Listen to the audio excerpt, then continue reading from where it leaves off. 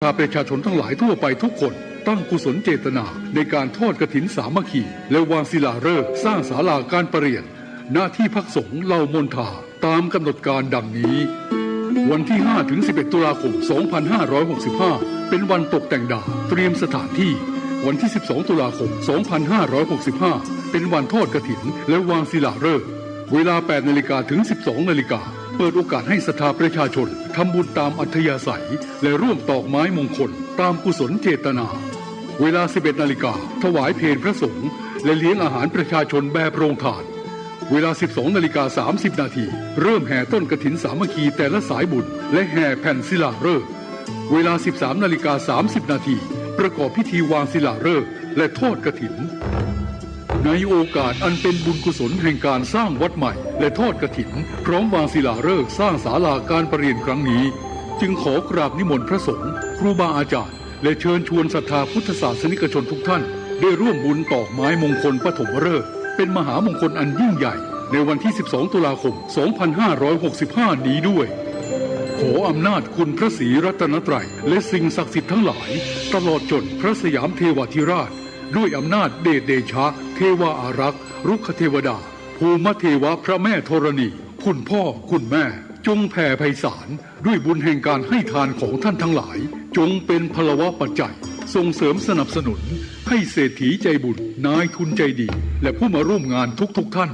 จงมีอายุวันนะสุขะปฏิภาณสมบูรณ์ตลอดกาลนานเถิดสาธุ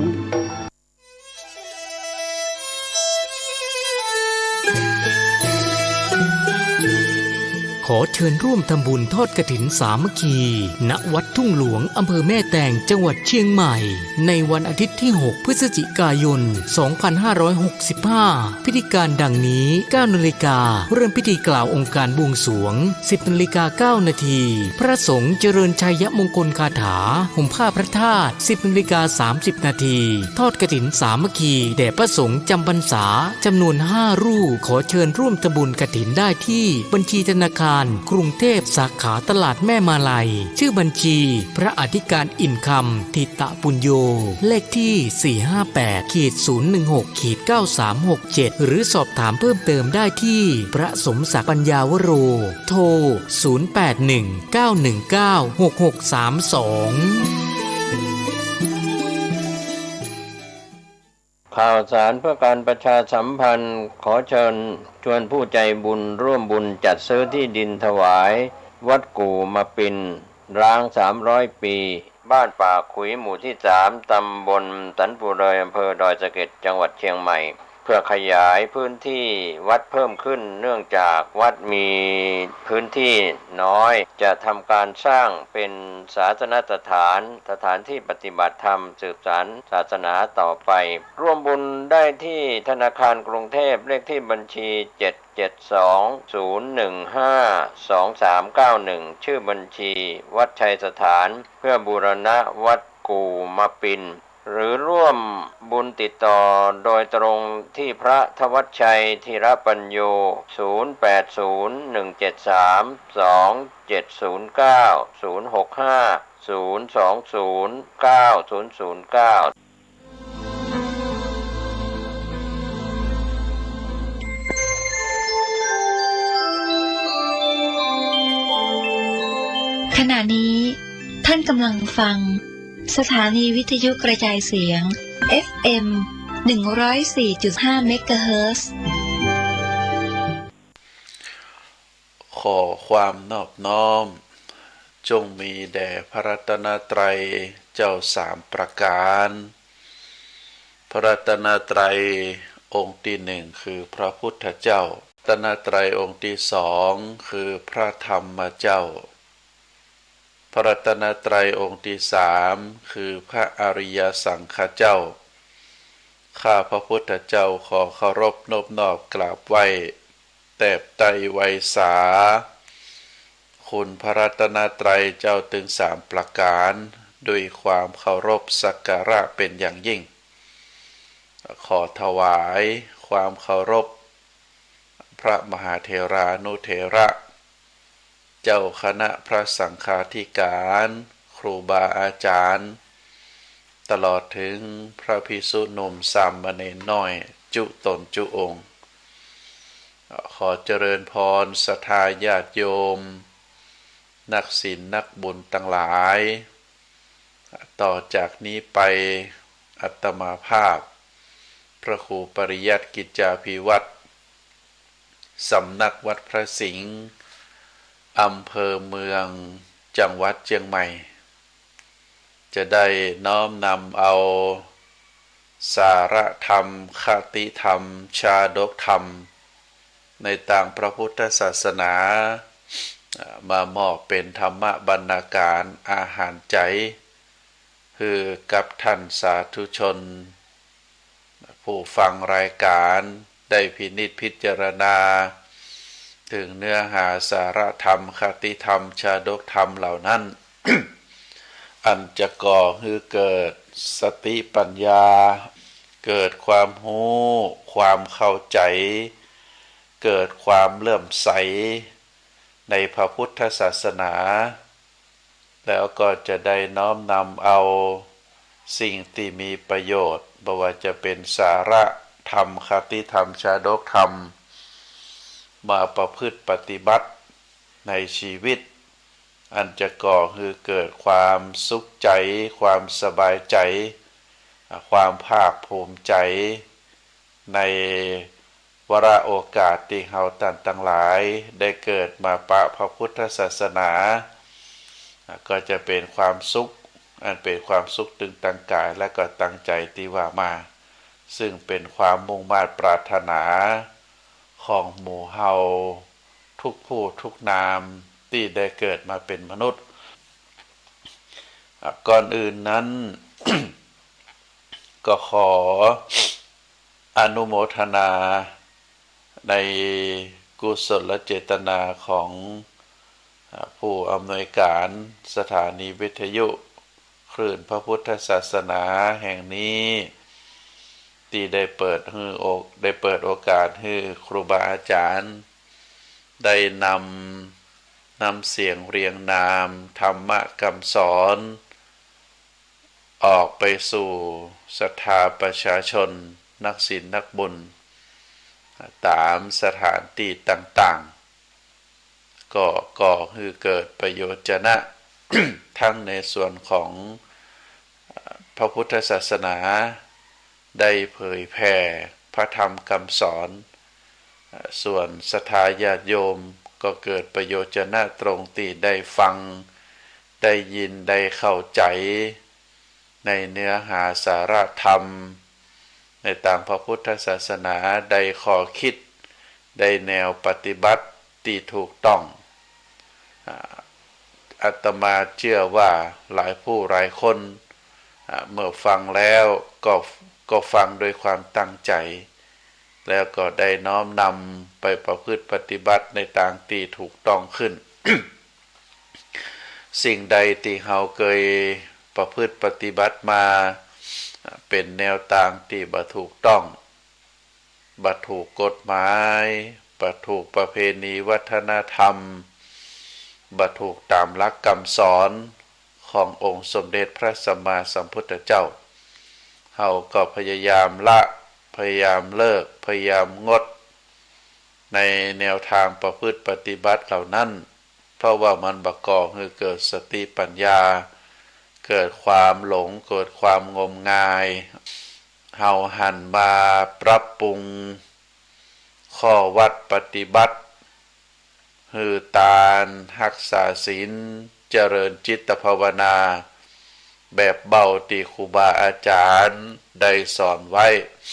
แบบเบาที่พระพุทธเจ้าได้อบรมพร่ำสอน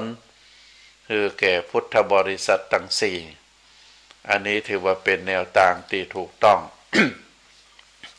แนวทางใดที่เฮาได้ประพฤติปฏิบัติมาเป็นแนวทางที่ผิดศีลผิดธรรมเป็นแนวทางที่ขัดกับการหือตานการรักษาศีลการเจริญจิตภาวนาประกอบคือเกิดสติปัญญาก็ เฮาพยายามละพยายามทิ้งเนอะศรัทธาญาติโยมทั้งหลายเพราะว่าพระพุทธศาสนาสอนให้เฮามีความบัประมาทในการดำเนินชีวิต โดยมีสติมีปัญญาสิ่งใดที่ทำแล้ว คือเกิดปัญญาเกิดสติความรอบคอบเฮาก็ประพฤติปฏิบัติเมื่อเฮามีสติแล้วก็มีปัญญามีศีลมีธรรมเป็นฐานของชีวิตเฮาก็จะก่อให้เกิดความสุขเพราะว่าเฮาได้ทำเหตุของความสุขก็คือเหตุของความดีความดีทำแล้วเป็นเหตุทำให้เกิดผลตัวมาก็คือก่อให้เกิดความสุขความดีเป็นเหตุความสุขเป็นผลความบดีเป็นเหตุความทุกข์เป็นผลเรียกว่าเป็นคนมีเหตุผลเพราะฉะนั้นเอาท่านทั้งหลายในฐานะที่เป็นพุทธบุตรเป็นบุตรของพระพุทธเจ้าเป็นลูกของพระพุทธเจ้าบ่ว่าจะเป็นพระภิกษุบ่ว่าจะเป็นสามเณรบ่ว่าจะเป็นแม่ชีบ่ว่าจะเป็นอุบาสกอุบาสิกาทุกผู้ทุกนามเฮาได้รับพระพุทธศาสนาเป็นศาสนาประจำของชีวิตเมื่อเฮาได้รับเอาพระพุทธศาสนาเป็นศาสนาที่จังที่ปึ้งของชีวิตเฮาแล้วการที่จะได้ถือว่าเป็นเจ้าพุทธที่แท้จริงเฮาก็ได้น้อมนำเอาพระธรรมคำสอนมาประพฤติปฏิบัติด้วยวิถีชีวิตที่ง่ายๆหลายสิ่งหลายอย่างพระธรรมคำสอนที่พระพุทธองค์ได้สอนเป็นจำนวนถึง 84,000 พระธรรมขันธ์เฮาก็บละบะเลยได้น้อมนำเอามาเป็นวิถีชีวิตของหมู่เฮาเพื่อพัฒนาคุณภาพของชีวิตของเฮาให้ดีขึ้นให้มีประโยชน์ถึงตัวเฮาเองประโยชน์ต่อคนอื่นก็จะได้บ่เสียโอกาสเวลาที่ได้เกิดมาพระพุทธศาสนาเป็นสิ่งที่เฮามีความภาคภูมิใจท่านสาธุชนทั้งหลายชีวิตของคนเฮาทุกๆคนเฮาจำเป็นจะต้องสร้างความเชื่อถือฮือเกิดฮือมีฮือเป็นในตัวเฮาจะได้ว่าความเชื่อถือมีความสำคัญเพราะว่าความเชื่อถือนั้นเป็นบันไดขั้นแรกที่ผู้คน ทั้งหลายได้ผ่านเข้ามาในชีวิตของเฮาบอกว่าจะเป็นคนในครอบครัวบอกว่าจะเป็นเพื่อนบ้านญาติสนิทบอกว่าจะเป็นบุคคลที่ได้ร่วมการร่วมงานเป็นสมาชิกในชุมชนถ้าเฮาจะเลือกเอาคนหนึ่งเป็นหัวหน้าเฮาเป็นผู้นำเฮาหรือจะเลือกเอาคนหนึ่งที่เฮาจะมอบชีวิตคือเป็นครูครองบุคคลคนนั้นจะต้องเป็นคนที่มีความน่าเชื่อถือเพราะในคณะเดียวกันก็ต้องระมัดระวังและก็พอว่าบุคคลคนนั้นเป็นคนที่น่าแคลงใจหรือไม่คำว่าน่าแคลงใจก็คือเป็นคนบ่น่าไว้เนื้อเชื่อใจบ่น่านับถือบ่น่าเชื่อถือ เขาเรียกว่าความแคลงใจ เพราะความแคลงใจนี้จะเป็นปัญหาและก็อุปสรรคสำคัญในการที่เราจะเอาบุคคลคนที่น่าแคลงใจนี่มาเป็นหุ้นส่วนของชีวิตมาเป็นผู้ที่เราจะมอบหมายคือไว้โดยความวางใจมอบหมายความวางใจบอกว่าจะเป็นภารกิจในครอบครัวภารกิจในการงานน้อยใหญ่ตั้งหลายตั้งปวงถ้าหากว่ามีความเชื่อถือเชื่อมั่นเชื่อถือในความซื่อสัตย์เชื่อมั่นในฝีมือเฮาก็จะ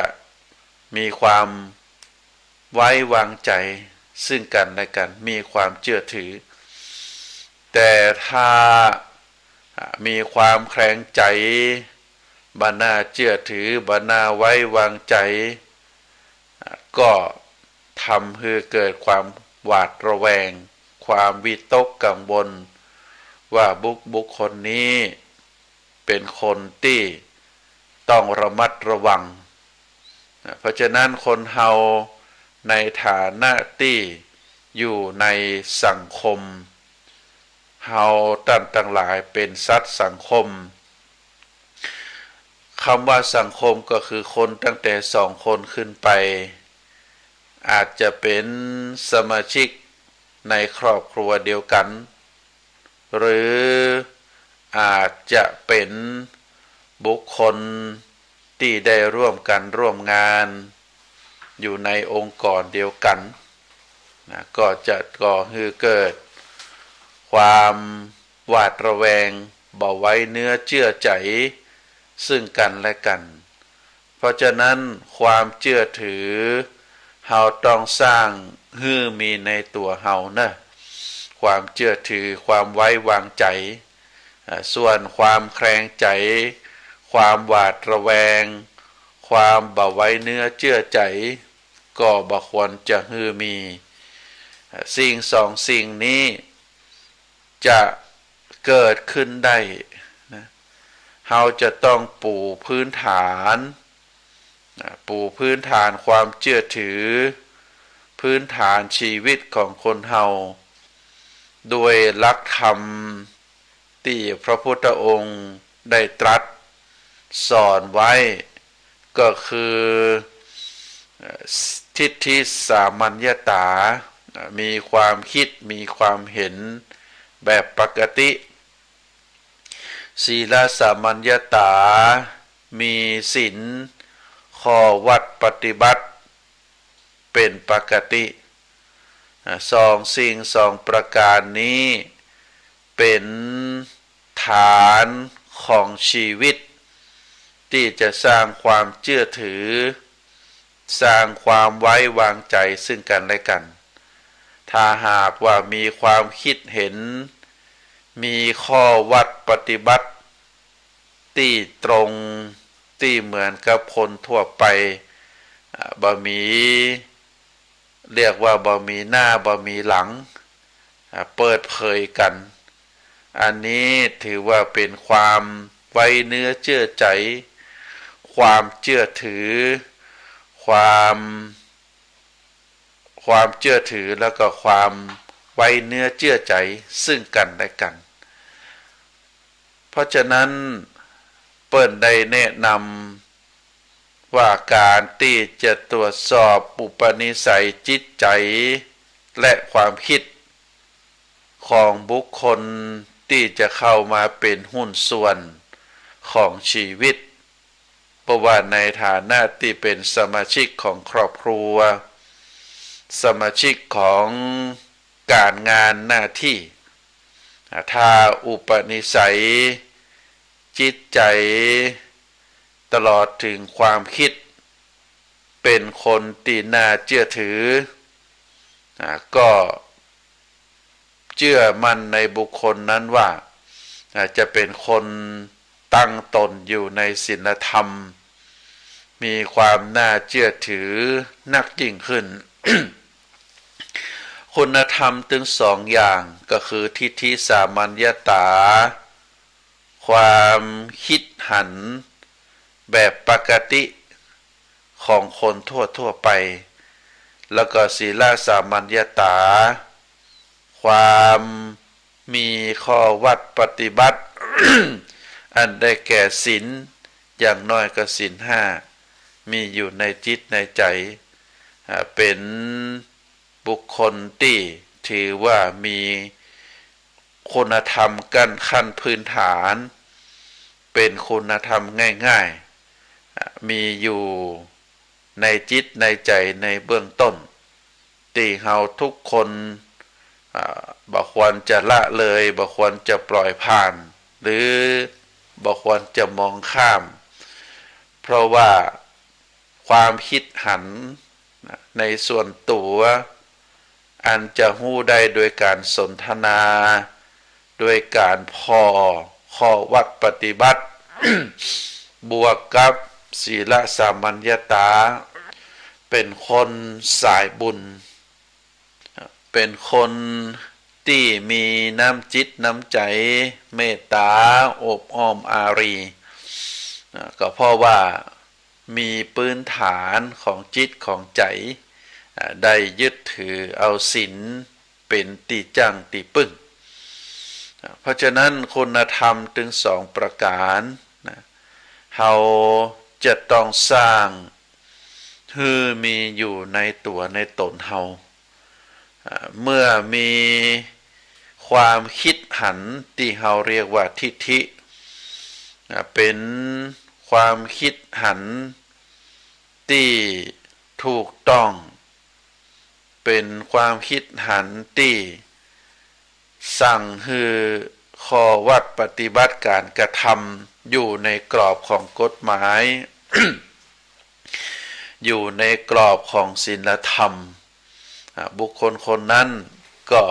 สร้างความมั่นใจสร้างความเชื่อถือแต่ถ้าเป็นบุคคลที่มีความคิดหันที่รุนแรงเอาแต่ใจตัวเข้าข้างตัวเก่าความคิดของคนอื่นบ่ถูกบ่เข้าท่าตั้งหน้าตั้งตาจะเถียงตะบันเป็นการส่งเสียงดังแสดงอาการบ่สุภาพมีลักษณะข่มขู่คิดเอาชนะ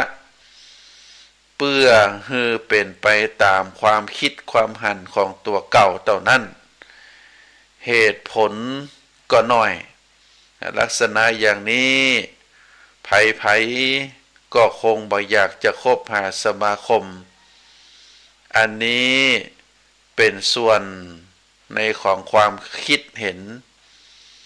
แหมส่วนหนึ่งนั้นถ้าเป็นบุคคลบ่มีศีลบ่มีธรรมก็เชื่อถือได้ว่าบุคคลนั้นเป็นคนยากที่จะคบหาสมาคมยากที่จะได้รับความช่วยเหลือเจือจุนประคับประคองเกื้อหนุนมีแต่จะก่อให้เกิดปัญหาเพราะว่าบุคคลนั้นเป็นคนที่บ่น่าไว้วางใจมีความเคลือบแคลงใจโบราณเปิ้นสอนซื้อผ้าต้องดูเนื้อผ้าสำหรับราคาต่อกันได้ตีตันเตือนไว้ก็เพื่อป้องกันความประมาทอันอาจจะหลงไหลเข้ามาหลายๆต่างด้วยกันโดยเฉพาะประเภท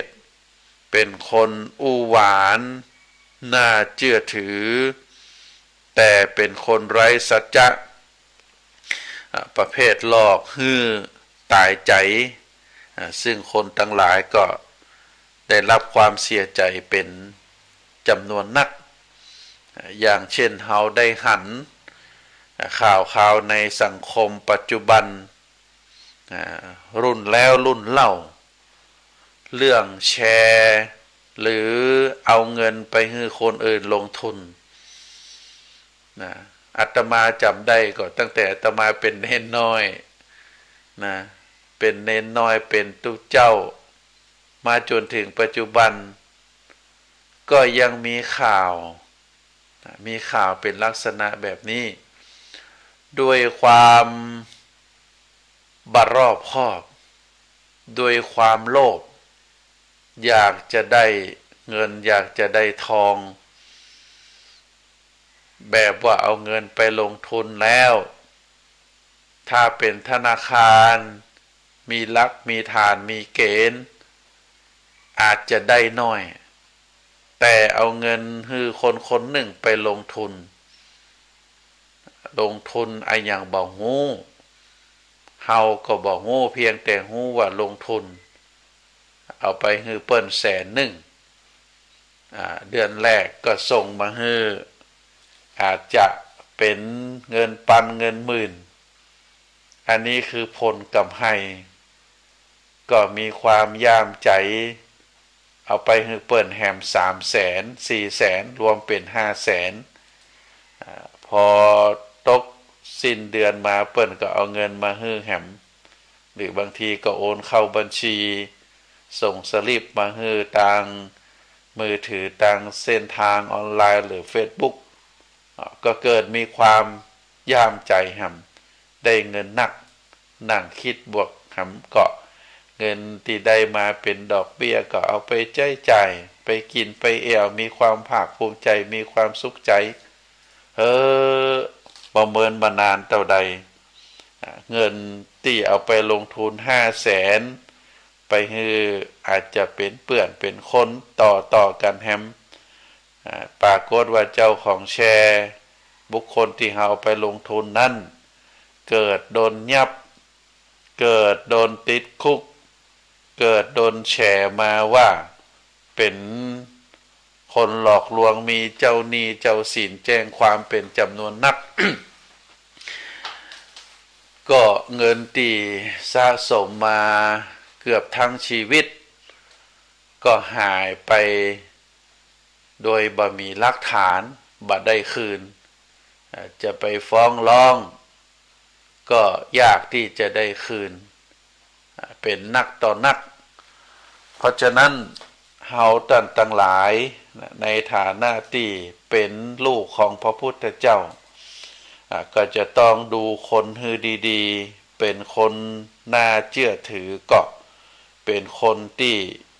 มีความคลาบแคลงใจก็คลางแคลงใจก็แต่ถ้ามีอยู่ก็ฮือเลิกฮือละจะไปคบจะไปตีสนิทแต่ถ้า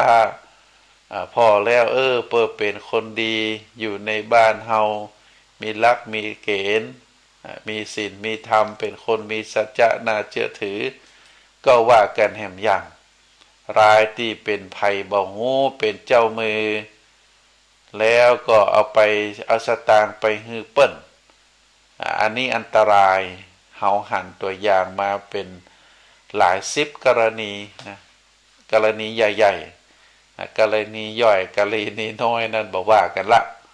แต่กรณีใหญ่ๆที่มีข่าวเป็นลงทุนหลาย10 ล้านหลายพันล้านหลายร้อยล้านบางทีหันแล้วก็มานึกปลงว่าคนเฮามีความโลภนะเพราะอยากจะได้สตางค์บ่ต้องทำงานเอาสตางค์ที่มีอยู่ไปให้เปิ้นลงทุนแล้วได้ผลตอบแทนเมื่อมีเงินต้นทุนเท่าใดอยากจะได้นักก็เคาะไปให้เปิ้นหมดมีอยู่ตัดใดไปยืมของญาติพี่น้องแฮมบางทีก็ถึงกับขายเข้าขายของพอเงินตัวนั้นสูญหายไปบ่ได้คืนมาความยากความลำบากความทุกข์ใจเต้าตัวก็ได้เข้ามาสู่เฮา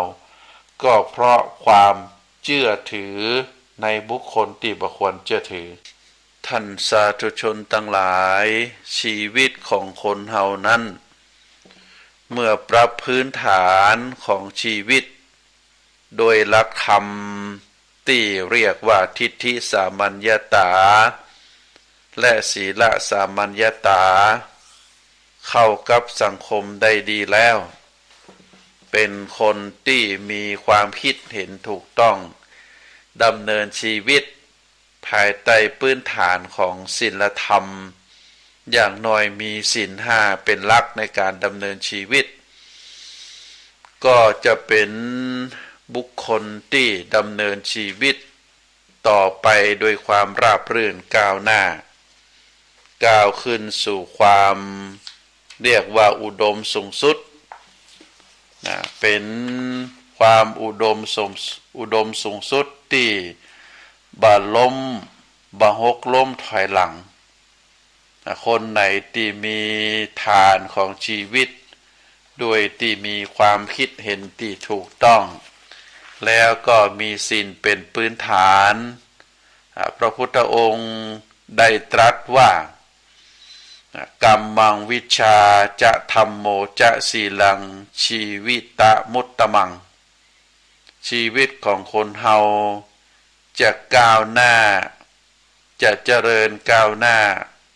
ไปสู่ความสูงสุดได้ก็เพราะว่าประพฤติปฏิบัติ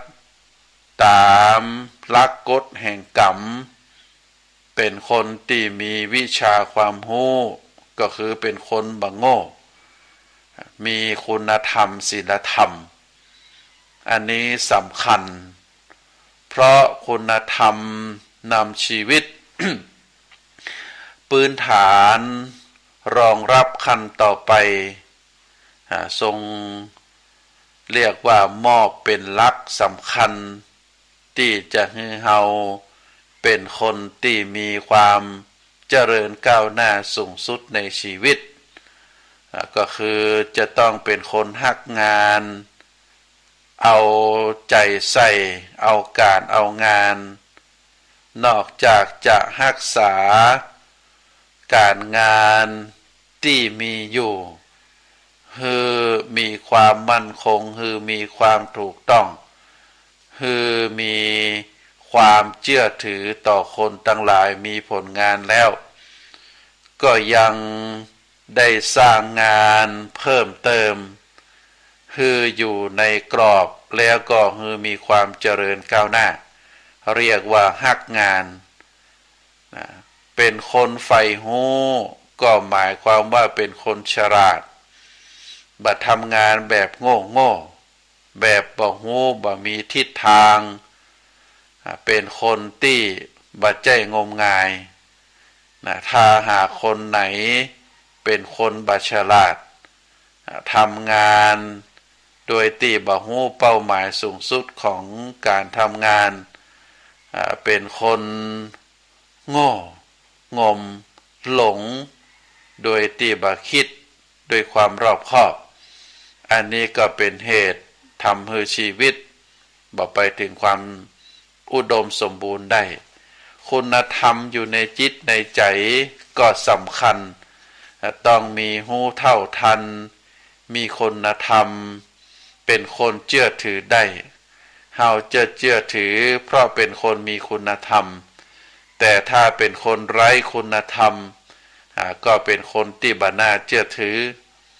แถมอันหนึ่งก็คือจะต้องมีศีลมีวินัย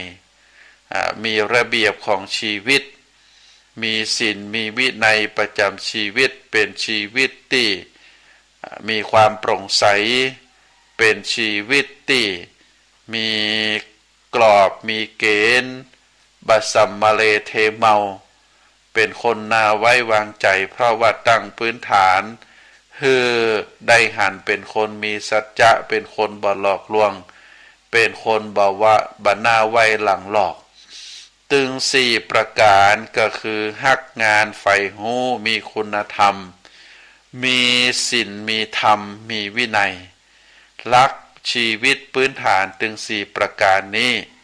พระพุทธองค์ได้ตรัสว่าเป็นชีวิตอันอุดมชีวิตก้าวขึ้นสู่ความอุดมสูงสุดเป็นลักษณะก้าวหน้าก้าวย่างที่ก้าวหน้าบ่ถอยหลังเฮาจึงเรียกว่าเป็นชีวิตที่อุดมหลายๆท่าน ที่ผิดหวังในงานในชีวิตงานถอยหลังงานล่มละลายขาดทุนย่อยยับก็ขอให้ท่านทั้งหลายได้มาตรวจสอบตามแนวทางหลักชีวิตพื้นฐานที่พระพุทธองค์ได้สอนไว้อย่างชัดเจนสอนไว้อย่างท่องแท้ เป็นการสอนที่บักคลุมเครือเฮาก็ควรจะปรับชีวิตของเฮาใหม่แก้ปัญหาแนวทางในการทำงานทุกอย่างก็จะสดใสทุกอย่างก็จะถูกต้องก็จะมีความเจริญก้าวหน้าดำเนินไปด้วยดีอย่างราบรื่นก็จะเข้าถึงความมีชีวิตอันอุดมมงคลอย่างแน่นอนท่านสาธุชนทั้งหลายนะพระพุทธองค์ได้กล่าวเรื่องที่หนึ่งในการดำเนินชีวิตจะไปถึงเป้าหมายสูงสุดได้สิ่งแรกที่เราจะต้อง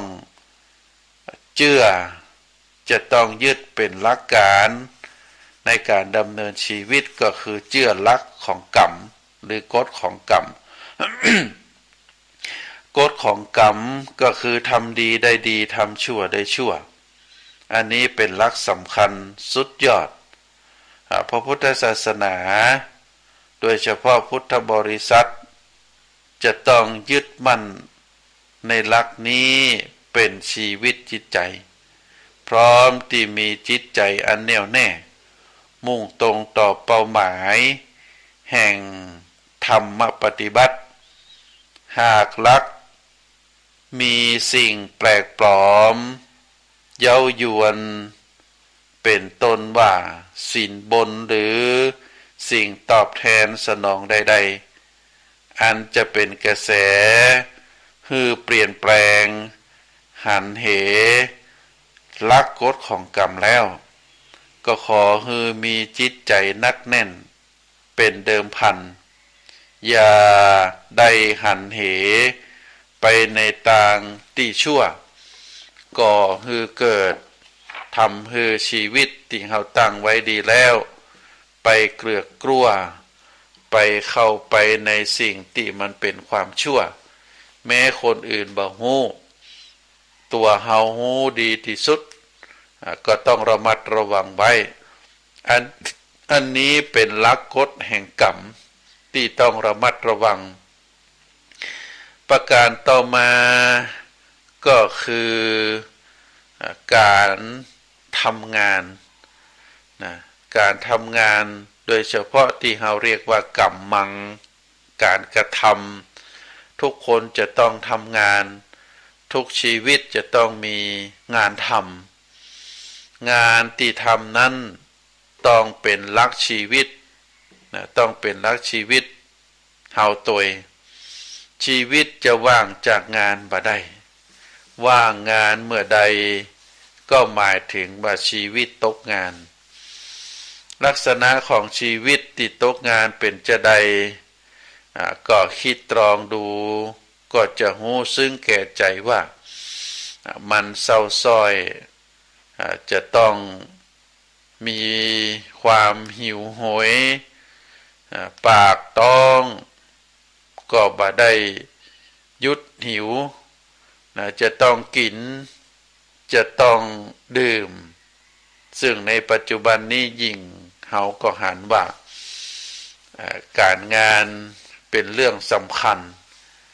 ทุกสิ่งทุกอย่างก็มีราคาแพงราคาถูก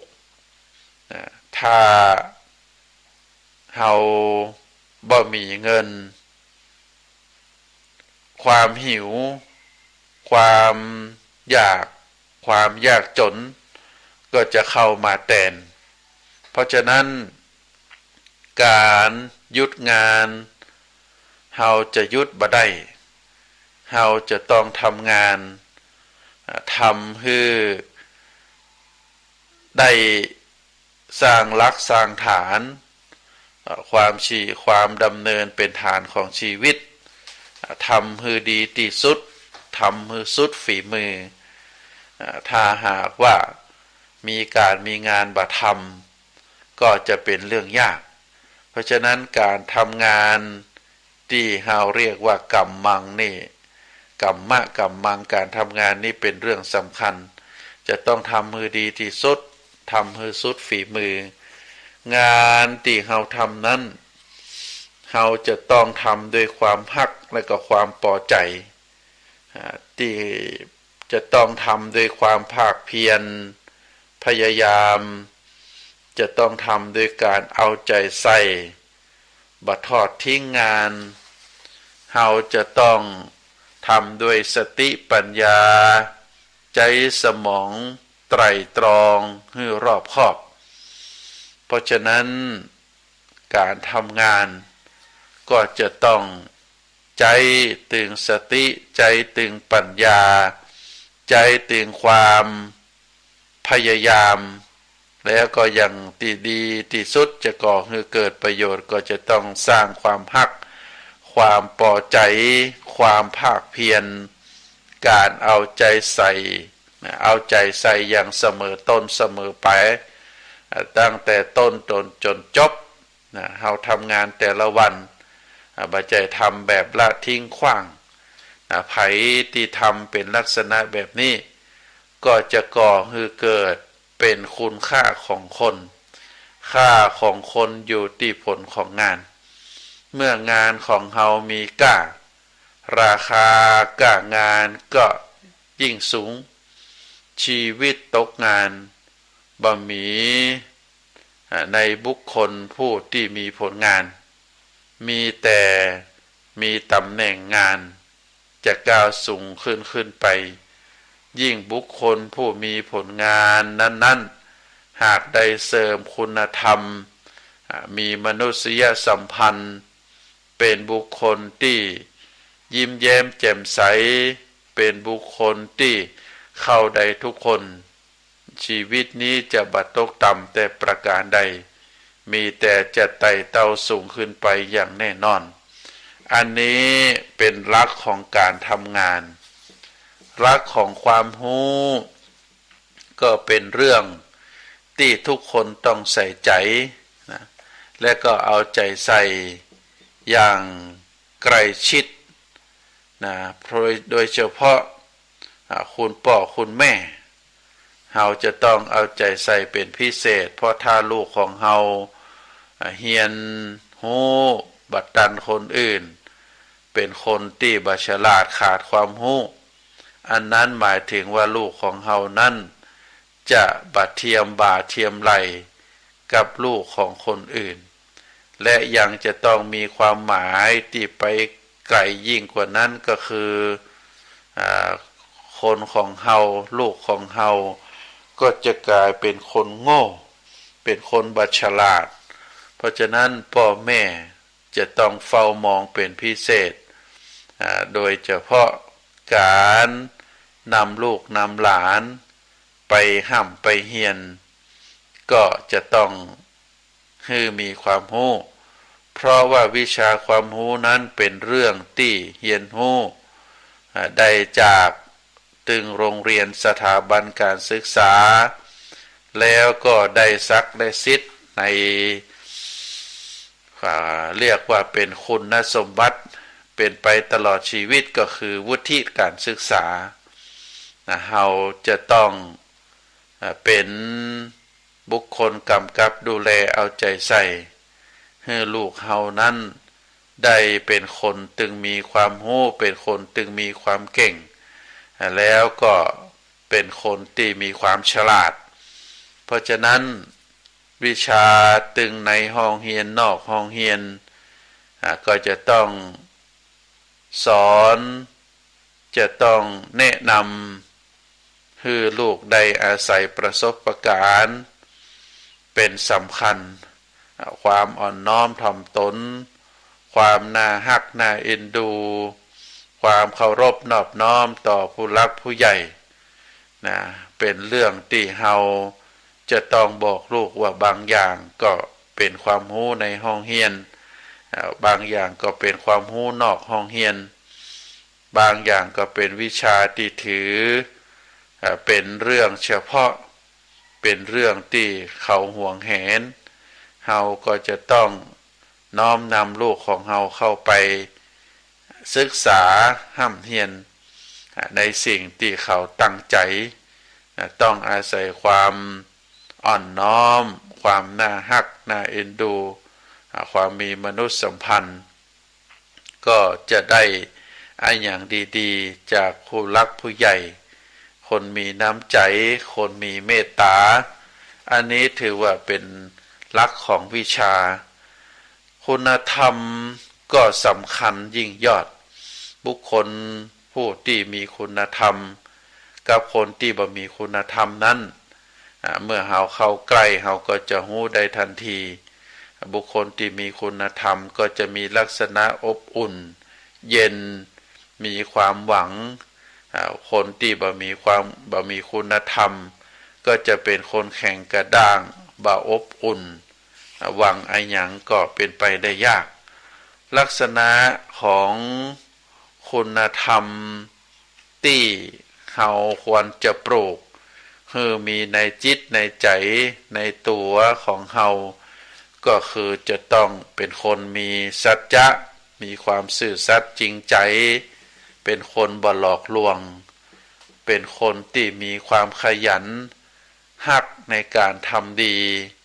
มีความอดทนมีความอดกลั้นมีความกตัญญูรู้คุณตอบสนองเป็นคนบ่เนรคุณแล้วก็เป็นคนมีความภักดีบ่แข็งกระด้างมีความอ่อนโยนมีความเอื้ออาทรเอื้ออารีต่อบุคคลอื่นลักษณะคุณธรรมทั้งหลายเหล่านี้เฮาจะต้องปลูกฝังคือมีตึกในตัวเฮาแล้วก็สอนลูกสอนหลานของเฮาเป็นสิ่งที่ทุกชีวิตใฝ่ประสงค์และปรารถนาเข้าหากันอย่างที่สุดชีวิตเฮามองหน้าพ่อแม่ถามว่าเฮามองหยังเฮามองหาข้อคุณธรรมก็แม้จะมองหน้าภัยก็เหมือนเดียวกันเฮามองเพื่อหาตัวคุณธรรมถ้าบ่พบเฮาก็จะผิดหวังแต่ถ้าพบแล้วก็จะชื่นชมยินดีเพราะว่าคุณธรรมนั้นเป็นสิ่งที่เฮาต้องพ่อกับคนที่เฮาใกล้ชิดถ้าเป็นคนที่มีคุณธรรมแล้วก็ถือว่าเป็นคนที่ใจได้มีศีลมีวินัยพระพุทธองค์ได้ปูพื้นฐานสังคมมนุษย์เฮาโดยเบญจศีลเพื่อให้มวลมนุษย์เฮาได้ประพฤติปฏิบัติต่อกัน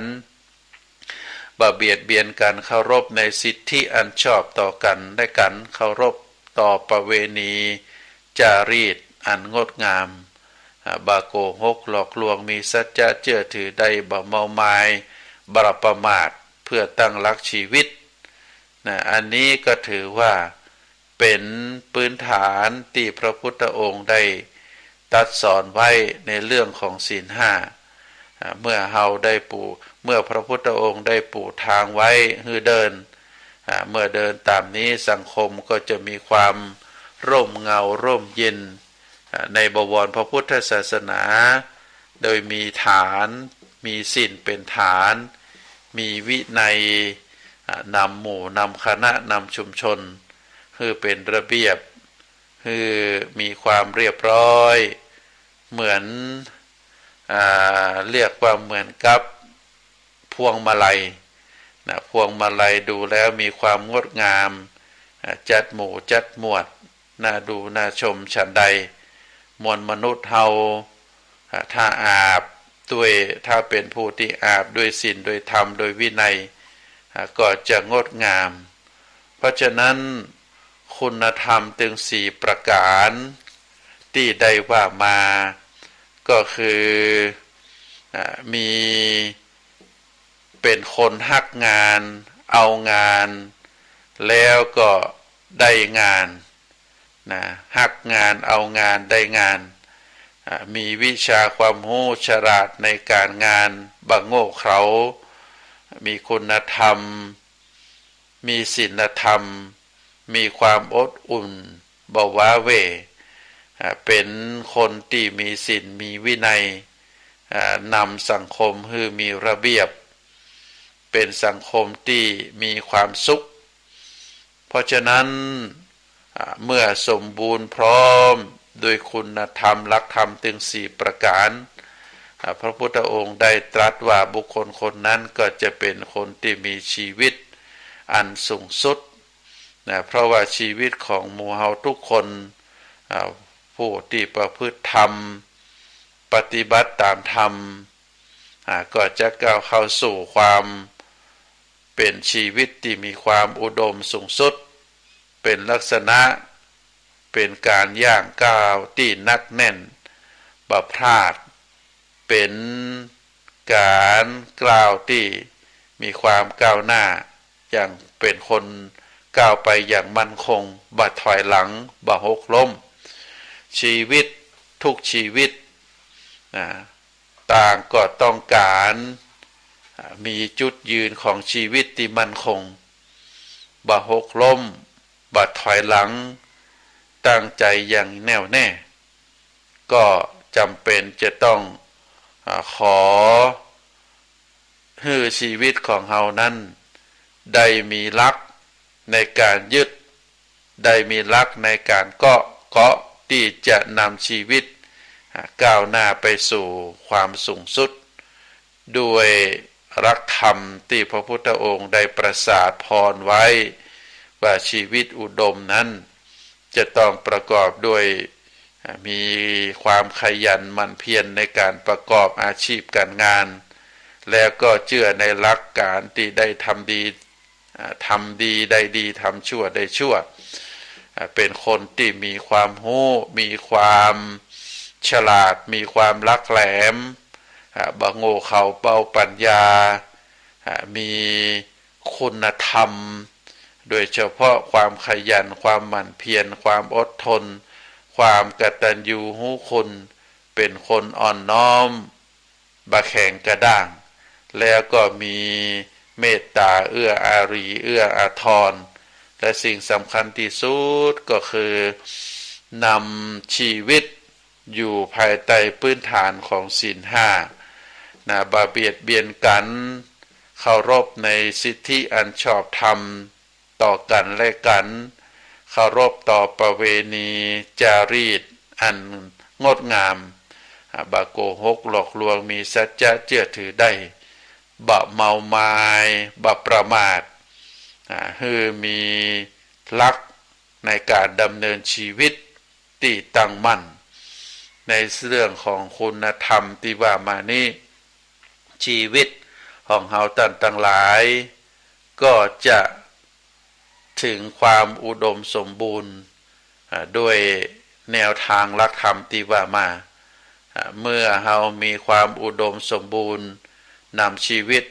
สู่ถึงความสูงสุดเฮาก็ถือว่าได้มีความสามารถในการที่จะทำประโยชน์ตึงในส่วนตัวและก็ประโยชน์เพื่อคนอื่นเพราะว่าชีวิตของเฮานั้นเป็นชีวิตที่มีพื้นฐานภายใต้ธรรมคำสอนขององค์สมเด็จพระสัมมาสัมพุทธเจ้าภายใต้หลักธรรมที่มีประโยชนะเนศรัทธาญาติโยมอาตมาภาพก็ขอฝากธรรมคำสอนหลักธรรมสารธรรมคติธรรมในตามพระพุทธศาสนาคือท่านทั้งหลายได้พินิจพิจารณาแล้วก็โอกาสสุดท้ายนี้ก็ขอฝากให้ท่านสาธุชนได้รับทราบว่าในวันอาทิตย์ทุกวันอาทิตย์ที่วัดพระสิงห์เวลา 5 โมงแมลงเราจะมีพิธีเป็นกิจกรรมยกย่องเชิดชูบูชาครูบาเจ้าศรีวิจัย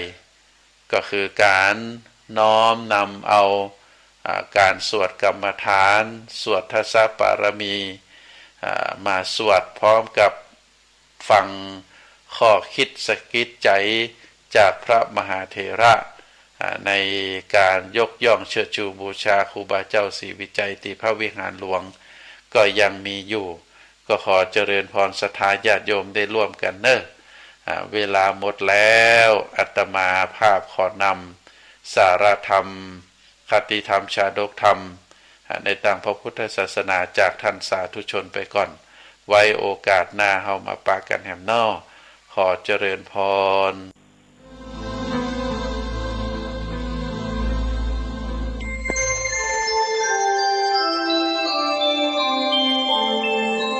ขณะนี้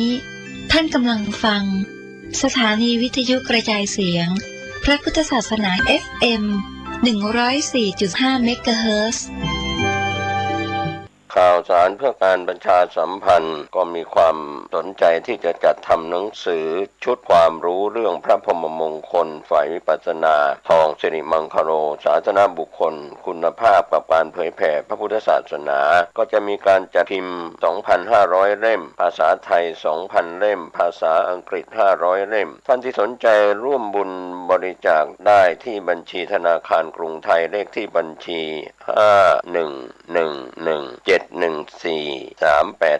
ชื่อบัญชีพระครูภาวนาโสภิตบุญญาวิสิทธิ์เมืองวงศ์ติดต่อสอบถามได้ที่พระครูภาวนาโสภิตฝ่ายวิปัสสนาด็อกเตอร์เจ้าอาวาสวัดบ้านเหล่าพระเจ้าตาเขียวอำเภอป่าซางเชียงใหม่โทร 0969521159 ได้ทุกวัน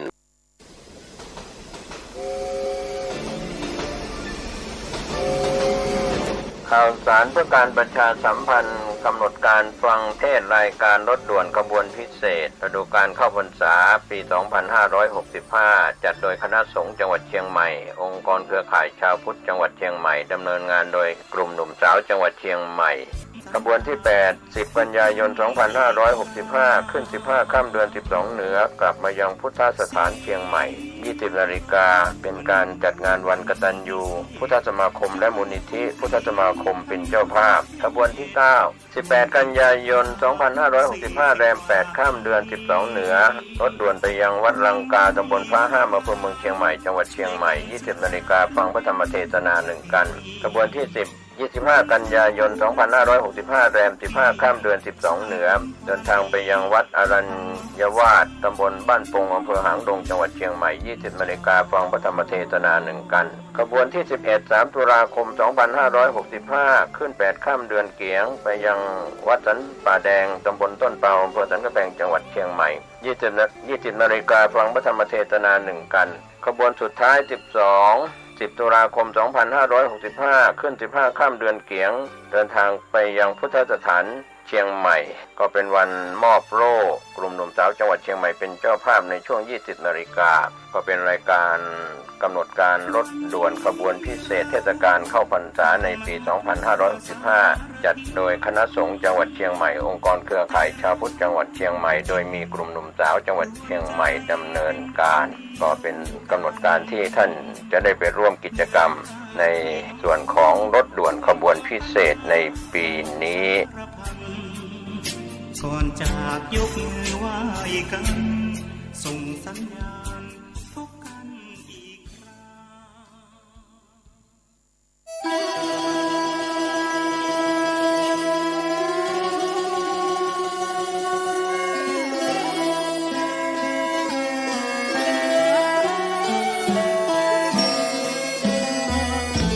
เนื่องในมหามงคลวโรกาสแห่งเทศกาลเข้าพรรษาประจำปีพุทธศักราช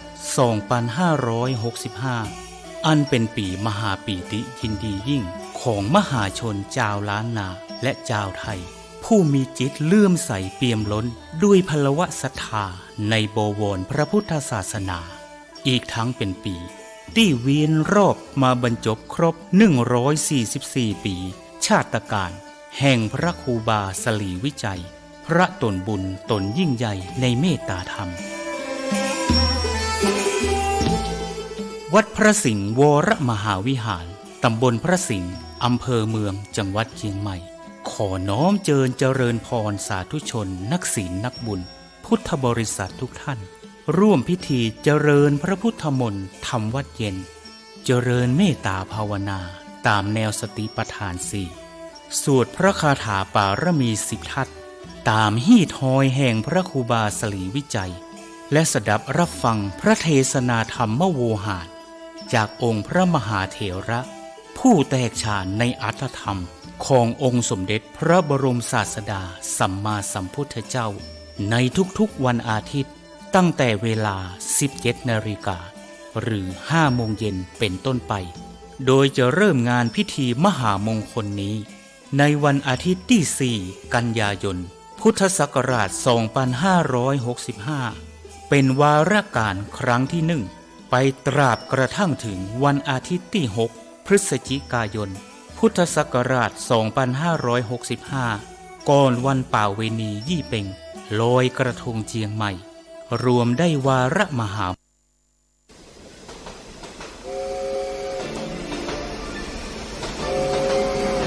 ข่าวสารเพื่อการประชาสัมพันธ์กำหนดการฟังเทศรายการรถด่วนขบวนพิเศษฤดูกาลเข้าพรรษาปี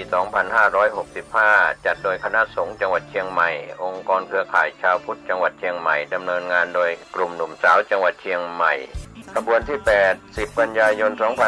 2565 ขึ้น 15 ค่ำเดือน 12 เหนือกลับมายังพุทธสถานเชียงใหม่ 20 นาฬิกาเป็นการจัดงานวันกตัญญูพุทธสมาคมและมูลนิธิพุทธสมาคมเป็นเจ้าภาพขบวนที่ 9 18 กันยายน 2565 แรม 8 ค่ำเดือน 12 เหนือรถด่วนไปยังวัดลังกาตำบลพระห้ามอำเภอเมืองเชียงใหม่จังหวัดเชียงใหม่ 20 นาฬิกาฟังพระธรรมเทศนา1 กันขบวนที่ 10 25 กันยายน 2565 แรม 15 ค่ำเดือน 12 เหนือเดินทางไปยังวัดอรัญยวาสตำบลบ้านปงอำเภอหางดงจังหวัดเชียงใหม่ 20 นาฬิกาฟังพระธรรมเทศนา1 กันขบวนที่ 11 3 ตุลาคม 2565 ขึ้น 8 ค่ำเดือนเกียงไปยังวัดสันป่าแดงตำบลต้นเปาอำเภอสันกำแพงจังหวัดเชียงใหม่ 20 นาฬิกาฟังพระธรรมเทศนา1 กันขบวนสุดท้าย 10 ตุลาคม 2565 ขึ้น 15 ค่ำเดือนเกียงเดินทางไปยังพุทธสถานเชียงใหม่ก็เป็นวันมอบโล่กลุ่มหนุ่มสาวจังหวัดเชียงใหม่เป็นเจ้าภาพในช่วง 20 นาฬิกาก็เป็นรายการกำหนดการรถด่วนขบวนพิเศษเทศกาลเข้าพรรษาในปี 2565 จัดโดยคณะสงฆ์จังหวัดเชียงใหม่องค์กรเครือข่ายชาวพุทธจังหวัดเชียงใหม่โดยมีกลุ่มหนุ่มสาวจังหวัดเชียงใหม่ดำเนินการก็เป็นกำหนดการที่ท่านจะได้ไปร่วมกิจกรรมในส่วนของรถด่วนขบวนพิเศษในปีนี้ก่อนจากยกมือไหว้กันส่งสัญญาณพบกันอีกครั้งข่าวสารเพื่อการประชาสัมพันธ์ขอเชิญชวนผู้ใจบุญร่วมบุญจัดซื้อที่ดินถวายวัดกู่มาปินร้าง300 ปีบ้านป่าขุยหมู่ที่ 3 ตำบลสันปูเลยอำเภอดอยสะเก็ดจังหวัดเชียงใหม่เพื่อขยายพื้นที่วัดเพิ่มขึ้นเนื่องจากวัดมีพื้นที่น้อยจะทำการสร้างเป็นศาสนสถานที่ปฏิบัติธรรมสืบสานศาสนาต่อไปร่วมบุญได้ที่ธนาคารกรุงเทพเลขที่บัญชี 772-015-2391 ชื่อบัญชีวัดชัยสถานเพื่อบูรณะวัดกู่มาปินหรือร่วม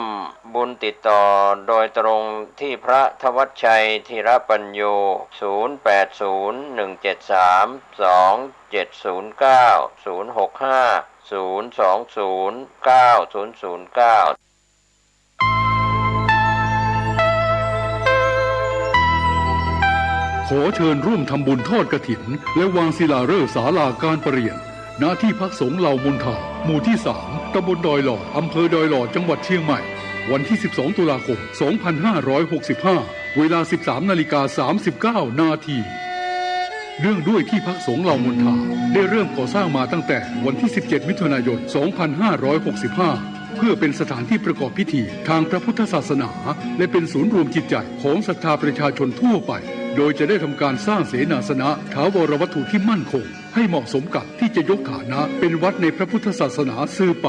ดังนั้นจึงมีผู้มีจิตศรัทธาร่วมใจกันบริจาคทุนทรัพย์โดยเครือข่ายการเผยแผ่ธรรมะของคณะสงฆ์คลื่นสีขาวทั่วทุกสารทิศตลอดจนศรัทธาประชาชนทั้งหลายทั่วไปทุกคน ตั้งกุศลเจตนาในการทอดกฐินสามัคคีและวางศิลาฤกษ์สร้างศาลาการประเรียนหน้าที่พักสงฆ์เหล่ามนทาตามกำหนดการดังนี้วันที่ 5-11 ตุลาคม 2565 เป็นวันตกแต่งดาวเตรียมสถานที่วันที่ 12 ตุลาคม 2565 เป็นวันทอดกฐินและวางศิลาฤกษ์เวลา 8 นาฬิกาถึง 12 นาฬิกาเปิดโอกาสให้ศรัทธาประชาชนทำบุญตามอัธยาศัยและร่วมตอกไม้มงคลตามกุศลเจตนาเวลา 11 นาฬิกาถวายเพลพระสงฆ์และเลี้ยงอาหารประชาชนแบบโรงทานเวลา 12 นาฬิกา 30 นาทีเริ่มแห่ต้นกฐินสามัคคีแต่ละสายบุญและแห่แผ่นศิลาฤกษ์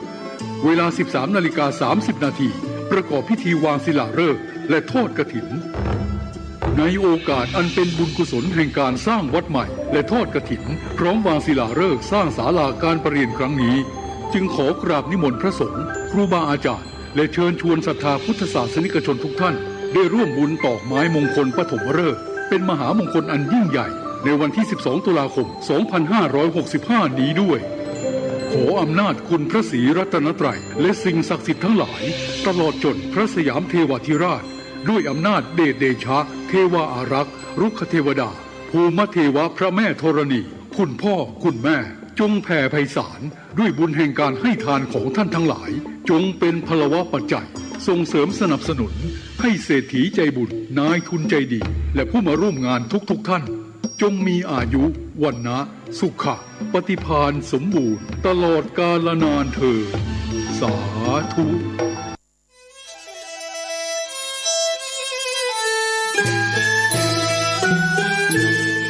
ขอเชิญร่วมทำบุญทอดกฐินสามัคคีณวัดทุ่งหลวงอำเภอแม่แตงจังหวัดเชียงใหม่ในวันอาทิตย์ที่ 6 พฤศจิกายน 2565 พิธีการดังนี้ 9 นาฬิกาเริ่มพิธีกล่าวองค์การบวงสรวง 10 นาฬิกา 9 นาที พระสงฆ์เจริญชัยมงคลคาถาห่มผ้าพระธาตุ 10 นาฬิกา 30 นาทีทอดกฐินสามัคคีแด่พระสงฆ์จำพรรษาจำนวน 5 รูปขอเชิญร่วมทำบุญกฐินได้ที่บัญชีธนาคารกรุงเทพสาขาตลาดแม่มาลัยชื่อบัญชีพระอธิการอินคำทิตะปุญโญเลขที่ 458-016-9367 หรือสอบถามเพิ่มเติมได้ที่พระสมศักดิ์ปัญญาวโรโทร 0819196632ท่านกำลังติดตามรับฟังสถานีวิทยุกระจายเสียงพระพุทธศาสนาแห่งชาติและสังคมคลื่นเพื่อการศึกษาพระพุทธศาสนาและวัฒนธรรมระบบ FM 104.5 เมกะเฮิรตซ์ รายการต่อไปเป็นรายการคดีโลกคดีธรรม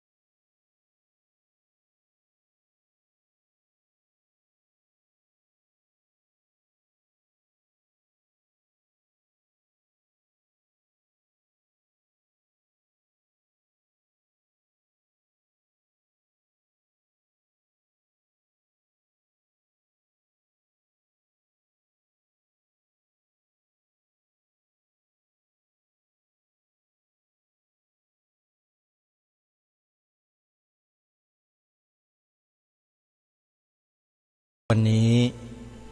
วันขึ้น13 ค่ำเดือน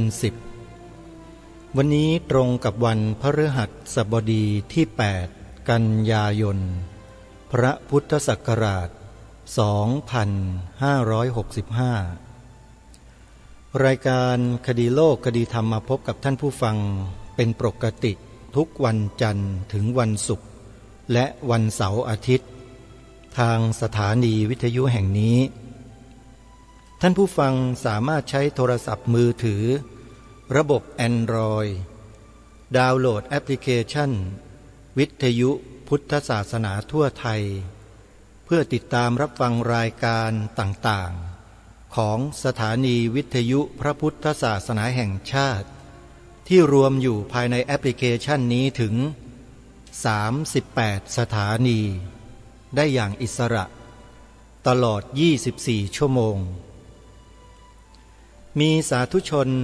บางท่านและอาจจะหลายๆท่านที่ดาวน์โหลดแอปพลิเคชันนี้ไม่สำเร็จเนื่องจากว่าไม่ได้ทำตามขั้นตอนที่ปรากฏในแต่ละขั้นตอนให้ถูกต้องเมื่อเราดาวน์โหลดแอปพลิเคชันนี้ในครั้งแรกแอปพลิเคชันนี้ก็จะถามถึงความยินยอมของเราว่าจะยอมรับให้เข้าถึงอะไรต่างๆของเราหรือไม่การเข้าถึงนั้นไม่ได้หมายความว่าเข้าถึงข้อมูลของเรา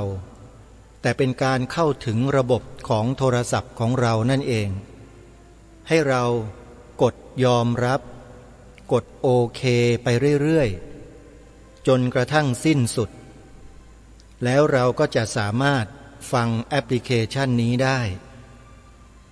แต่ถ้าเราไม่กดยอมรับไม่ตกลงไม่โอเคในเงื่อนไขแต่ละขั้นตอนเนี่ยแอปพลิเคชันนี้ก็จะไม่ตอบสนองต่อเราถึงแม้ว่าหน้าจอโฮมของเราจะมีรูปแอปพลิเคชันของวิทยุพุทธศาสนาทั่วไทยแล้วก็ตามแต่ก็ยังไม่สามารถเปิดฟังเสียงได้เพราะเราไม่ปฏิบัติยินยอมรับตกลงตามขั้นตอนเพราะฉะนั้นถ้าหากว่าใครที่ยังฟังไม่ได้มีวิธีแก้ไขก็คือว่าลบแอปพลิเคชันที่โหลดมานั้นทิ้งไปใหม่แล้วก็ดาวน์โหลดเข้ามาอีกครั้งหนึ่งแล้วทำตามขั้นตอนที่บอกทีละขั้นทีละขั้นให้ท่านยอมรับตกลงโอเคในทุกขั้นตอนแล้วท่านจะสามารถเปิดรับฟังได้เพราะอันนี้เป็นเงื่อนไขขั้นพื้นฐานที่พวกเราผู้ใช้แอปพลิเคชันจะต้องทำเพื่อยอมรับในการเข้าถึงข้อมูลของแอปพลิเคชันดังกล่าวถ้าเราไม่กดยอมรับไม่กดตกลงไม่กดโอเคเราก็ไม่สามารถจะฟังเสียงจากแอปพลิเคชันได้นี่คือข้อขัดข้องที่เกิดขึ้นจากผู้ใช้เองไม่ได้ผิดพลาดทางด้านเทคนิคของแอปพลิเคชันแม้แต่น้อยเพราะฉะนั้นต่อไปนี้ใครที่ยังฟังไม่ได้ขอให้ท่านลบแอปพลิเคชันตัวเก่าทิ้งไปก่อนแล้วก็ดาวน์โหลดเข้ามาใหม่แล้วก็ทำตามขั้นตอนไปเรื่อยๆให้ยอมรับตกลงโอเคไปตามข้อกำหนดอย่าไปกดแคนเซิลอย่าไปกดทิ้งนะโยมนะให้กดโอเคกดตกลงกดยอมรับไปเรื่อยๆจนสิ้นสุดน่าจะมีประมาณ3ขั้นตอนเท่านั้นเองท่านก็จะสามารถเปิดรับฟังธรรมะต่างๆจากสถานีวิทยุต่างๆที่มีมากถึง38สถานีได้อย่างอิสระเป็นธรรมะบรรยายมากมายมหาศาลที่ท่านฟังกันไม่หวัดไม่ไหวต้องขอกราบขอบพระคุณคณะสงฆ์วัดป่าจริยธรรมนำโดยท่านพระครูจริยสารธรรมหรือพระอาจารย์นิรุตนิติสาโรเจ้าคณะอำเภอนาด้วงจังหวัดเลยเจ้าอาวาสวัดป่าจริยธรรมท่านได้พัฒนาแอปพลิเคชันตัวนี้ขึ้นมาเพื่อเผยแผ่พระพุทธศาสนาให้กับพวกเราชาวพุทธได้ศึกษาเรียนรู้ข้อธรรมคำสอนขององค์สมเด็จพระบรมศาสดาสัมมาสัมพุทธเจ้าด้วยกันซึ่งถือว่าเป็นบุญใหญ่ที่จะทำให้ผู้คนที่นับถือพระพุทธศาสนาก็ดีผู้ที่ไม่ได้นับถือพระพุทธศาสนาก็ดีจะได้สดับรับฟังพระธรรมคำสอนของมหาบุรุษเอกของโลกเหมือนกัน คำสอนของพระพุทธเจ้านั้นเป็นสากลท่านสาธุชนทั้งหลายเป็นยูนิเวอร์แซลเป็นออริจินอลเป็นของแท้พูดภาษาทางธรรมเรียกว่าเป็นปรมัตถสัจจะเป็นความจริงที่ไม่มีการเปลี่ยนแปลงจะผ่านไปกี่แสนปีกี่ล้านปีกี่พันล้านปีกี่โกฏล้านปีสภาวะที่เป็นความจริงทั้งหลายทั้งปวงที่องค์สมเด็จพระบรมศาสดาสัมมาสัมพุทธเจ้าได้ตรัสรู้ไว้นั้นเป็นความจริงแท้ตลอดกาลรูปังอนิจจังเวทนาอนิจจาสัญญาอนิจจาสังขาราอนิจจาวิญญาณังอนิจจังรูปังอนัตตาเวทนาอนัตตาสัญญาอนัตตาสังขาราอนัตตาวิญญาณังอนัตตาสัพเพสังขาราอนิจจาสัพเพธัมมาอนัตตาตินี่คือคำสอนขององค์สมเด็จพระบรมศาสดาสัมมาสัมพุทธเจ้าที่เป็นความจริงตลอดกาลเป็นอกาลิโกไม่จำกัดการท่านสาธุชนทั้งหลายนักวิทยาศาสตร์สายฟิสิกส์เริ่มค้นพบความจริงบางประการที่เกี่ยวกับเวลานักวิทยาศาสตร์ผู้รู้ในยุคปัจจุบันและยุคที่ผ่านมาต่างก็ยืนยันทุกคนเหมือนกันว่าเวลาไม่มีอยู่จริงคำว่าเวลาที่เรารู้จักกันว่าบ่ายโมงบ่าย2 โมง 18 นาฬิกา 20 นาฬิกาเนี่ยโยมไม่มีอยู่จริง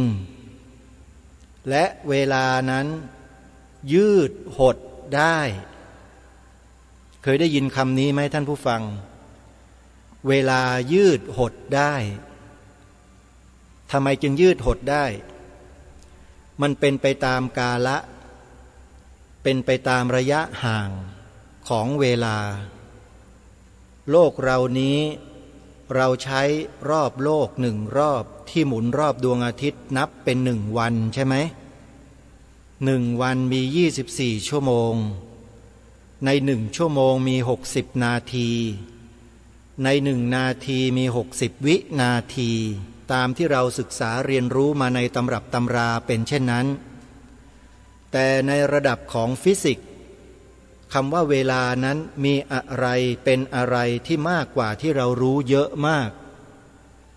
ใครที่ไม่เคยอ่านไม่เคยศึกษาเรื่องฟิสิกส์ก็จะไม่เข้าใจในสิ่งที่กล่าวนี้มาแต่ถ้าได้ศึกษาเรียนรู้ลงลึกไปในระดับควอนตัมบอกได้เลยว่าพระสัมมาสัมพุทธเจ้าของเรานั้นเหนือกว่านักวิทยาศาสตร์มานานแล้วทรงค้นพบอะไรที่มากกว่านั้นเยอะแค่ระดับควอนตัมนั้นยังเป็นแค่ขั้นชั้นอนุบาลชั้นประถมเท่านั้นเองโยมพระสัมมาสัมพุทธเจ้าเรานั้นจบไปถึง18 ด็อกเตอร์แล้วตรัสรู้ไวยธรรมทั้งหลายทั้งปวงหมดตรัสรู้ถึงอริยสัจสี่ของแท้ของจริง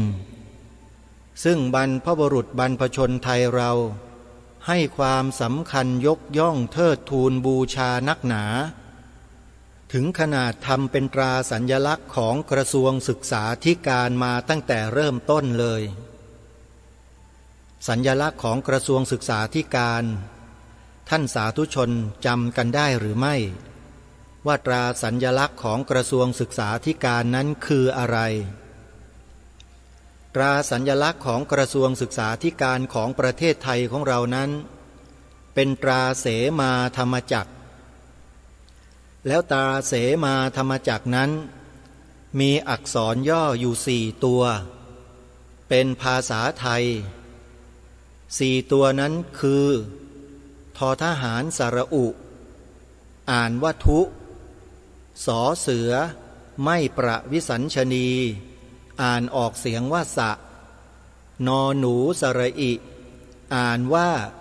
นิมอม้าไม่ประวิสัญชนีอ่านว่ามะอ่านรวมกันแล้วอ่านว่าทุสะนิมะเป็นอักษรย่อ4ตัวที่บรรพชนไทยเราเมื่อจัดตั้งกระทรวงศึกษาธิการแล้วนำสิ่งนี้มาเป็นตราสัญลักษณ์ของการศึกษาชาติทุสะนิมะย่อมาจากทุกข์สมุทัยนิโรธมรรคหมายถึงอริยสัจสี่แต่พอมายุคนี้เหตุการณ์บ้านเมือง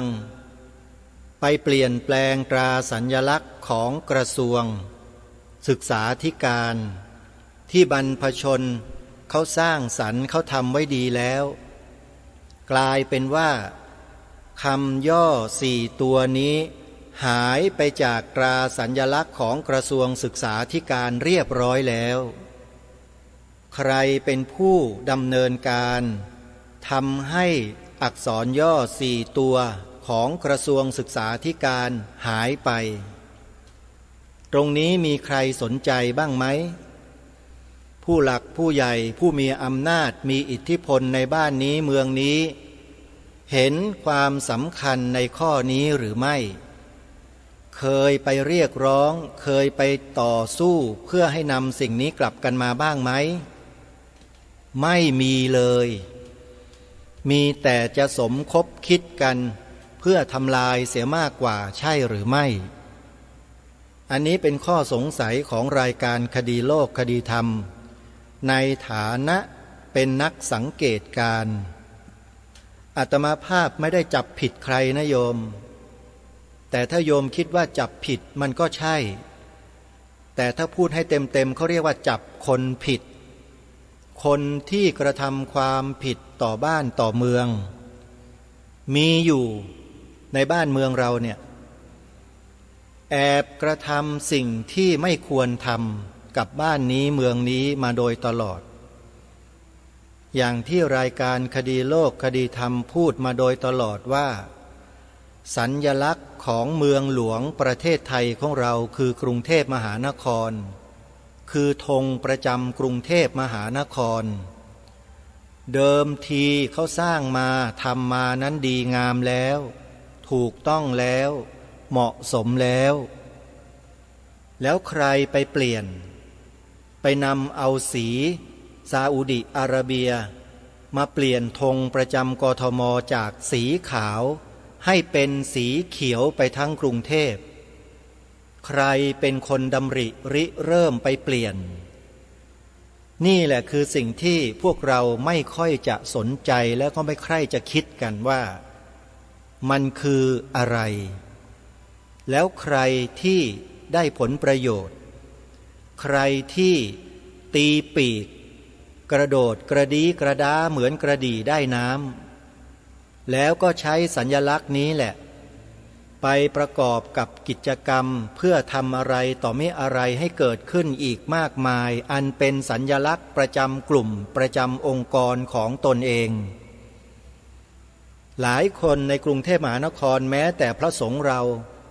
ที่ท่านคิดว่าตนเองเป็นผู้รู้ทั้งหลายก็ยังไม่เคยคิดในเรื่องนี้ว่ามันจะมีผลต่อชาติบ้านเมืองต่อเมืองหลวงของประเทศไทยอย่างไรท่านมองไม่ออกท่านคิดแต่ว่าพระพุทธเจ้าสอนว่าอนิจจังทุกขังอนัตตาแล้วท่านก็ไม่ทำอะไรเลยไม่กล่าวไม่แสดงไม่พูดอะไรกันเลยเพื่อรักษาความเป็นประเทศชาติบ้านเมืองไทยของเราเอาไว้ไม่ทำท่านบอกว่าทำไมของมันไม่เที่ยงท่านสาธุชนผู้ฟังทุกท่านคำว่าอนิจจังทุกขังอนัตตาเนี่ย เป็นสิ่งที่เรียกว่าปัจเจกบุคคลนำไว้ใช้ปฏิบัติเพื่อตนเท่านั้นถ้าใครนำมาใช้ในลักษณะของส่วนรวมเพื่อความมั่นคงของประเทศชาติบ้านเมืองแล้วนำมาใช้เพื่อทำลายหรือไม่ให้ความสำคัญต่อความมั่นคงของประเทศชาติบ้านเมืองเนี่ยบุคคลคนนั้นถือว่าโง่เขลาเบาปัญญามากแปลว่าไม่รู้คำว่าอนิจจังทุกขังอนัตตาอย่างแท้จริงแล้วนำมาใช้ผิดใช้ไม่ถูกอนิจจังทุกขังอนัตตาเป็นสภาวะที่เป็นตามความเป็นจริงที่เราสามารถรู้ได้เฉพาะตนปัจจัตตังเวทิตัพโพวินยูหิเท่านั้นไม่ได้ให้เอานำมาใช้กับกิจการบ้านเมืองโดยเฉพาะนำมาใช้ในลักษณะที่กูไม่รับผิดชอบอะไรเลยบ้านนี้เมืองนี้ปล่อยให้มันเป็นอนิจจังทุกขังอนัตตาให้มันฉิบหายไปให้หมดอย่างนั้นน่ะไอ้คิดแบบนี้นี่แหละบ้านเมืองมันถึงพังไงนี่เขาเรียกว่าคนที่มันคิดไม่เป็นใช้ความโง่ตัวเองมาทำให้บ้านเมืองนี้ย่ำแย่คือไม่ทำอะไรเลยฮะแล้วอ้างคำสอนของพระพุทธเจ้าอ้างก็อ้างผิดพระพุทธเจ้าไม่ได้ให้ใช้อนิจจังทุกขังอนัตตามาสกัดคนไม่ให้ทำหน้าที่นะฮะไม่เกี่ยวเลยฮะคนที่เข้าถึงอนิจจังทุกขังอนัตตาแล้วเนี่ยเขาจะไม่ทำแบบนี้แน่นอนมีแต่เขาจะทำหน้าที่อย่างสุดลิ่มทิ่มประตูเพื่อปกป้องเอกราชอธิปไตยความเป็นไทยของบรรพชนไว้หนึ่งในความเป็นไทยของบรรพชนไว้ก็คือพระพุทธศาสนาใครบอกว่าไม่ใช่บ้างใครว่าพระพุทธศาสนาไม่ได้มีความสำคัญในระดับประเทศชาติใครบอกใครพูดบ้างใครกล้าที่จะยืนยันบ้างในบ้านนี้เมืองนี้ลองบอกมาสิว่าศาสนาพุทธเนี่ยไม่ได้มีความสำคัญกับประเทศนี้เลยเนี่ยลองดูเมื่อมีความสำคัญแล้วเนี่ยทำไมล่ะเราทั้งหลายทั้งปวงพยายามที่จะบอกให้ท่านผู้มีอำนาจทั้งหลายเนี่ยให้ยกพระพุทธศาสนาให้เด่นชัดให้เป็นที่ปรากฏเพื่อเป็นการเทิดทูนบูชาเชิดชูยกพระพุทธศาสนาให้ปรากฏนะไม่ใช่หน่อมแนมกันอยู่ในความรู้สึกปรากฏเป็นลายลักษณ์อักษรทำไมไม่ทำล่ะคัดค้านต่อต้านกันพระธรรมพระแสงด้ามงาอะไรกันอยู่แปลว่ามันไม่มีความจริงใจเลยคนพวกนี้ที่มันต่อต้านไม่ให้ศาสนาพุทธเป็นศาสนาประจำชาติไทยของเราเนี่ยไม่มีความจริงใจฮะคดในข้องอในกระดูกกินบนเรือนขี้บนหลังคาคนประเภทนี้มีอยู่บนผืนแผ่นดินของเราเนี่ยดูรูปร่างดูหน้าตาอากับกิริยาภาษาพูดเป็นคนไทยแต่จิตใจเป็นทาสตลอดเวลาท่านสาธุชนผู้ฟังว่าจริงหรือไม่อันนี้นำขึ้นมากล่าวมาแสดงเพื่อให้เห็นภาพให้มันชัดเจนรายการนี้ไม่เคยทำอะไรเพื่อเห็นแก่ตัวนะและสิ่งที่พูดที่กล่าวทั้งหมดเป็นไปเพื่อส่วนรวมพระพุทธศาสนาคือส่วนรวมของประเทศนี้คือสมบัติของชาติอันสำคัญยิ่งที่บรรพชนเรารักษาสืบสารต่อยอดกันมาในยุคนี้สมัยนี้คนไหนที่คิดบ่อนทำลายพระพุทธศาสนาของเราด้วยกรณีใดๆก็แล้วแต่ตามที่รายการคดีโลกคดีธรรมได้หยิบยกและปรารภขึ้นมาอาตมาภาพก็ต้องบอกกับท่านสาธุชนทั้งหลายว่าคนพวกนี้เข้าข่ายคนอกตัญญูต่อแผ่นดินเข้าข่ายเป็นกบฏต่อชาติบ้านเมืองพฤติกรรมพฤติการต่างๆที่กระทำอันบ่งบอกให้เห็นถึงผลที่เกิดขึ้นอันเป็นเชิงประจักษ์ อย่างที่กล่าวมาทั้งหลายทั้งปวงนั่นคือหลักฐานชิ้นสำคัญที่ปรากฏให้เราสามารถตั้งข้อสันนิษฐานได้ว่าการกระทำนั้นเป็นการกระทำโดยมิชอบโดยประการทั้งปวงคุณจะอ้างว่าใช้ธงกทมเป็นสีเขียวเพื่อให้มันกลมกลืนเพื่อให้มันเป็นธรรมชาติอย่างโน้นอย่างนี้คุณก็ว่าของคุณไปสิแต่คุณจะมาทำให้สัญลักษณ์ของบ้านเมืองนี้เปลี่ยนแปลงไปเพราะความรู้สึกความต้องการของคุณแบบนั้นมันไม่ได้สีเขียวมันไม่ใช่สีประจำกทมธงกทมมันไม่ใช่สีเขียวธงกทมสีขาวช้างเอราวัณและพระอินทร์ทรงช้างสีเขียวแต่นี่คุณเล่นเปลี่ยนแปลงกลับหมดเลยคุณไปเปลี่ยนผืนธงจากสีขาวเป็นสีเขียวแล้วเปลี่ยนพระอินทร์จากสีเขียวเป็นสีขาวมันคืออะไรคุณไม่ต้องมาอธิบายความให้ยุ่งยากเยินเยอะเสียเวลาเปล่าฉันไม่ฟังถ้าคุณคิดว่าคุณบริสุทธิ์ใจจริงคุณนำกลับมาเหมือนเดิมซะกทมได้ยินไหมไม่รู้ว่ามีคนกทมฟังกันอยู่บ้างหรือเปล่าแต่ญาติโยมต่างจังหวัดที่ไม่ใช่คนกทมนี่ฟังอยู่เยอะก็ขอส่งเสียงในฐานะเป็นคนกทมอาตมานี่เป็นคนกรุงเทพมหานครโดยกำเนิดนะโยมไม่ใช่พวกบ้านนอกเข้ากรุงนะฮะอยู่โรงเรียนโรงเรียนกทมมาจนจบแข่งกีฬาของกทมมาด้วยเข้าไปแข่งในสนามสุพัชราไสยมาแล้วประจักษ์ชัดเจนเลยว่าธงประจำกทมไม่ใช่สีเขียวฮะมันมาเปลี่ยนแปลงยุคไหนก็ไม่ทราบเดี๋ยวจะให้ทางอปพสเนี่ยไปสืบให้หม่อมหลวงกาญจพงศ์วรวุฒิหรือหม่อมช้างเนี่ยช่วยกรุณาไปตรวจสอบดูหน่อยซิว่าหลักฐานการเปลี่ยนแปลงธงกทมประจำเมืองหลวงของไทยเราเนี่ยใครเป็นคนออกคำสั่งใครเป็นคนลงนามพรรคการเมืองไหนเป็นตัวดำเนินการให้เกิดการเปลี่ยนแปลงในข้อนี้ใครที่เป็นแฟนคลับพรรคการเมืองดังกล่าวเนี่ยก็ขอให้ยอมรับความจริงในข้อนี้ด้วยอย่ามาเดือดเนื้อร้อนใจแทนคนกระทำในสิ่งที่ผิดเดี๋ยวท่านจะติดร่างแหไปด้วยขอบอกนะอย่ารักเพราะความลำเอียงนะท่านชาติบ้านเมืองนั้นมีความจำเป็นจะต้องมีความมั่นคงถาวรพวกเรามีความจำเป็นที่จะต้องช่วยกันรักษาความมั่นคงของชาติบ้านเมืองไว้ตราต่างๆสัญลักษณ์ต่างๆที่เป็นอัตลักษณ์เป็นเอกลักษณ์ของชาติบ้านเมืองก็จะต้องช่วยกันปกป้องรักษาไว้ไม่ใช่มีส่วนมาช่วยกันทำลายเหมือนอย่างที่เป็นที่กล่าวมาเมื่อสักครู่อย่างธงประจำกทมเนี่ยอย่าเป็นอย่างนั้นอย่าทำอย่างนั้นเดี๋ยวท่านจะถูกตราหน้าว่าเป็นพวกกบฏขอบอกนะฮะมีคนพยายามบิดเบือนสีขาวในธงชาติไทยของเรามาแล้วจัดพิมพ์เป็นเอกสารหนังสือแจกไปทั่วเดินสายจัดนิทรรศการหลอกลวงคนทั้งประเทศใช้งบประมาณของแผ่นดินมาทำลายแผ่นดินตัวเองคิดดูสิ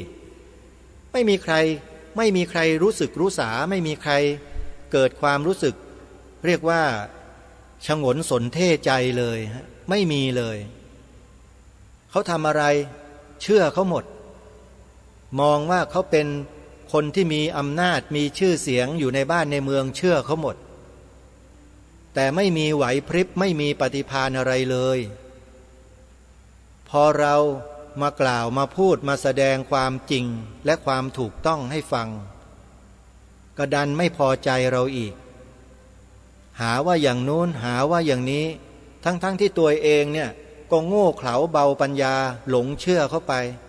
ยังไม่โทษตัวเองยังมาโทษคนที่มาชี้ทางออกบอกทางถูกให้เนี่ยคนแบบนี้เขาเรียกว่านอกจากไม่เลวธรรมดาแล้วเขาเรียกว่าเลวยกกำลังสองซะอีกด้วยจริงไม่จริงท่านผู้ฟัง วันนี้รายการนี้ก็พูดแบบนี้แหละโยมมันพูดโกหกไม่เป็นน่ะมันพูดหลอกลวงใครไม่เป็นความจริงมันก็คือความจริงนะฮะเหมือนอย่างหลวงพ่อพระครูสุวรรณวิจิตรเจ้าอาวาสวัดสามชุกอำเภอสามชุกจังหวัดสุพรรณบุรีที่กล่าวมาเมื่อวานเนี้ยท่านก็เป็นคนตรงๆเป็นคนจริงๆทำอะไรแล้วไม่มีคดในข้อไม่มีงอในกระดูกแล้วท่านไม่มีการแทงกั๊กไม่ไว้หน้าใครทั้งนั้นผิดก็คือผิดท่านนี่แหละคือแบบอย่างของพระสงฆ์ในระดับเจ้าคณะพระสังฆาธิการที่ท่านมีความรับผิดชอบต่อพระพุทธศาสนาและสังคมประเทศชาติบ้านเมืองจริงรอบกุฏิท่านติดไวนิลไว้เต็มหมดเลยบอกให้ญาติโยมที่มาที่วัดได้เห็นได้รู้ว่าไอ้ตราสัญลักษณ์ปลิงดูดเลือดประเทศไทยเนี่ยมันทำลายชาติไทยทำลายบ้านเมืองไทยทำลายความมั่นคงของประเทศไทยของเราอย่างไรคนที่ไม่มีข้อมูลไม่ได้รับความรู้ก็ไม่ต้องมาชี้นะไม่รู้แล้วอย่ามาเที่ยวชี้นะโยมเราอาตมาภาพทั้งหลายทำงานกันมาเป็นระยะเวลากว่า20 ปีที่คร่ำวอดอยู่กับเรื่องราวเหล่านี้ไปร่วมงานกันมาอยู่กับกลุ่มกับคณะที่เขารับผิดชอบอยู่นะถ้าอะไรออกไปมากๆก็เดี๋ยวก็มีปัญหากันอีกบอกได้แค่นี้แหละเราเป็นคนที่ทำงานไม่ใช่นั่งจิบน้ำชาอยู่ในกุฏิอยู่ในบ้านอยู่ในห้องอยู่ในร้านอาหารร้านกาแฟหาความสุขไปวันๆหนึ่งไม่ใช่นะเพราะฉะนั้นไม่จำเป็นที่จะต้องไปเกรงอกเกรงใจคนเห็นแก่ตัวใครเห็นแก่ตัวให้รู้ตัวเองไว้ด้วยว่ามีคนเขาชี้ขุมทรัพย์ให้เลิกให้ละความเห็นแก่ตัวเสียแล้วมาทำหน้าที่เพื่อประโยชน์ส่วนรวมกันรายการคดีโลกคดีธรรมไม่ได้อวดตัวเองแต่ทำอย่างนี้มานานแล้วทำมาไม่รู้เท่าไหร่ทำจนกระทั่งมีคนพยายามจะจัดการมาหลายครั้งไม่ให้พูดไม่ให้กล่าวไม่ให้แสดงแต่มันก็จัดการไม่ได้เพราะสิ่งศักดิ์สิทธิ์ในประเทศนี้เขาไม่ยอมเขาก็ต้องหาคนมาช่วยเพื่อให้ทำหน้าที่ได้ต่อเนื่องมันเหมือนกับการลงสนามรบแล้วมีสิ่งศักดิ์สิทธิ์คอยคุ้มครองอยู่เครื่องรางของขลังต่างๆเหล่านี้เหมือนกับนักรบในสมัยโบราณในอดีตเวลาลงสนามรบเนี่ยเขาจะมีผ้าประเจียดบ้างมีตะกรุดบ้างมีอะไรบ้างติดตัวไปเป็นกำลังใจในการออกรบอาตมาภาพก็คิดว่าน่าจะมีสิ่งเหล่านั้นอยู่แต่มองไม่เห็นคืออะไรไม่ทราบเพราะทำงานเพื่อส่วนรวมในแต่ละครั้งในแต่ละเวลาในแต่ละวันในแต่ละเดือนปีเนี่ยก็รู้สึกว่าตัวเองนั้นมีสิ่งมาคุ้มครองอยู่มันมีความรู้สึกอย่างนั้นจริงๆมันจึงทำให้เกิดความฮึกเหิมเกิดความกล้าหาญเด็ดเดี่ยวไม่หวั่นเกรงกับสิ่งใดๆทั้งนั้นเพราะเรามีเป้าหมายคือเพื่อปกป้องรักษาสถาบันชาติสถาบันพระพุทธศาสนาและสถาบันพระมหากษัตริย์อย่างชัดเจนสิ่งอื่นเป็นเพียงแค่องค์ประกอบเท่านั้นก็ไม่ได้ปฏิเสธหรอกแต่ขอให้รู้ฐานะตัวเองด้วยคนต่างศาสนาที่อาศัยอยู่บนผืนแผ่นดินไทยทุกคนเนี่ยให้มีสำนึกเอาไว้ด้วยอย่าริอ่านที่จะขึ้นมามีอำนาจครอบครองเหนือคนส่วนใหญ่ของประเทศเหนือศาสนาของประเทศนี้อย่าเด็ดขาดอย่าคิดนะไม่ได้เลยฮะคุณจะอ้างเสรีนิยมคุณจะอ้างเสรีประชาธิปไตยคุณจะอ้างสิทธิมนุษยชนของใครก็ตามที่คุณนับถืออยู่ต่างประเทศก็เรื่องของคุณแต่อย่านำมาใช้เพื่อทำลายความเป็นไทยของเราหม่อมช้างเขาบอกว่าไม่ให้และไม่ยอมแนวเดียวกันเราก็ไม่ให้แล้วก็ไม่ยอมทำไมเราจึงกล้าที่จะพูดอย่างนี้ก็เพราะบ้านนี้เมืองนี้ ไม่ใช่ประเทศฝรั่งตาน้ำข้าวเป็นผู้สร้างมาเมื่อไหร่ไอ้พวกฝรั่งที่พวกคุณนับถือเขาอยู่อ่ะที่คุณเลียก้นเขาอยู่น่ะเขามาสร้างบ้านแปลงเมืองนี้หรือไงให้พวกคุณอยู่อาศัยอย่างมีความสงบสุขร่มเย็นถึงวันเนี้ยคนเหล่านั้นเขาสร้างมาให้คุณอยู่อะทำไมถึงไปเชื่อถือเขานักหนาและไอแนวความคิดของเขาอะแล้วทำไมไม่ยกย่องสิ่งที่มันผชนตัวเองเขาได้สืบสารรักษาต่อยอดกันมาแล้วนั่นแปลว่ากินบนเรือนขี้บนหลังคาหรือเปล่าเข้าภาษิตโบราณอันนี้ไหมหรือเข้าภาษิตโบราณที่ว่ามือไม่พายแล้วเอาตีนราน้ำหรือเปล่าลองสำนึกดูสิว่าตัวเองเป็นเช่นนั้นไหมนะวันนี้ต้องกราบขอขมาครูบาอาจารย์ทุกรูปขอขมาญาติโยมผู้ฟังทุกท่านไว้ณที่นี้ด้วยบางทีอาตมาภาพเนี่ยพูดไปเรื่อยๆคนฟังมันก็เฉยๆเงียบๆคนพวกเนี้ยก็เลยต้องมากระตุ้นกันนานๆสักทีหนึ่งอย่าถือโทษอย่าโกรธเคืองอย่าเกลียดกันเลยนะโยมจิตใจที่โกรธที่เกลียดเนี่ยมันไม่ดีหรอกมันจะทำให้เลือดของโยมเนี่ยมันเป็นพิษและจะก่อให้เกิดมะเร็งในจุดต่างๆของร่างกายได้อย่าแสดงอาการออกมานะโยมนะพยายามดับความโกรธความไม่พอใจในใจออกไปซะเราเป็นชาวพุทธเวลาพูดเวลาคิดเวลาอะไรก็แล้วแต่แม้แต่เวลาฟังเนี่ยต้องใช้สติใช้สัมปชัญญะกลั่นกรองสิ่งที่เป็นประโยชน์อะไรถูกอะไรผิดอะไรดีอะไรชั่วอะไรเหมาะสมอะไรไม่เหมาะสมสมควรหรือไม่สมควรเนี่ยเราต้องใช้วิจารณญาณใช้โยนิโสมนสิการของเราเข้ามาประกอบในการคิดพิจารณาไปตามด้วยไม่ใช่ฟังเสียงคำที่ไม่ไพเราะแล้วก็มาโกรธไม่พอใจแล้วมันจะได้ปัญญาที่ไหนแล้วมันจะได้ความรู้อะไรเล่าความโกรธมันบังปัญญาหมดยังไม่ทันไรเลยฟังยังไม่ได้สับและจับไปกระเดียดมันก็เป็นอย่างนี้แหละกลายเป็นคนน่าเกลียดไปวันยังค่ำนั่นแหละจริงหรือไม่ให้พิจารณาตัวเราอย่ามองคนอื่นโดยเฉพาะคนที่เขาชี้ทางให้บอกให้ว่าอะไรถูกอะไรผิดเนี่ยเรียกว่าชี้ขุมทรัพย์ให้เนี่ย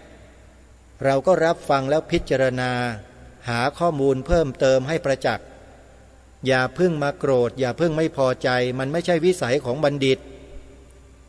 บัณฑิตจะต้องเงี่ยหูฟังแล้วนำไปพิจารณาศึกษาหาข้อมูลเพิ่มเติมจนประจักษ์แจ้งแล้วท่านจึงตัดสินไม่ใช่มาตัดสินนะเพราะฟังเสียงพระครูประหลัดนรงค์ฤทธิ์แล้วกูโกรธทันที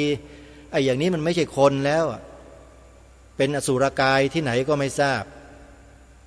นะดีนะอาตมาภาพไม่บอกว่าเป็นอย่างอื่นเนี่ยเดี๋ยวจะหาว่ารุนแรงอีกเป็นชาวพุทธมันต้องมีปัญญาสินะพูดกล่าวคิดทำอะไรก็แล้วแต่ให้มันอยู่บนหลักที่มันถูกต้องไม่ใช่ถูกใจใครนะความถูกต้องไม่ใช่ความถูกใจอย่าเอามาเป็นสิ่งเดียวกันไม่ได้ความถูกใจนะมันเป็นเรื่องของส่วนบุคคลแต่ความถูกต้องนะเป็นเรื่องของส่วนรวมใครที่ชอบความถูกใจนั่นกลายเป็นคนเห็นแก่ตัวแล้วอะไรที่ไม่ถูกใจกูไม่เอาแต่สิ่งที่ถูกใจในพวกเห็นแก่ตัวทั้งนั้นแหละสิ่งที่ไม่ถูกใจก็ต้องฟังสิ่งที่ถูกใจก็ต้องฟังแล้วใช้ปัญญาขบคิดพิจารณาให้เห็นเหตุปัจจัยผลให้ชัดเจนแล้วก็ตัดสินใจเลือกว่าจะทำยังไงต่อไปในฐานะอะไรต้องรู้หน้าที่ของตนเองด้วยณปัจจุบันนี้ทุกคนมีฐานะเป็นคนไทยใช่ไหมล่ะเป็นพลเมืองไทยหรือเปล่าเป็นผู้นับถือพระพุทธศาสนาหรือไม่นั่นแหละมันต้องมองให้ออกว่าฐานะอะไรหน้าที่อะไรทำให้ถูกต้องอาตมาภาพกำลังทำหน้าที่อยู่ในฐานะหนึ่งเป็นพุทธบริษัท2เป็นพลเมืองไทย3เป็นพระภิกษุของประเทศไทย ถ้าพระภิกษุพม่าศรีลังกาอาตมาไม่ว่าหรอกจะคิดจะอะไรก็ว่าไปเถอะไม่ใช่บ้านเมืองของท่านท่านจะคิดนอกเหนือไปจากนี้ก็ไม่เป็นไรแต่ถ้าพระสงฆ์ไทยเราเนี่ยไม่ได้ต้องตามแนวทางที่บรรพชนสืบสารรักษาต่อยอดมาเท่านั้นรายการนี้ก็นำสิ่งเหล่านั้นแหละมาเผยแพร่ให้พวกเราท่านทั้งหลายนั้นได้นำมาสืบสารรักษาต่อยอดด้วยกันไม่ใช่ไปเป็นเข้าข้างฝักฝ่ายศัตรูมาทำร้ายไม่ถูกอ่ะสิ่งที่รายการคดีโลกคดีธรรมพูดมาถ้าหากพระสงฆ์ในเมืองไทยรูปใดต่อต้านคัดค้านไม่เห็นด้วยนั่นแหละต้องระวังรูปนั้นไว้ให้ดีนะโยมผิดปกติแล้วผิดปกติแล้วนั่นน่ะอย่างน้อยๆเนี่ยก็เห็นแก่ตัวแล้วล่ะคิดที่จะมาต่อว่ามาทำลายมาทำร้ายผู้ดำเนินรายการคดีโลกคดีธรรมเนี่ยแปลว่ามีความคิดผิดปกติความคิดผิดปกติเช่นนี้มันบ่งบอกให้เราได้เห็นได้รู้ได้ทราบอะไรต่อมีอะไรมากมายในบุคคลคนนั้นเราสามารถตั้งข้อสันนิษฐานได้หลายอย่างแต่ถ้าเกิดไม่ผิดปกติฟังแล้วใช้อุเบกขาญาณพิจารณาด้วยอุเบกขาญาณแล้วก็ประจักษ์แจ้งด้วยข้อมูลอันเชิงประจักษ์แล้วท่านก็มีความเข้าใจในสิ่งนี้นั่นถือว่าท่านเป็นผู้ที่เดินอย่างถูกต้องไม่ผิดฮะแต่ถ้าใครไม่พอใจขึ้นมาแสดงอาการออกมาเนี่ยมันผิดมาตั้งแต่ความรู้สึกแรกที่เกิดขึ้นแล้วอย่าลืมนะรายการคดีโลกคดีธรรมเนี่ยไม่ใช่ไม่มีความรู้เรื่องสภาวะปรมัตถ์ที่ศึกษาเรียนรู้มาในระดับปริยัติศึกษาเรียนรู้มาแล้วนะอภิธรรมมัทธสังคหะ9ปริเฉดเนี่ยศึกษามาหมดแล้วสอบผ่านมา8ชั้นแล้วมหาอาภิธรรมมิกโทแล้วเหลือแต่มหาอาภิธรรมมิกเอกที่ไม่สอบไม่ใช่ว่าสอบไม่ได้หรือสอบไม่ผ่านไม่ใช่แต่ไม่สอบไม่ต้องการเป็นอภิธรรมบัณฑิตแต่ต้องการศึกษาเรียนรู้เพื่อให้เกิดความรู้ความเข้าใจเท่านั้นเพื่อนำมาใช้ให้เป็นประโยชน์อย่างการพูดรายการคดีโลกคดีธรรมเนี่ยก็แฝงความรู้ในสิ่งเหล่านี้ออกมาอยู่ตลอดซึ่งหลายท่านมองไม่ออกหรอกสิ่งที่อยู่ข้างในเป็นยังไงแล้วไหลออกมาเป็นเหตุเป็นผลเป็นปัจจัยอย่างไรแล้วตรงหรือไม่หลายท่านไม่เคยศึกษาเรียนรู้สภาวะเหล่านี้มาก่อนก็ไม่เข้าใจสิ่งเหล่านี้กันหรอกก็จะมองแบบโลกเพราะไปเรียนขี้ปากฝรั่งมาไงมาศึกษาแต่เรื่องของฝรั่งมังค่ามาจบหลักสูตรนั้นจบหลักสูตรนี้จบปริญญานั้นปริญญานี้แล้วก็เอามาอวดอ้างกันเอามาเดินเบ่งใส่กันอันนี้หมายถึงบางคนนะเสร็จแล้วก็หาความรู้ที่แท้จริงไม่เจอมันไปรู้เอาสิ่งที่เป็นนอกโลกนอกกายนอกใจของตัวเองนู่นแต่ไม่เคยศึกษาเรียนรู้กายใจวาจาตัวเองเลยว่ามันมีอะไรเป็นยังไงหมายถึงอะไรมีผลอย่างไรและมันจะสามารถใช้งานได้หรือไม่อย่างไรไม่รู้จักมันเมื่อไม่รู้จักมันก็ติดอยู่ในอารมณ์ความรู้สึกที่ถูกปลูกฝังมาด้วยแนวความคิดของต่างชาติต่างศาสนาอยู่นั่นแหละไปรับของเขามาไงแล้วไม่ใช่แค่นั้นบางคนเนี่ยถึงขนาดเอามาทำลายชาติตัวเองก็มีนะไอ้ความรู้เหล่านั้นน่ะอย่างที่รายการคดีโลกคดีธรรมกล่าวมาโดยตลอดว่าถ้าต้องการจะเห็นคนประเภทนี้ไม่ยากเราก็ตั้งประเด็นเป็นคำถามสำนึกคนเหล่านี้ง่ายๆเลยว่าประเทศไทยเรามีพระพุทธศาสนาเป็นศาสนาประจำชาติใช่หรือไม่นี่คือคำถามที่เราสามารถที่จะตรวจสอบคนพวกนี้ได้จะดูที่ไหนดูที่คำตอบของเขาเมื่อถามข้อแรกแล้วข้อที่สองก็จะตามมาว่าเพราะฉะนั้นเมื่อประเทศไทยมีพระพุทธศาสนาเป็นศาสนาประจำชาติแล้วยอมรับแล้วเนี่ยเราจะบัญญัติไว้ให้เป็นลายลักษณ์อักษรให้ถูกต้องเหมือนกับทั่วโลกที่เขาทำกันหลายๆประเทศ เราสามารถทำได้หรือไม่นี่ก็เป็นคำถามอีกคำถามหนึ่งที่จะตรวจสอบคนพวกนี้ว่าเป็นของแท้ของจริงไหมหรือไม่เมื่อผ่านข้อที่สองไปแล้วข้อที่สามตามมาก็คือทำไมจึงไม่บัญญัติทำไมจึงต่อต้านทำไมจึงคัดค้านในกรณีที่ข้อสองเขาไม่เห็นด้วยเนี่ยเราก็ถามข้อสามต่อแค่นี้แหละเป็นเบื้องต้นซึ่งมีคำถามอีกเยอะแยะที่จะตรวจสอบคนในประเทศนี้ว่าเป็นคนไทยแท้หรือไม่แท้เนี่ยมีสำนึกหรือไม่มีสำนึกสามารถใช้ได้ถามคนในบ้านเราดูก็ได้โยมเนี่ยที่นั่งอยู่ข้างๆเราเนี่ยที่นอนอยู่กับเราที่อยู่ในครัวเรือนเดียวกับเราไม่ว่าจะเป็นลูกเป็นหลานเป็นพี่เป็นน้องเป็นสามีเป็นภรรยาเป็นพ่อเป็นแม่เป็นเขยเอาคำถามนี้ไปถามเลยนะถามเขาเลยว่าประเทศไทยเราเนี่ยมีศาสนาอะไรเป็นศาสนาประจำชาติพอได้ยินคำตอบเขาแล้วอย่าไปแสดงอาการอะไรนะฟังเฉยๆฟังนิ่งๆแล้วพิจารณาให้เห็นสภาพความเป็นจริงว่าคนในครอบครัวเราทั้งที่อยู่ในครอบครัวเดียวกับเราเนี่ยเขามีความคิดในข้อนี้อย่างไรอันนี้เก็บไว้ก่อนอย่าเพิ่งแสดงออกไปต่อต้านไปว่าไปอะไรเขานายโยมให้ถามเฉยๆแล้วฟังคำตอบแล้วนิ่งๆไว้แล้วก็ฟังรายการคดีโลกคดีธรรมไปเรื่อยๆแล้วเดี๋ยวท่านก็รู้เองว่าแนวทางที่เราจะแก้ไขและป้องกันเพื่อไม่ให้สมองของคนไทยเราไหลไปสู่กระแสเหล่านั้นเนี่ยจะทำยังไงเดี๋ยวจะมีข้อแนะนำนะนี่คือคำถามข้อแรกพอถามแล้วข้อที่สอง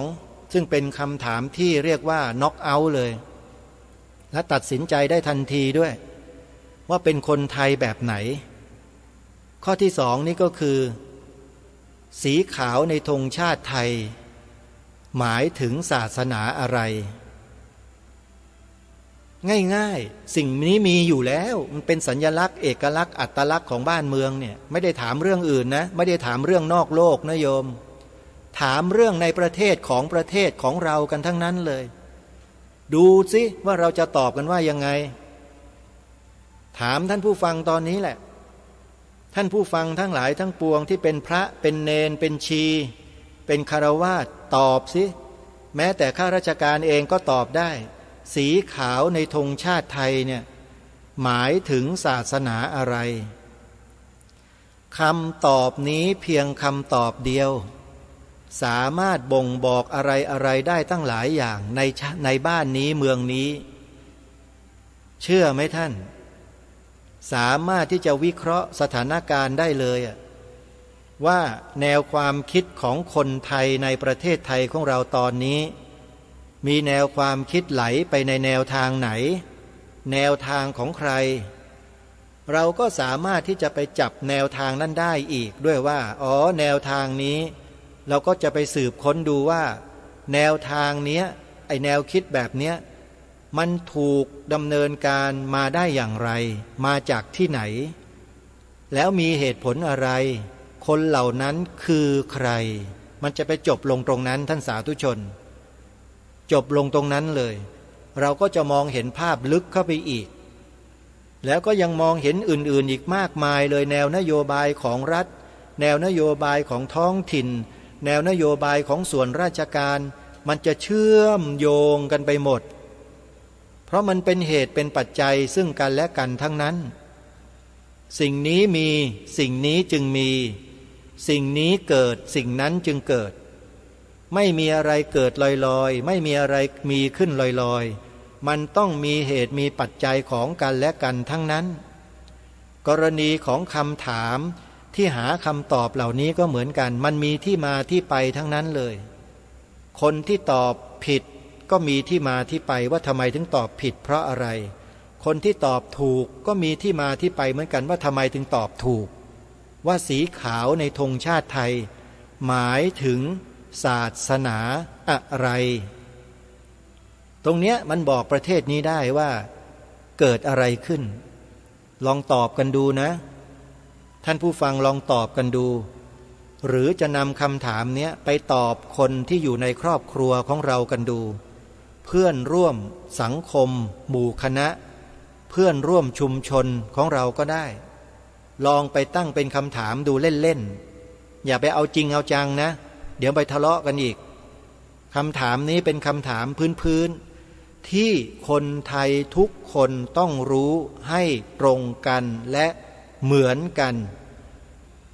ถ้ารู้ไม่ตรงกันรู้ไม่เหมือนกันนั่นคือข้อผิดปกติเกิดขึ้นในสังคมแล้วใครเป็นคนทำลายแนวความคิดที่ถูกต้องนี้ของคนไทยมันจะมีคำถามเนี่ยตามมาว่าใครเป็นคนทำลาย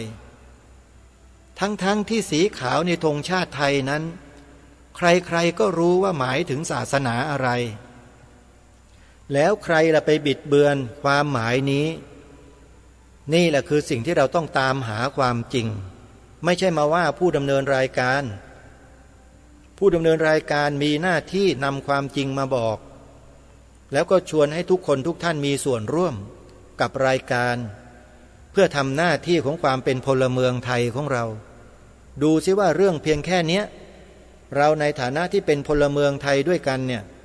จะสามารถรักษาสืบสารต่อยอดกันได้หรือเปล่าหรือจะทำลายร่วมกับฝ่ายศัตรูช่วยกันทำลายสิ่งนี้มันมีคำตอบอยู่ในตัวรายการนี้ไม่ใช่จัดรายการขึ้นมาเพื่อจะเอามันเข้าว่านะโยมไม่มีหรอกรายการนี้ไม่สนุกด้วยนะโยม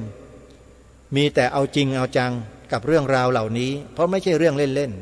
ๆเรื่องสัญลักษณ์ของชาติบ้านเมืองเนี่ยไม่ใช่เรื่องของเล่นนะเรื่องใหญ่แล้วต้องจริงใจด้วยถ้าใครจริงโจ้ใครไม่เห็นด้วยไม่เอาด้วยไม่สนใจไม่เอาใจใส่ก็ว่ากันไปอันนั้นก็ช่วยไม่ได้นะมันก็จะเข้าข่ายเหมือนอย่างที่รายการคดีโลกคดีธรรมกล่าวนั่นแหละถ้าท่านคิดว่าตัวเองยอมรับสภาวะเหล่านั้นได้ก็ไม่เป็นไรฮะก็ยอมรับไปเราก็คงจะถือว่าท่านเป็นเช่นนั้นตลอดไปเหมือนกันและเราจะได้รู้ไงว่าปัจจุบันนี้คนไทยเราที่กลายพันธุ์ไปเป็นสัญชาติเป็นอะไรในลักษณะอื่นๆเนี่ยมันเกิดขึ้นในบ้านในเมืองนี้เราก็จะได้รู้แล้วเราก็จะได้แก้ไขกันต่อไปข้างหน้าท่านสาธุชนทั้งหลายวันนี้ต้องกราบขอขมาครูบาอาจารย์นะครับขอขมาญาติโยมสาธุชนอีกครั้งหนึ่งที่คำพูดคำจาที่ออกไปนั้นอาจจะดูไม่รื่นหูทำให้หลายฝ่ายหลายคนเกิดความกระอักกระอ่วนใจเพราะไม่คุ้นเคยกับภาษาไทยตัวเองต้องขออภัยไปด้วยนะฮะก็ไม่เป็นไรฮะสิ่งไม่ดีขอคืนกลับมาให้หมดสิ่งไหนดีรับไปให้หมดเลยฮะยกให้วันนี้เวลาของรายการหมดลงแล้วอาตมาภาพกระผมต้องขอสมมุติยุติรายการไว้แต่เพียงเท่านี้ไว้พบกันใหม่ในวันต่อไปขอความสุขความสวัสดีในธรรมแห่งองค์สมเด็จพระบรมศาสดาสัมมาสัมพุทธเจ้าจงปรากฏเกิดมีขึ้นในจิตใจของท่านผู้ฟังทุกท่านทุกคนเทินขอเจริญพรกล้าคิดก็ต้องกล้าทำอย่ากลัวถ้าทำความดีเป็นศึกษาปัญหาให้ทันท่วงทีเมืองไทยจะพัฒนากว่านี้รายการดีคดีโลกคดีธรรมขอรำพันบรรยายความคิดเครื่องหมายแห่งสีทั้งสามงามถนัดขาวคือบริสุทธิ์สีสวัสดิ์หมายพระไตรรัตน์และธรรมะคุ้มจิตไทยแดงคือโลหิตเราใสซึ่งยอมสละได้เพื่อรักษาชาติศาสนาน้ำเงินคือสีโสภาอันจอมประชาพระโปรดเป็นของส่วนองค์จัดริ้วเข้าเป็นไตรรงค์จึงเป็นสีธงที่รักแห่งเราชาวไทยทหาร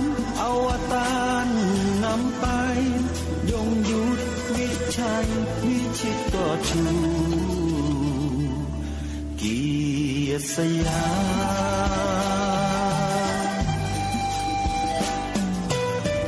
มประเทศไทยที่เจริญมั่นคงมาได้จนถึงทุกวันนี้มิได้เกิดขึ้นจากความหวาดกลัวอย่างคลาดเขลาแต่บรรพบุรุษไทยของเราทุกยุคทุกสมัยล้วนแต่มีความกล้าหาญและชาญฉลาดปกป้องเอกราชสร้างชาติให้เกิดความมั่นคงโดยมีธงแห่งพระไตรรัตน์เป็นเครื่องนำชัยจึงเป็นที่มาที่ไปของรายการคดีโลกคดีธรรมกล้าคิดก็ต้องกล้าทำอย่ากลัวถ้าทำความดีเร่งศึกษาปัญหาให้ทันท่วงทีเมืองไทยจะพัฒนา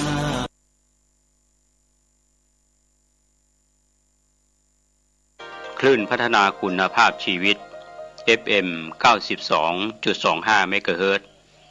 บริหารและจัดการโดยวัดป่าแดงมหาวิหารส่งกระจายเสียงจากเลขที่71หมู่ที่14บ้านใหม่หลังมอตำบลสุเทพอำเภอเมืองจังหวัดเชียงใหม่รหัสไปรษณีย์50200หมายเลขโทรศัพท์0818815690 052000636-7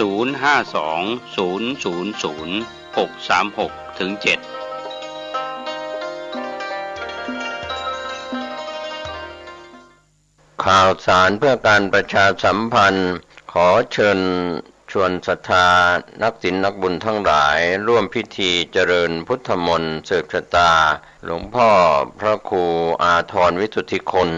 อายุวัฒนมงคล76ปีท่านดำรงตำแหน่งเจ้าคณะอำเภอหางดงเจ้าวาดวัดหนองตองตำบลหนองตองอำเภอหางดงจังหวัดเชียงใหม่คณะสงฆ์คณะศิษยานุศิษย์คณะศรัทธาพร้อมใจกันจัดงานทำบุญอายุวัฒนมงคลตรงกับวันเสาร์ที่17กันยายนพุทธศักราช2565เวลา 9:39 นาทีพระเถรานุเถระ32รูปเจริญพุทธมนต์สืบชะตาหลวงแบบล้านนา 11 นาฬิกาถวายเครื่องทยทานถวายภัตตาหารเพลแด่พระสงฆ์สามเณร 13 นาฬิกาพระสังฆาธิการในเขตอำเภอหางดง77รูปเจริญพระพุทธมนต์ถวายเป็นสิริมงคล 14 นาฬิกาคณะสงฆ์คณะศรัทธาสาธุชนทั้งหลายถวายมุทิตาสักการะ 15 นาฬิกาพิธียกพระพุทธรูปประดิษฐานณธรรมศาลาธรรมสถานวัดหนองตองท่านที่จะร่วมบุญสามารถโอนเงินผ่านบัญชีธนาคารกรุงไทยบัญชีวัดหนองตองเลขที่538-029-4960ได้ก็เป็นส่วนหนึ่งหลายท่านที่จะมีจิตศรัทธาร่วมเป็นเจ้าภาพภัตตาหารเพลเจ้าภาพโรงทานติดต่อสอบถามรายละเอียดเพิ่มเติมได้ที่098-754-4889วันเสาร์ที่17กันยายน2565ร่วมงานนี้โดยพร้อมเพรียงกันข่าวสารเพื่อการประชาสัมพันธ์ก็มีความสนใจที่จะจัดทำหนังสือชุดความรู้เรื่องพระพรหมมงคลฝ่ายวิปัสสนาทองสิริมังคโรศาสนบุคคลคุณภาพกับการเผยแผ่พระพุทธศาสนาก็จะมีการจัดพิมพ์ 2,500 เล่มภาษาไทย 2,000 เล่มภาษาอังกฤษ500 เล่มท่านที่สนใจร่วมบุญบริจาคได้ที่บัญชีธนาคารกรุงไทยเลขที่บัญชี5111714-383ชื่อบัญชีพระครูภาวนาโสภิตบุญญาวิสิทธิ์เมืองวงศ์ติดต่อสอบถามได้ที่พระครูภาวนาโสภิตฝ่ายปัสนาด็อกเตอร์เจ้าวาดวัดบ้านเหล่าพระเจ้าตาเขียวอำเภอป่าซางเชียงใหม่โทร0969521159ได้ทุกวันข่าวสารเพื่อการประชาสัมพันธ์ขอเชิญชวนผู้ใจบุญร่วมบุญจัดซื้อที่ดินถวายวัดกู่มาปินร้าง300ปีบ้านป่าขุยหมู่ที่3ตำบลสันปูเลยอำเภอดอยสะเก็ดจังหวัดเชียงใหม่ เพื่อขยายพื้นที่วัดเพิ่มขึ้นเนื่องจากวัดมีพื้นที่น้อยจะทำการสร้างเป็นศาสนสถานที่ปฏิบัติธรรมสืบสานศาสนาต่อไปร่วมบุญได้ที่ธนาคารกรุงเทพเลขที่บัญชี772-015-2391ชื่อบัญชีวัดชัยสถานเพื่อบูรณะวัดกู่มะปินหรือร่วมบุญติดต่อโดยตรงที่พระธวัชชัยธีรปัญโย080173-2709065-0209009 สวัสดีครับท่านผู้ฟังที่เคารพวันนี้ผมกาเศรษฐ์เพชรสัมปนาที่การข่าวก้าวหน้านิว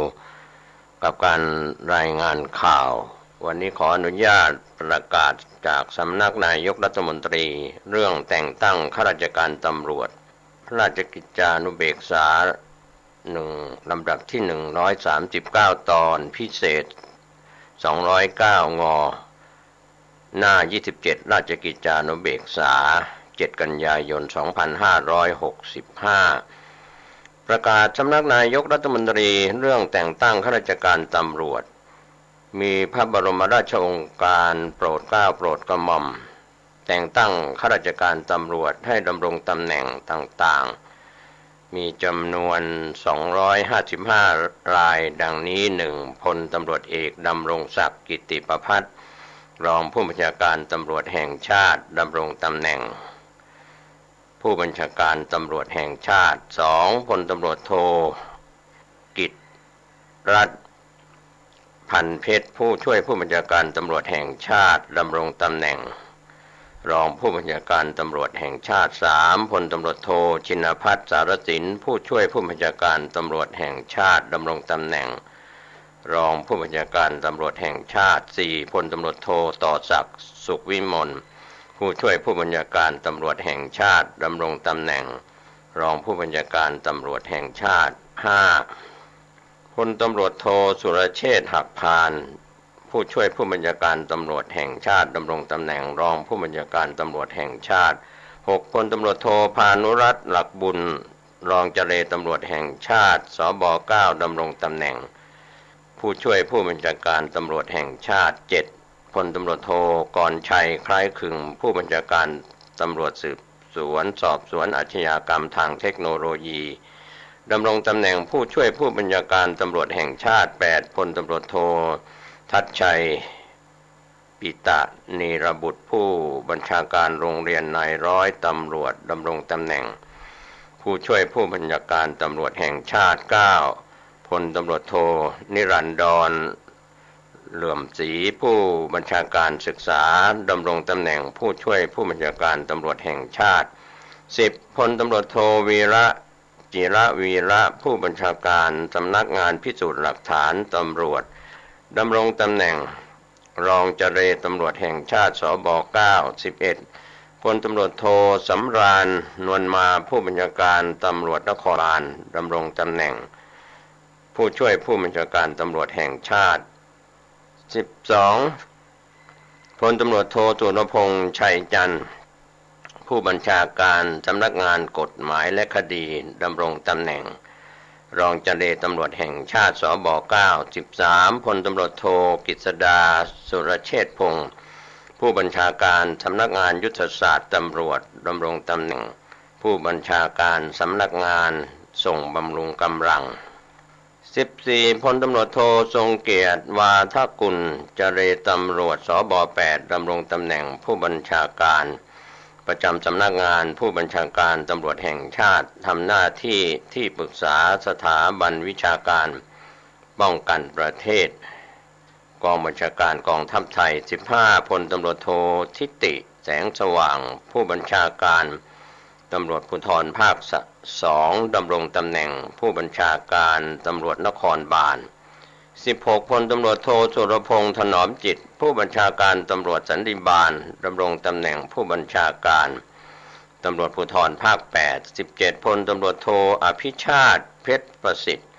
ผู้บัญชาการประจำสำนักงานผู้บัญชาการตำรวจแห่งชาติ ทำหน้าที่นายตำรวจประสานงานสำนักนายกรัฐมนตรีและกระทรวงมหาดไทยดำรงตำแหน่งผู้บัญชาการตำรวจสันนิบาต 18 พลตำรวจโทอิทธิพลอัจฉริยะประดิษฐ์เจรตำรวจสบ 8 ดำรงตำแหน่งผู้บัญชาการสำนักงานพิสูจน์หลักฐานตำรวจ 19 พลตำรวจโทอิทธิพลอิทธิสารรณชัยผู้บัญชาการสำนักงานกำลังพลดำรงตำแหน่งผู้บัญชาการตำรวจภูธรภาค 2 20 พลตำรวจตรีกฤษดาการจนะอลงกรณ์รองผู้บัญชาการสำนักงานตรวจคนเข้าเมืองดำรงตำแหน่งผู้บัญชาการประจำสำนักงานผู้บัญชาการตำรวจแห่งชาติทำหน้าที่นายตำรวจประสานงานรัฐสภา 21 พลตำรวจตรีโชคชัยเหลืองอ่อนรองผู้บัญชาการตำรวจภูธรภาค 1 ดำรงตำแหน่งผู้บัญชาการสำนักงานงบประมาณและการเงิน 22 พลตำรวจตรี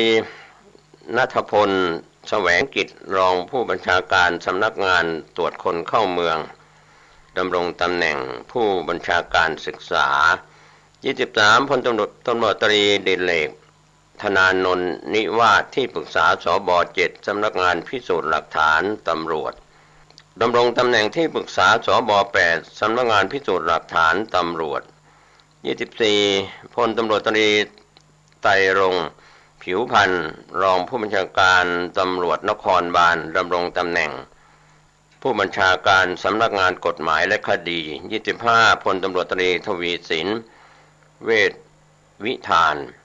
รองนายแพทย์ใหญ่สบ 7 ดำรงตำแหน่งนายแพทย์สบ 8 โรงพยาบาลตำรวจ 26 พลตำรวจตรี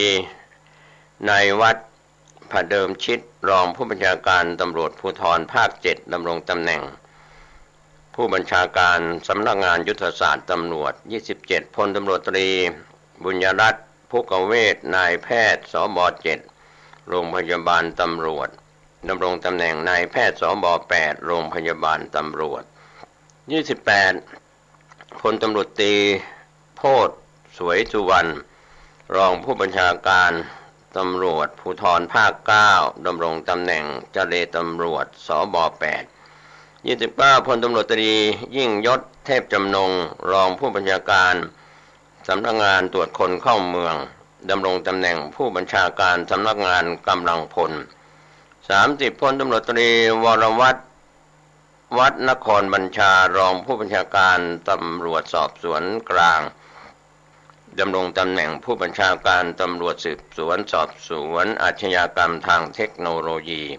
31 พลตำรวจตรีวรัชชัยศรีรัตนวุฒิรองเจรตำรวจสบ 7 ดำรงตำแหน่งเจรตำรวจสบ 8 หัวหน้าเจรตำรวจ 32 พลตำรวจตรีสันติชัยนิรามัยรองผู้บัญชาการตำรวจสอบสวนกลางดำรงตำแหน่งเจรตำรวจสบ 8 33 พลตำรวจตรีเสนิทสำราญสำรวจกิจรองผู้บัญชาการตำรวจนครบาลดำรงตำแหน่งผู้บัญชาการโรงเรียนนายร้อยตำรวจ 34 พลตำรวจตรีอนุชาลมยนันท์รองผู้บัญชาการสำนักงานกำลังพลดำรงตำแหน่งผู้บัญชาการสำนักงานคณะกรรมการข้าราชการตำรวจ 35 พลตำรวจตรีอุดรยอมเจริญรองผู้บัญชาการตำรวจภูธรภาค 1 ดำรงตำแหน่งผู้บัญชาการประจำสำนักงานผู้บัญชาการตำรวจแห่งชาติทำหน้าที่นายตำรวจประสานงานนายสำนักนายกรัฐมนตรีและกระทรวงมหาดไทย 36 พลตำรวจตรีคเนศบุญเกษมสันตินายแพทย์สบ 7 โรงพยาบาลตำรวจดำรงตำแหน่งรองนายแพทย์ใหญ่สบ 7 37 พลตำรวจตรีเฉลิมพลจินตรัตน์รองผู้บัญชาการตำรวจภูธรภาค 2 ดำรงตำแหน่งรองผู้บัญชาการตำรวจภูธรภาค 5 38 พลตำรวจตรีชูฉัตรธารีฉัตรรองผู้บัญชาการตำรวจสืบสวนสอบสวนอาชญากรรม ทางเทคโนโลยีดำรงตำแหน่งรองผู้บัญชาการสำนักงานตรวจคนเข้าเมือง39พลตำรวจตรีถายุทธจันถาวรรองผู้บัญชาการสำนักงานคณะกรรมการข้าราชการตำรวจดำรงตำแหน่งรองผู้บัญชาการตำรวจสืบสวนสอบสวนอาชญากรรมทางเทคโนโลยี40พลตำรวจตรีธรรมศักดิ์ปิ่นทองรองผู้บัญชาการตำรวจภูธรภาค4ดำรงตำแหน่งรองผู้บัญชาการตำรวจภูธรภาค3 41พลตำรวจตรีบัณฑิตตงคะเสรณีรองผู้บัญชาการตำรวจภูธรภาค5ดำรงตำแหน่งรองผู้บัญชาการตำรวจภูธรภาค6 42พลตำรวจตรีปรัชญาประสานสุขรองผู้บัญชาการตำรวจภูธรภาค7ดำรงตำแหน่งรองผู้บัญชาการตำรวจภูธรภาค2 43พลตำรวจตรีพงษ์สยามมีขันทองรองผู้บัญชาการสำนักงานเทคโนโลยีสารสนเทศ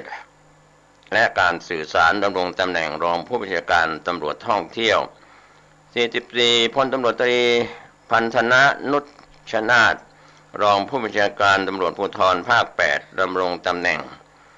รองผู้บัญชาการสำนักงานตรวจคนเข้าเมือง45พลตำรวจตรีพิสิทธิ์ตันประเสริฐรองผู้บัญชาการตำรวจภูธรภาค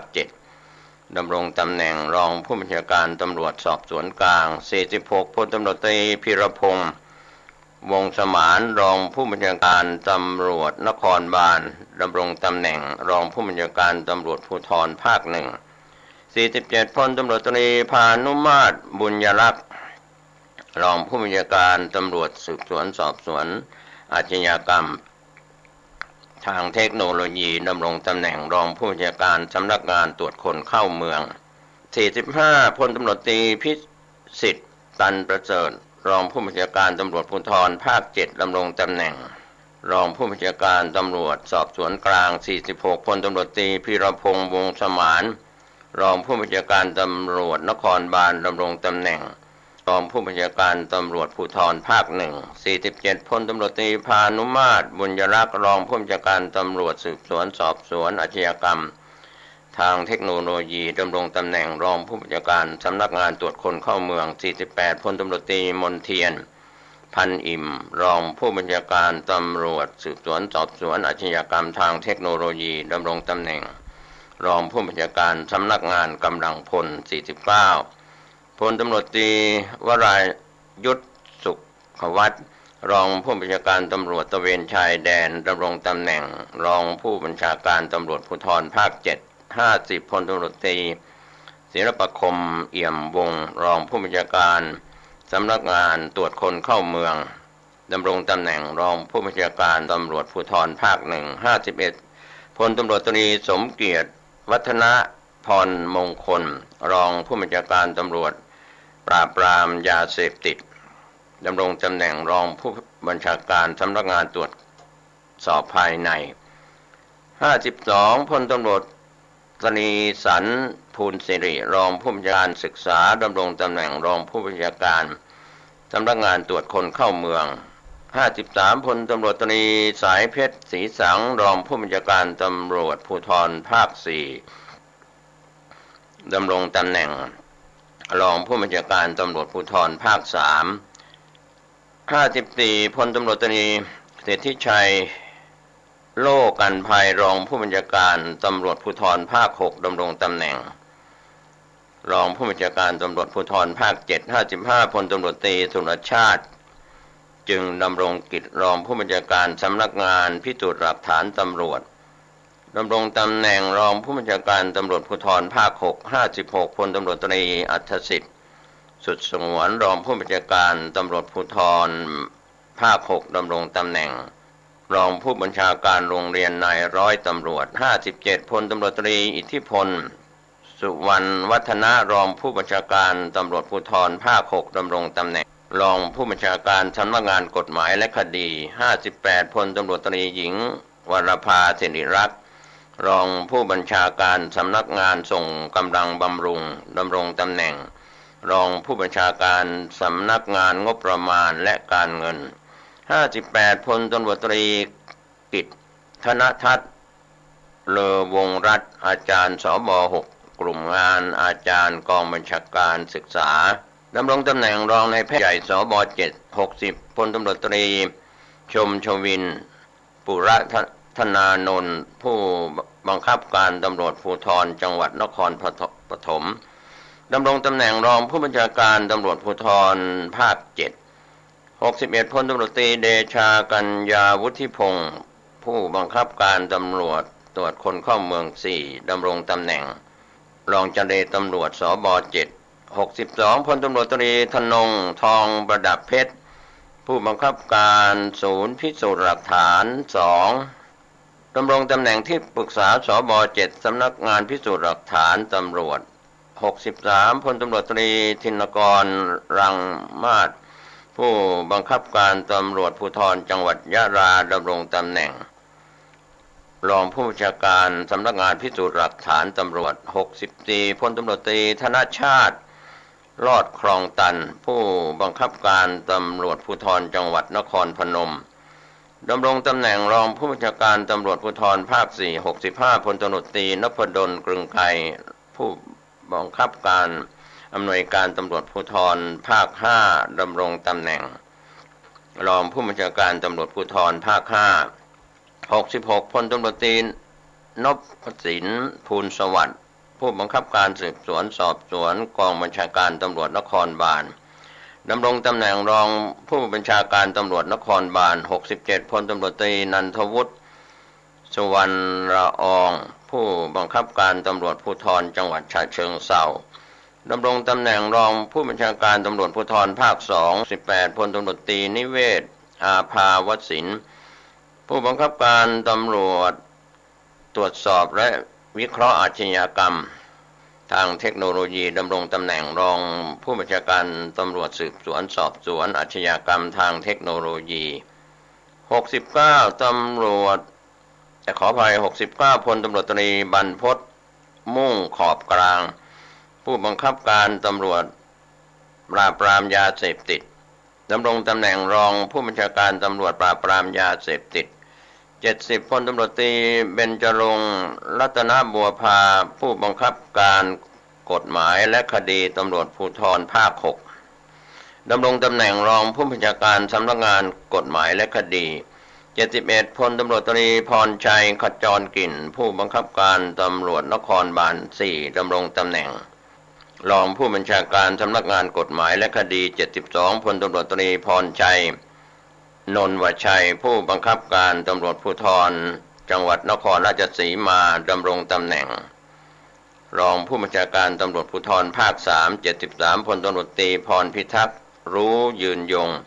ผู้บังคับการตำรวจปราบปรามยาเสพติด1ดำรงตำแหน่งรองผู้บัญชาการตำรวจปราบปรามยาเสพติด74พลตำรวจตรีพลดิษฐ์ชัยรสผู้บังคับการตำรวจผู้บังคับการตำรวจนครบาล3ดำรงตำแหน่งรองเจรตำรวจสบ7 75พลตำรวจตรีพัฒนาเพศยนาวินผู้บังคับการศูนย์ฝึกอบรมกองบัญชาการตำรวจนครบาลดำรงตำแหน่งรองผู้บัญชาการตำรวจตระเวนชายแดน76พลตำรวจตรีพิทักษ์ท้วมเกร็ดผู้บังคับการกองพราธิการดำรงตำแหน่งรองผู้บัญชาการสำนักงานส่งบำรุง77พลตำรวจตรีพิรยุทธการเจดีผู้บังคับการศูนย์ฝึกอบรมตำรวจภูธรภาค8ดำรงตำแหน่งรองผู้บัญชาการตำรวจภูธรภาค8 78พลตำรวจตรีพีรวัตรอินกงผู้บังคับการอำนวยการกองบัญชาการตำรวจสันติบาลดำรงตำแหน่งรองผู้บัญชาการตำรวจสันติบาล79พลตำรวจตรีพุทธิพงษ์มุสิกูลผู้บังคับการตำรวจภูธรจังหวัดหนองคายดำรงตำแหน่งรองผู้บัญชาการตำรวจภูธรภาค4 80พลตำรวจตรีภูมินทร์พุ่มพันธ์ม่วงผู้บังคับการปฏิบัติการพิเศษดำรงตำแหน่งรองผู้บัญชาการตำรวจสอบสวนกลาง81พลตำรวจตรีวรณัฐผันผ่อนผู้บังคับการตำรวจภูธรจังหวัดชัยนาท ดำรงตำแหน่งรองผู้บัญชาการตำรวจตระเวนชายแดน82พลตำรวจตรีวรวัฒน์มะลิผู้บังคับการตำรวจภูธรจังหวัดกาฬสินธุ์ดำรงตำแหน่งรองผู้บัญชาการตำรวจภูธรภาค6 83พลตำรวจตรีวสันต์เตชะอัครเกษม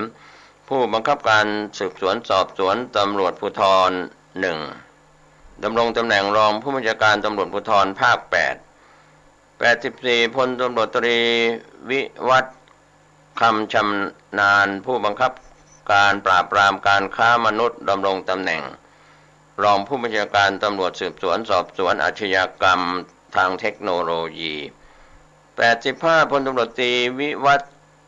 ศรีราเขตรองผู้บังคับการข่าวกรองยาเสพติดดำรงตำแหน่งรองผู้บัญชาการสำนักงานเทคโนโลยีสารสนเทศและการสื่อสาร86พลตำรวจตรีวีรพลเจริญสิริผู้บังคับการตำรวจผู้บังคับการตรวจคนเข้าเมือง2ดำรงตำแหน่งรองเจรตำรวจสบ7 87พลตำรวจตรีสมควรพึ่งทรัพย์ผู้บังคับการตำรวจน้ำดำรงตำแหน่งรองผู้บัญชาการตำรวจนครบาล88พลตำรวจตรีสมบูรณ์เทียนขาวผู้บังคับการสายตรวจและปฏิบัติการพิเศษดำรงตำแหน่งรองผู้บัญชาการตำรวจนครบาล89พลตำรวจตรีสามารถศรีสิริวิบูลย์ชัยผู้บังคับการอำนวยการกองบัญชาการตำรวจนครบาลดำรงตำแหน่งรองเจรตำรวจสบ7 90พลตำรวจตรีเสถียรบุญค้ำผู้บังคับการศูนย์ฝึกอบรมตำรวจภูธรภาค2ดำรงตำแหน่งรองผู้บัญชาการตำรวจภูธรภาค6 91พลตำรวจตรีโสพลสารพัฒน์ผู้บังคับการตำรวจนครบาล5ดำรงตำแหน่งรองผู้บัญชาการตำรวจภูธรภาค92พลตำรวจตรีอนุชาอ่วมเจริญผู้บังคับการตำรวจภูธรจังหวัดพะเยาดำรงตำแหน่งรองผู้บัญชาการสำนักงานคณะกรรมการข้าราชการตำรวจ93พลตำรวจตรีอุกฤษศรีเสือขามผู้บังคับการกองวินัยดำรงตำแหน่งรองผู้บัญชาการสำนักงานกฎหมายและคดี94พลตำรวจตรีอุทัยกวินเดชาธรผู้บังคับการตำรวจภูธรจังหวัดเพชรบุรีดำรงตำแหน่งรองผู้บัญชาการตำรวจภูธรภาค7 95พลตำรวจตรีหญิงนันทนาทองระอาผู้บังคับการประจำโรงพยาบาลตำรวจดำรงตำแหน่งรองผู้บัญชาการศึกษา96พลตำรวจตรีหญิงพันวดีรัตนสุมาวงศ์นายแพทย์สบ6โรงพยาบาลตำรวจดำรงตำแหน่งนายแพทย์สบ7โรงพยาบาลตำรวจ97พลตำรวจตรีหญิงพิมพันธ์ทรัพย์ขำผู้บังคับการโรงพยาบาลดารารัศมีดำรงตำแหน่งนายแพทย์สบ7โรงพยาบาลตำรวจ98พลตำรวจตรีหญิงวิไลรัตน์เตชะสุวรรณาผู้บังคับการวิทยาลัยการตำรวจดำรงตำแหน่งรองเจรตำรวจสบ7 99พลตำรวจตรีการตะพงษ์ชัยรุ่งเรืองผู้บังคับการตำรวจสืบสวนสอบสวนอาชญากรรมทางเทคโนโลยี2ดำรงตำแหน่งผู้บังคับการตรวจสอบและวิเคราะห์อาชญากรรมทางเทคโนโลยี100พลตำรวจตรีกำธรอุ่ยเจริญผู้บังคับการศูนย์พิสูจน์หลักฐาน5ดำรงตำแหน่งผู้บังคับการศูนย์พิสูจน์หลักฐาน7 101พลตำรวจตรีกิตติศักดิ์จำรัดประเสริฐผู้บังคับการตำรวจภูธรจังหวัดหนองบัวลำพูดำรงตำแหน่งผู้บังคับการตำรวจภูธร102พลตำรวจตรีเกชกาศนินประดับผู้บังคับการอำนวยการตำรวจภูธรภาค3ดำรงตำแหน่งผู้บังคับการตรวจคนเข้าเมือง103พลตำรวจตรีจักริดเครือสุนทรวานิชเลขานุการตำรวจแห่งชาติสบ6 ดำรงตำแหน่งผู้บังคับการตำรวจภูธรจังหวัดนครปฐม104พลตำรวจตรีจักรทิพย์สตะพิมลศักดิ์ผู้บังคับการศูนย์ฝึกอบรมตรวจคนเข้าเมืองดำรงตำแหน่งผู้บังคับการกองพราธิการ105พลตำรวจตรีจักรภพสุคนทราชผู้บังคับการตำรวจนครบาล1ดำรงตำแหน่งผู้บังคับการตำรวจนครบาล7 106พลตำรวจตรีจักรจิตธรรมผู้บังคับการตำรวจภูธรจังหวัดนครนายกดำรงตำแหน่งผู้บังคับการตำรวจภูธรจังหวัดสมุทรสาคร107พลตำรวจตรีจารุตสรุตยาพรผู้บังคับการอำนวยการโรงเรียนนายร้อยตำรวจดำรงตำแหน่งผู้บังคับการตำรวจภูธรจังหวัดชุมพร108พลตำรวจตรีฉัตรชัยนันทมงคลผู้บังคับการกองพิสูจน์หลักฐานกลางดำรงตำแหน่งผู้บังคับการศูนย์พิสูจน์หลักฐาน109พลตำรวจตรีชยานนท์มีสติผู้บังคับการตำรวจภูธรจังหวัดสระบุรีดำรงตำแหน่งผู้บังคับการตำรวจภูธรจังหวัดพระนครศรีอยุธยา110พลตำรวจตรีชวริตสุขสุวรรณผู้บังคับการกฎหมายและคดีตำรวจภูธรภาค8ดำรงตำแหน่งผู้บังคับการกองตรวจราชการ111พลตำรวจตรีชัดปันดการคล้ายคลึงผู้บังคับการฝึกอบรมตำรวจกลางดำรงตำแหน่งผู้บังคับการตำรวจสืบสวนสอบสวนอาชญากรรมทางเทคโนโลยี112พลตำรวจตรีชัยพงษ์ทรงพลณพจรผู้บังคับการอำนวยการกองบัญชาการตำรวจสืบสวนสอบสวนอาชญากรรมทางเทคโนโลยีดำรงตำแหน่งผู้บังคับการประจำกองบัญชาการตำรวจปราบปรามยาเสพติด113พลตำรวจตรีชาญวิทย์กนกนาคผู้บังคับการตำรวจภูธรจังหวัดอุทัยธานีดำรงตำแหน่งผู้บังคับการตำรวจภูธรจังหวัดนครสวรรค์114พลตำรวจตรีถากูลนิ่มสมบูรณ์ผู้บังคับการกองทะเบียนประวัติอาชญากรดำรงตำแหน่งผู้บังคับการตำรวจท่องเที่ยว115พลตำรวจตรีณัฐกรประภายนผู้บังคับการอำนวยการกองบัญชาการตำรวจดำรงตำแหน่งขออภัยกองบัญชาการตำรวจสอบสวนกลางดำรงตำแหน่งผู้บังคับการอำนวยการกองบัญชาการตำรวจสืบสวนสอบสวนทางอาชญากรรมทางเทคโนโลยี116พลตำรวจตรีณัฐวุฒิภาคภูมิผู้บังคับการสืบสวนสอบสวนตำรวจภูธรภาค6ดำรงตำแหน่งผู้บังคับการตำรวจภูธรจังหวัดแพร่117พลตำรวจตรีดุลเดชาอัชวะสมิตกูลผู้บังคับการตำรวจภูธรจังหวัดน่านดำรงตำแหน่งผู้บังคับการตำรวจภูธรจังหวัดเชียงราย118พลตำรวจตรีดุษกร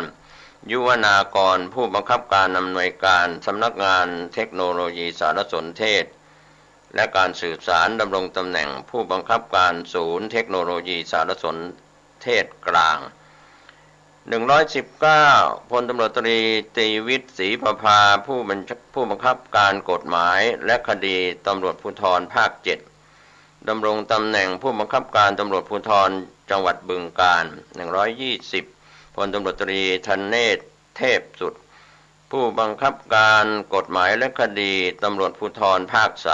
3ดำรงตำแหน่งผู้บังคับการตำรวจภูธรยโสธร121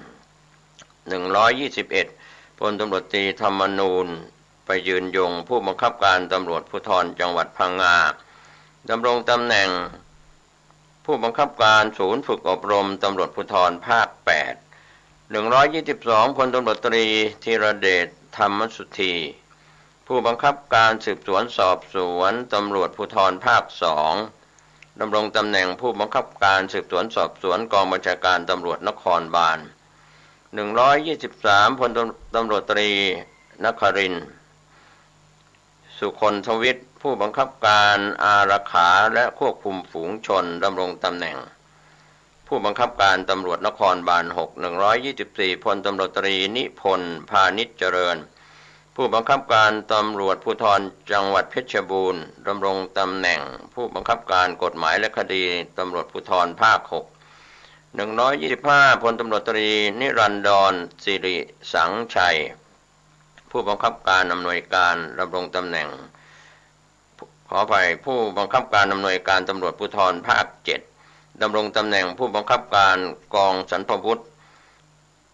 126พลตำรวจตรีบุญชัยลือชัยสาผู้บังคับการศูนย์พิสูจน์หลักฐาน3ดำรงตำแหน่งผู้บังคับการประจำโรงพยาบาลตำรวจ127พลตำรวจตรีประกาศพงษ์พาณิชย์ผู้บังคับการกองตรวจราชการ5ดำรงตำแหน่งผู้บังคับการอำนวยการตำรวจภูธรภาค7 128พลตำรวจตรีประสงค์เรืองเดชผู้บังคับการตำรวจภูธรจังหวัดอำนาจเจริญดำรงตำแหน่งผู้บังคับการตำรวจภูธรจังหวัดอุบลราชธานี129พลตำรวจตรีปราศัยจิตตสนธิผู้บังคับการอำนวยการตำรวจภูธรภาค1ดำรงตำแหน่งผู้บังคับการกองตรวจราชการ130พลตำรวจตรีปิตินานุขัตตรพิชัยผู้บังคับการตำรวจภูธรจังหวัดราชบุรีดำรงตำแหน่งผู้บังคับการตำรวจภูธรจังหวัดเพชรบุรี131พลตำรวจตรีปิตินิธินนทเศรษฐ์ผู้บังคับการตรวจคนเข้าเมือง1ดำรงตำแหน่งผู้บังคับการอำนวยการสำนักงานตรวจคนเข้าเมือง132พลตำรวจตรีปิยวัฒน์บุญยืนอนนท์ผู้บังคับการอำนวยการกองบัญชาการตำรวจท่องเที่ยวดำรงตำแหน่งผู้บังคับการตำรวจปราบปรามยาเสพติด133พลตำรวจตรีปิยะอนันต์โตสกุลวงศ์ผู้บังคับการศูนย์ฝึกยุทธวิธีตำรวจกลางดำรงตำแหน่งผู้บังคับการตรวจคนเข้าเมือง135พลตำรวจตรีพงษ์พิพัฒน์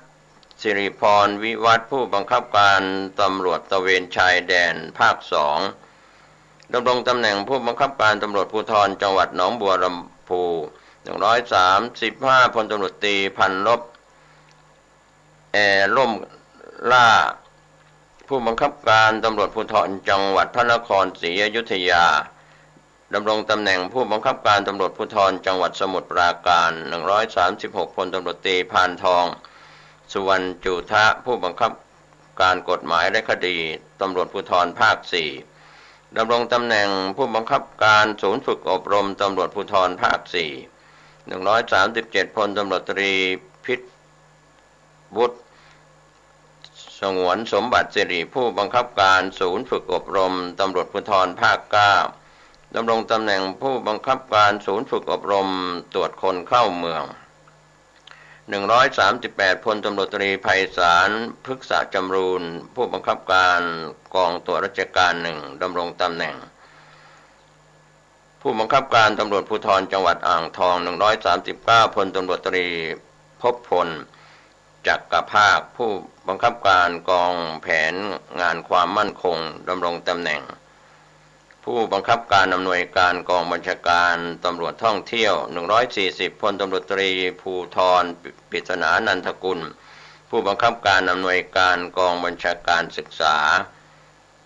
ดำรงตำแหน่งผู้บังคับการวิทยาลัยการตำรวจ141พลตำรวจตรีมงคลสัมภวผลผู้บังคับการตำรวจภูธรจังหวัดลำพูนดำรงตำแหน่งผู้บังคับการตำรวจภูธรจังหวัดลำปาง142พลตำรวจตรีมนตรีแป้นเจริญผู้บังคับการอำนวยการสำนักงานตรวจคนเข้าเมืองดำรงตำแหน่งผู้บังคับการตรวจคนเข้าเมือง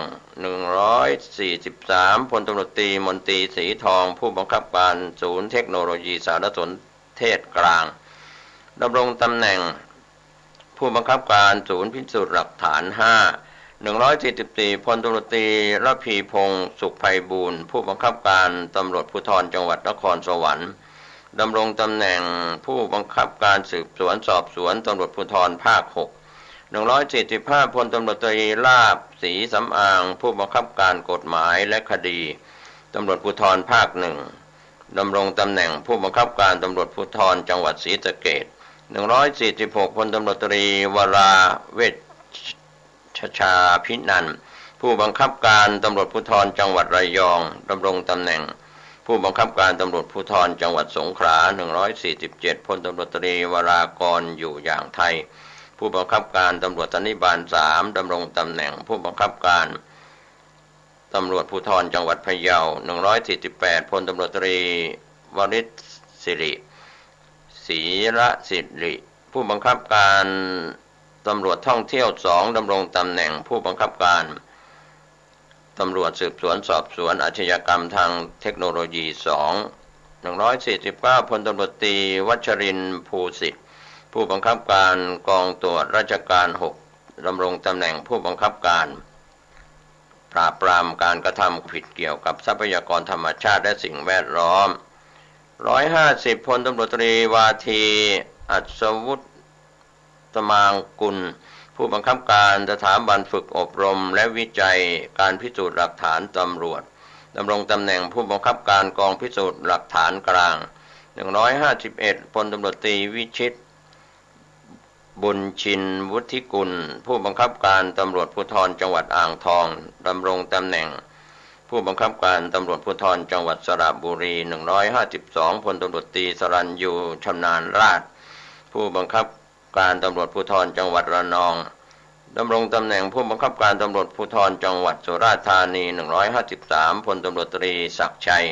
ลิ้มเจริญผู้บังคับการอำนวยการสำนักงานเจรตำรวจดำรงตำแหน่งผู้บังคับการศูนย์ฝึกอบรมตำรวจภูธรภาค 8 154 พลตำรวจตรีสารุตแขวงโสภาผู้บังคับการปราบปรามการกระทำความผิดเกี่ยวกับอาชญากรรมทางเทคโนโลยีดำรงตำแหน่งผู้บังคับการปราบปรามการค้ามนุษย์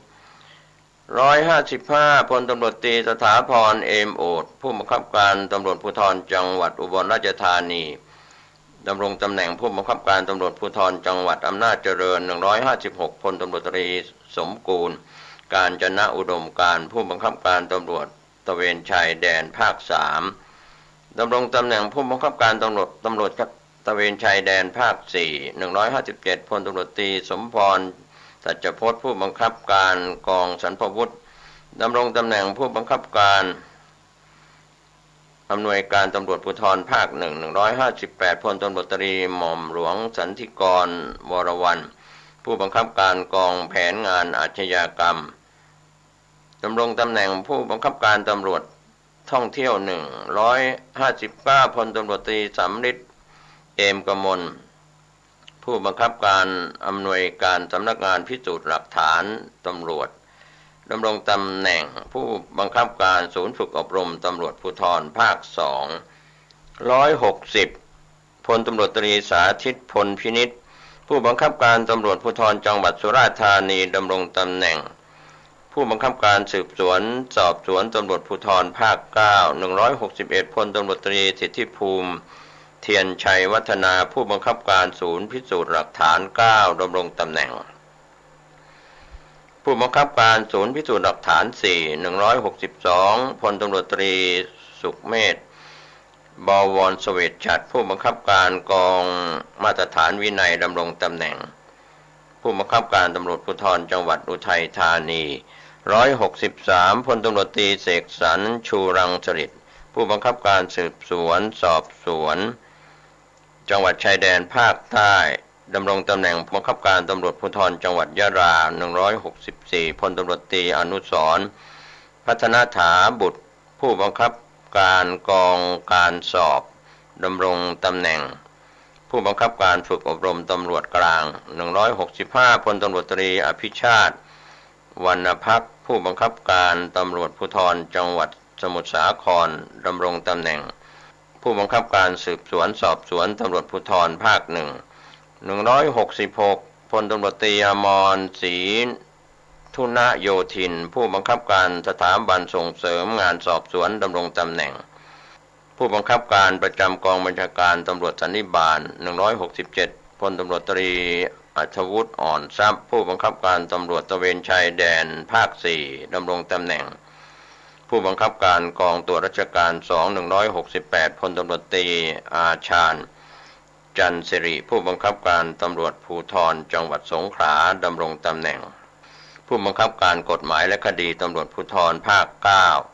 169พลตำรวจตรีอิทธิพลนาคคำผู้บังคับการตำรวจภูธรจังหวัดยโสธรดำรงตำแหน่ง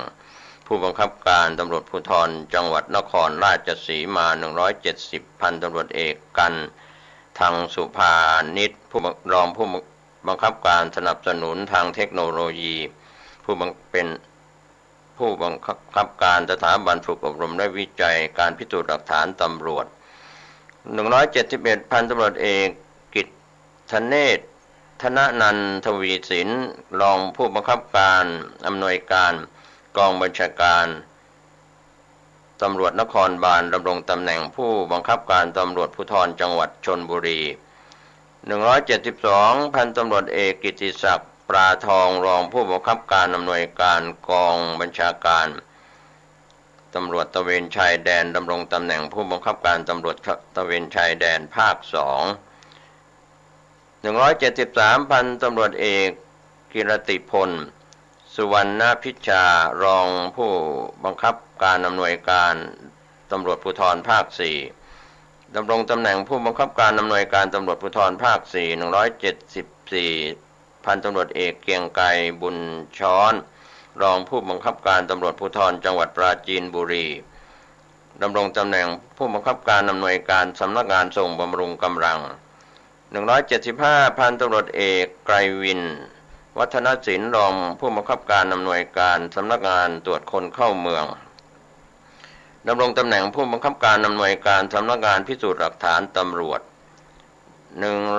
176พันตำรวจเอกคณิตดวง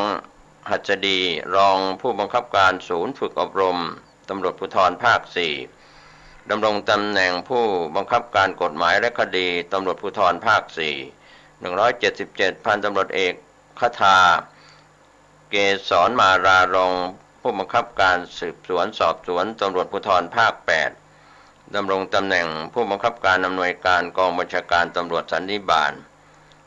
178พันตำรวจเอกคมสิทธิ์ลังใสรองผู้บังคับการตำรวจนครบาล7ดำรงตำแหน่งผู้บังคับการตำรวจปราบปรามยาเสพติด179พันตำรวจเอกจำลองงามเนตรรองผู้บังคับการตำรวจภูธรจังหวัดประจวบคีรีขันธ์ดำรงตำแหน่งผู้บังคับการกองมาตรฐานวินัย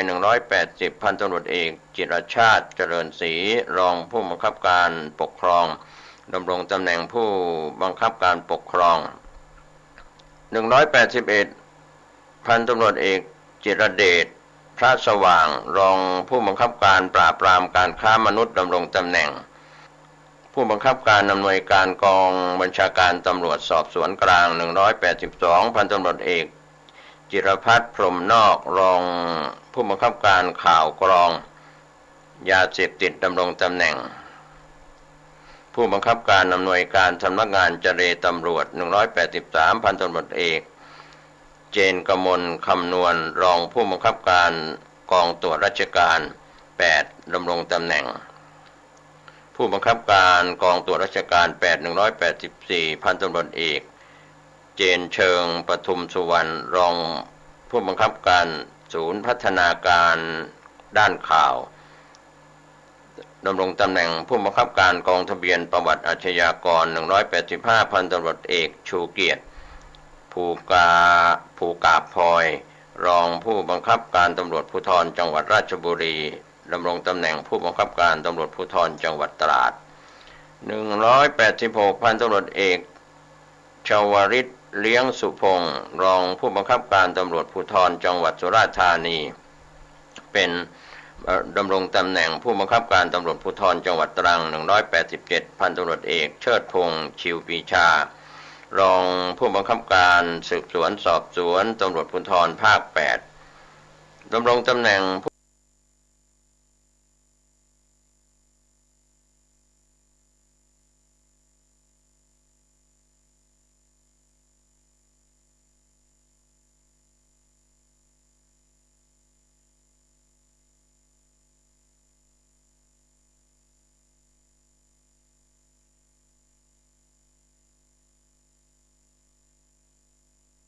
ผู้บังคับการตำรวจภูธรระนอง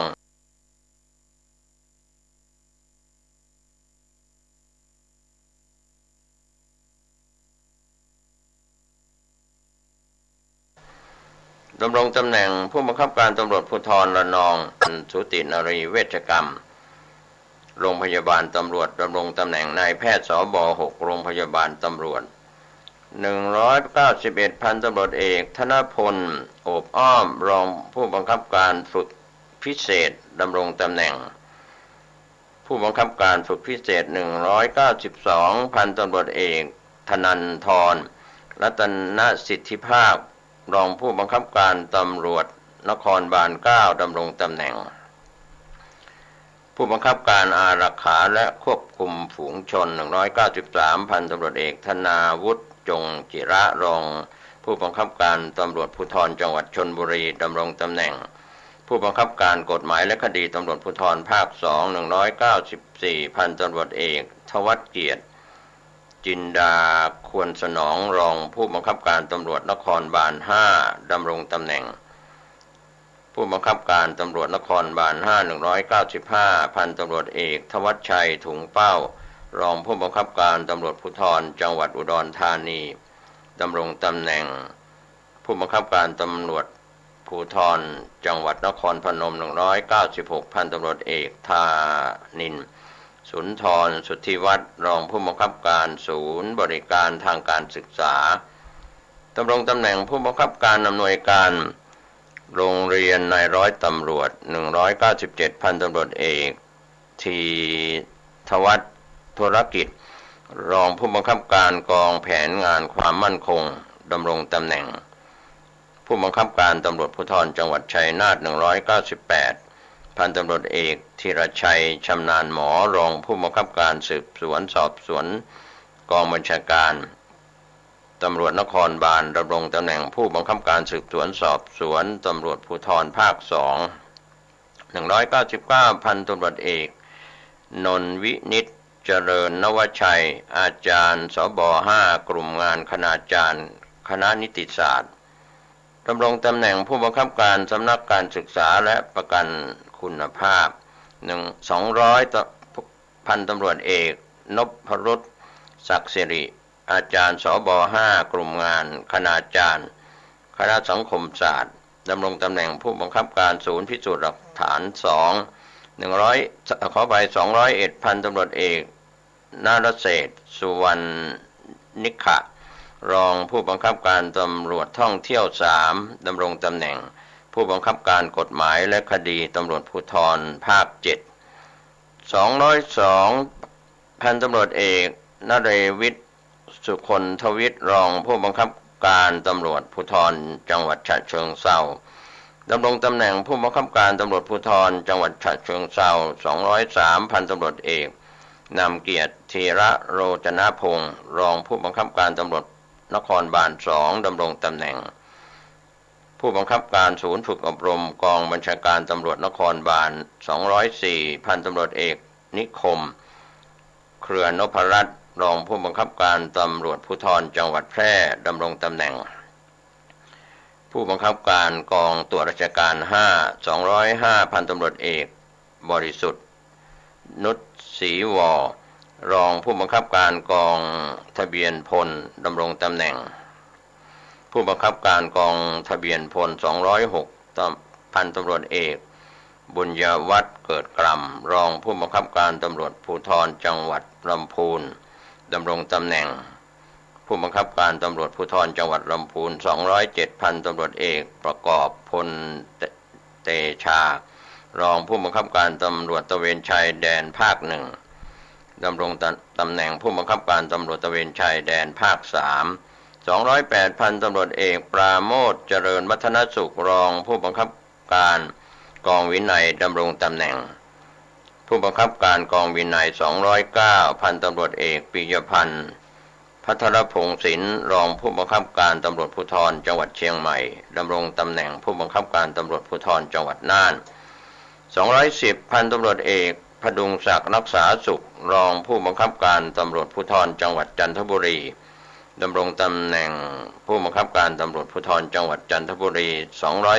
211 พันตำรวจเอกพงษ์พันธ์วงศ์มณีเทศรองผู้บังคับการตำรวจภูธรจังหวัดระยองดำรงตำแหน่งผู้บังคับการตำรวจภูธรจังหวัดระยอง212พันตำรวจเอกพงศักดิ์ชูนาครองผู้บังคับการตำรวจภูธรจังหวัดนครปฐมดำรงตำแหน่งผู้บังคับการกองตรวจราชการ7 213พันตำรวจเอกพรชัยชรอเดชรองผู้บังคับการตำรวจนครบาล9ดำรงตำแหน่งผู้บังคับการตำรวจภูธรจังหวัดหนองคาย214พันตำรวจเอกภริธิพงษ์นุชนาถรองผู้บังคับการตำรวจทางหลวงดำรงตำแหน่งผู้บังคับการตำรวจน้ำ215พันตำรวจเอกพานุเดช ณ พัทลุงรองผู้บังคับการตำรวจภูธรจังหวัดชุมพรดำรงตำแหน่งผู้บังคับการกฎหมายและคดีตำรวจภูธรภาค8 216พันตำรวจเอกพานุเดช สุขวงศ์รองผู้บังคับการตำรวจนครบาล2ดำรงตำแหน่งผู้บังคับการศูนย์ฝึกยุทธวิธีตำรวจกลาง217พันตำรวจเอกพานพวรธนัชชากุลรองผู้บังคับการสายตรวจและปฏิบัติการพิเศษดำรงตำแหน่งผู้บังคับการสายตรวจและปฏิบัติการพิเศษ218พันตำรวจเอกพิรมสวนทองรองผู้บังคับการตำรวจนครบาล1ดำรงตำแหน่งผู้บังคับการอำนวยการตำรวจภูธรภาค3 219พันตำรวจเอกภูมินทร์สิงหสุขรองผู้บังคับการตำรวจภูธรจังหวัดนนทบุรีดำรงตำแหน่งผู้บังคับการตำรวจภูธรจังหวัดนครนายก220พันตำรวจเอกมานพเสนากูลรองผู้บังคับการตำรวจภูธรจังหวัดเชียงรายดำรงตำแหน่งผู้บังคับการอำนวยการตำรวจภูธรภาค5 221พันตำรวจเอกไมตรีสันตยากุลรองผู้บังคับการตำรวจภูธรจังหวัดปัตตานีดำรงตำแหน่งผู้บังคับการสืบสวนสอบสวนจังหวัดชายแดนภาคใต้222พันตำรวจเอกวชิรพงศ์อมราพิทักษ์รองผู้บังคับการตำรวจภูธรจังหวัดราชบุรีดำรงตำแหน่งผู้บังคับการตำรวจภูธรจังหวัดราชบุรี223พันตำรวจเอก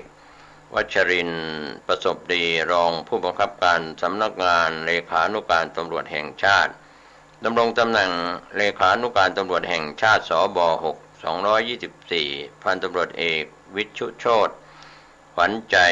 ธัญญารองผู้บังคับการตำรวจน้ำดำรงตำแหน่งผู้บังคับการศูนย์พิสูจน์หลักฐาน9 225พันตำรวจเอกวิทยาเย็นจิตรองผู้บังคับการตำรวจภูธรจังหวัดกาฬสินธุ์ดำรงตำแหน่งผู้บังคับการกองคดีอาญา226พันตำรวจเอกวิทยา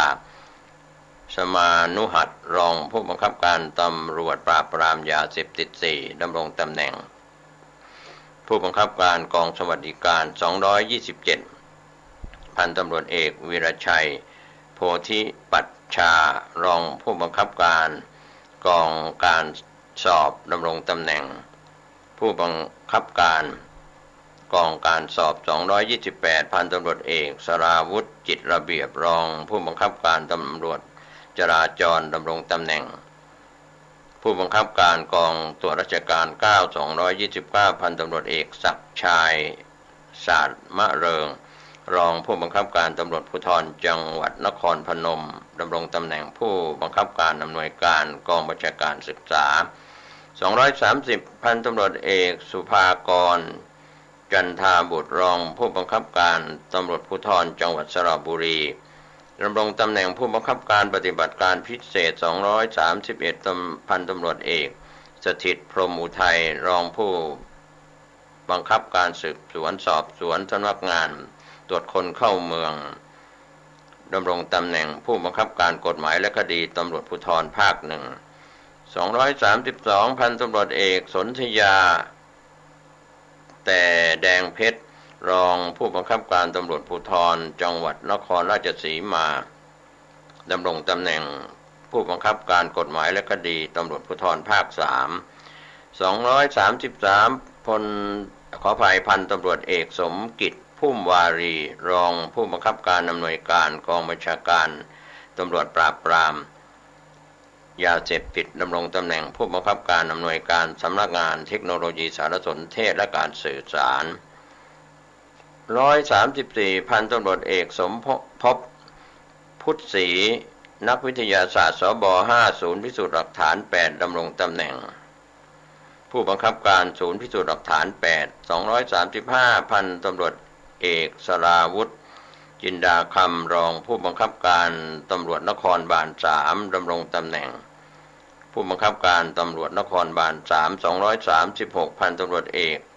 สินเลิศสุขุมรองผู้บังคับการตำรวจนครบาล4ดำรงตำแหน่งผู้บังคับการตำรวจสันนิบาล3 237พันตำรวจเอกสุรศักดิ์เราหะพิบูลกุลรองผู้บังคับการประจำกองการต่างประเทศดำรงตำแหน่ง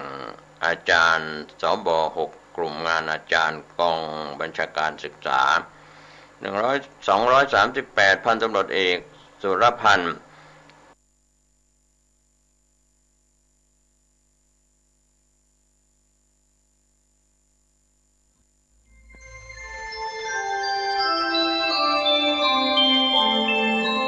ขณะนี้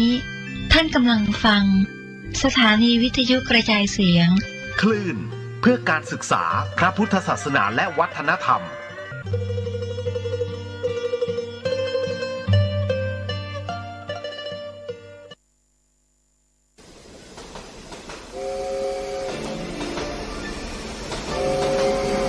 ข่าวสารเพื่อการประชาสัมพันธ์กำหนดการฟังเทศรายการรถด่วนขบวนพิเศษฤดูกาลเข้าพรรษาปี 2565 จัดโดยคณะสงฆ์จังหวัดเชียงใหม่องค์กรเครือข่ายชาวพุทธจังหวัดเชียงใหม่ดำเนินงานโดยกลุ่มหนุ่มสาวจังหวัดเชียงใหม่ขบวนที่ 8 10 กันยายน 2565 ขึ้น 15 ค่ำเดือน 12 เหนือกลับมายังพุทธสถานเชียงใหม่ 20 นาฬิกาเป็นการจัดงานวันกตัญญูพุทธสมาคมและมูลนิธิพุทธสมาคมเป็นเจ้าภาพขบวนที่ 9 18 กันยายน 2565 แรม 8 ค่ำเดือน 12 เหนือรถด่วนไปยังวัดลังกาตำบลฟ้าห้ามอำเภอเมืองเชียงใหม่จังหวัดเชียงใหม่ 20 นาฬิกาฟังพระธรรมเทศนา1กันขบวนที่ 10 25 กันยายน 2565 แรม 15 ค่ำเดือน 12 เหนือเดินทางไปยังวัดอรัญยวาสตำบลบ้านปงอำเภอหางดงจังหวัดเชียงใหม่ 20 นาฬิกาฟังพระธรรมเทศนา1กันขบวนที่ 11 3 ตุลาคม 2565 ขึ้น 8 ค่ำเดือนเกียงไปยังวัดสันป่าแดงตำบลต้นเปาอำเภอสันกำแพงจังหวัดเชียงใหม่ 20 นาฬิกาฟังพระธรรมเทศนา1กันขบวนสุดท้าย 10 ตุลาคม 2565 ขึ้น 15 ค่ำเดือนเกียงเดินทางไปยังพุทธสถานเชียงใหม่ก็เป็นวันมอบโล่กลุ่มหนุ่มสาวจังหวัดเชียงใหม่เป็นเจ้าภาพในช่วง 20 นาฬิกาก็เป็นรายการกำหนดการรถด่วนขบวนพิเศษเทศกาลเข้าพรรษาในปี 2565 จัดโดยคณะสงฆ์จังหวัดเชียงใหม่องค์กรเครือข่ายชาวพุทธจังหวัดเชียงใหม่โดยมีกลุ่มหนุ่มสาวจังหวัดเชียงใหม่ดำเนินการก็เป็นกำหนดการที่ท่านจะได้ไปร่วมกิจกรรมในส่วนของรถด่วนขบวนพิเศษในปีนี้ก่อนจากยกมือไหว้กันส่งสัญญาณพบกันอีกครั้ง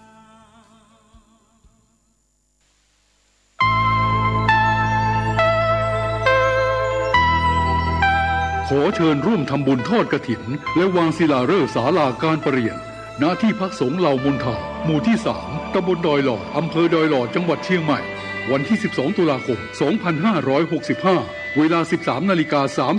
13:39 นาทีเนื่องด้วยที่พักสงฆ์เหล่ามนทาได้เริ่มก่อสร้างมาตั้งแต่วันที่ 17 มิถุนายน 2565 เพื่อเป็นสถานที่ประกอบพิธีทางพระพุทธศาสนาและเป็นศูนย์รวมจิตใจของศรัทธาประชาชนทั่วไปโดยจะได้ทำการสร้างเสนาสนะถาวรวัตถุที่มั่นคงให้เหมาะสมกับที่จะยกฐานะเป็นวัดในพระพุทธศาสนาสืบไปดังนั้นจึงมีผู้มีจิตศรัทธาร่วมใจกันบริจาคทุนทรัพย์โดยเครือข่ายการเผยแผ่ธรรมะของคณะสงฆ์คลื่นสีขาวทั่วทุกสารทิศตลอดจนศรัทธาประชาชนทั้งหลายทั่วไปทุกคนตั้งกุศลเจตนาในการทอดกฐินสามัคคีและวางศิลาฤกษ์สร้างศาลาการประเรียนณที่พักสงฆ์เหล่ามนทาตามกำหนดการดังนี้วันที่ 5-11 ตุลาคม 2565 เป็นวันตกแต่งดาวเตรียมสถานที่วันที่ 12 ตุลาคม 2565 เป็นวันทอดกฐินและวางศิลาฤกษ์ เวลา 8 นาฬิกาถึง 12 นาฬิกาเปิดโอกาสให้ศรัทธาประชาชนทำบุญตามอัธยาศัยและร่วมตอกไม้มงคลตามกุศลเจตนาเวลา 11 นาฬิกาถวายเพลพระสงฆ์และเลี้ยงอาหารประชาชนแบบโรงทานเวลา 12 นาฬิกา 30 นาทีเริ่มแห่ต้นกฐินสามัคคีแต่ละสายบุญและแห่แผ่นศิลาฤกษ์เวลา 13 นาฬิกา 30 นาทีประกอบพิธีวางศิลาฤกษ์และทอดกฐินในโอกาสอันเป็นบุญกุศลแห่งการสร้างวัดใหม่และทอดกฐินพร้อมวางศิลาฤกษ์สร้างศาลาการประเรียนครั้งนี้จึงขอกราบนิมนต์พระสงฆ์ครูบาอาจารย์และเชิญชวนศรัทธาพุทธศาสนิกชนทุกท่านได้ร่วมบุญตอกไม้มงคลปฐมฤกษ์เป็นมหามงคลอันยิ่งใหญ่ในวันที่ 12 ตุลาคม 2565 นี้ด้วยขออำนาจคุณพระศรีรัตนตรัยและสิ่งศักดิ์สิทธิ์ทั้งหลายตลอดจนพระสยามเทวาธิราชด้วยอำนาจเดชเดชะเทวาอารักษ์รุกขเทวดาภูมิเทวะพระแม่ธรณีคุณพ่อคุณแม่จงแผ่ไพศาลด้วยบุญแห่งการให้ทานของท่านทั้งหลายจงเป็นพลวะปัจจัยส่งเสริมสนับสนุนให้เศรษฐีใจบุญนายทุนใจดีและผู้มาร่วมงานทุกท่านจงมีอายุวันนะสุขะปฏิภาณสมบูรณ์ตลอดกาลนานเถิดสาธุแสงทองส่องธรรมแสงงามในยามเช้าแสงอาทิตย์เจ้าเช้ายังสดใสแสงธรรมส่องห้องหัวใจแสงอะไรไม่เท่าเจ้าแสงธรรมธรรมะสู่ใจในวันนี้ดวงชีวีย่อมมีทีสดใสธรรมะขจัดขัดเกลาใจอยู่ที่ไหนใจก็สุขหมดทุกเอ่ยกราบนมัสการถวายความเคารพหลวงพ่อพระครูวิชุวัฒน์วรกิจโจท่านผู้อำนวยการขึ้นสถานีวิทยุเพื่อการศึกษาและวัฒนธรรม FM 104.50 วัดไฟหินท่านผู้รักษาการแทนเจ้าวาดวัดไฟหินธรรมะสู่ใจในโอกาสวันนี้โดยพระอาจารย์แก่นสำนักวัดสันขยอมวิหารอุโบสถไม้สักทองทรงล้านนาต้องขอเจริญพรญาติโยมอุบาสกอุบาสิกาทายกทายิกาศรัทธานาบุญละต้านทั้งหลายอาตมาภาพก็ได้จัดรายการธรรมะขึ้น96พระบรมธาตุดอยสุเทพจบลงไปก็ต่อด้วยขึ้นวิทยุ FM 104.50 ซึ่งก็มีต่างเจ้าภาพในโอกาสนี้ตีได้ละเป็นเจ้าภาพก็มีนางสาวปิยนาถพร้อมด้วยนายปิพัฒนพงษ์พงษ์พิกุลได้ร่วมปัจจัย 1,000 บาทแล้วก็อุทิศไปหาดาบตำรวจพงศักดิ์นางชมพูนุชพงษ์พิกุลตลอดถึงพอเกิดไม่เกิดเจ้ากรรมในายเวรของนางสาวปิยนาถนายพัฒนพงษ์พงษ์พิกุลอย่างอาตมาภาพนี้ก็ได้ตั้งทำชื่อว่ากำพร้าวัวตองเตศให้บรรดาญาติโยมสาธุชนในขึ้น 104.50 ได้น้อมรับฟังด้วยกันญาติโยมก็ผูกแต่ละผูกก็มีความหมายในหัวข้อใจความธรรมที่ได้แสดงพระธรรมเทศนาอานิสงส์เกิดจากการฟังแล้วก็จะนำไปสู่การอุทิศบุญกุศลไปรอดไปถึงดวงวิญญาณของผู้วายชนดังนั้นแล้วบรรดาญาติโยมอุบาสกอุบาสิกาก็จงตั้งใจเนอะรับฟังทำเปิ้นเมืองชื่อว่ากำพร้าบัวตองในผูกที่ แห่ในญาติโยมและท่านทั้งหลายก็รับฟังกันได้ตั้งแต่กาลโอกาสบัดนี้โดยทั่วกันเนอนะโมตัสสะภะคะวะโตอะระหะโตสัมมาสัมพุทธัสสะอัฏฐาลาจักกะโกปะโลอาเจตวามานัสสะเฮเลโงเตสะทะโวดูลาสัพโปเลสะตั้งลายตั้งยิ่งใจม้วนหมู่อันนั่งอยู่นำนามีศรัทธายังเจือใจไฟเอื้อตั้งบนเพื่อยุหนุนทำตาพรากปนจากสงสารจึงตานเข้าน้ำวัตถุพรำปัจจัยมีสินใสบ่ขาดบ่ประมาทภาวนาปะกันมานั่งพร้อมย่อมือน้อมฟังธรรมจงได้จำฟังติดต่อตามบาทข้อบาลีลำดับไปนี้อัตถะในกาลานั้นใส่อันงัวเต้าไทยไปนี้การงัวหนอมุนีน้อยนาเต้าหาวหาดผีพายินละอายเพียนนาอายใบฝ่าประจาก็มาพิจารณาสันทีว่างัวกูนี้หลายตัวปล่อยการงัวเล็กเด็กหน่อยเชื่อจะถ้อยกาเลสันใดดีนั่นใส่กูเต้าไทยห่อใจเถื่องัวกันไป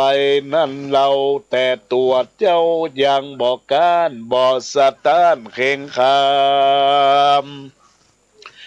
จากลงจำภาพทรงเฮินได้รู้เป็นตายจากเอาเด็กใจอ่อนน้อย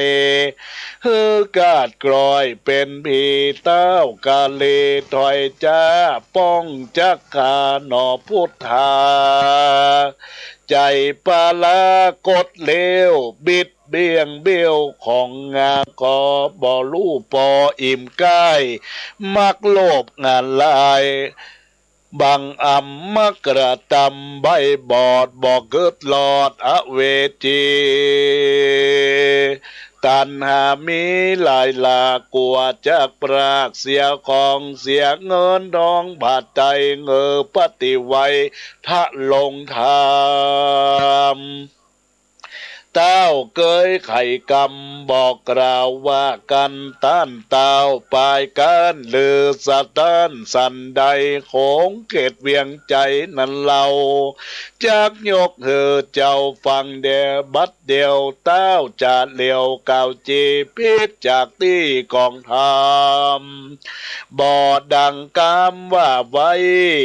เหมือนแต่ไทยเดิมตีกันงัวหนอมมุนีจนแป้เต้าปล่อยเก่าแก้กำจา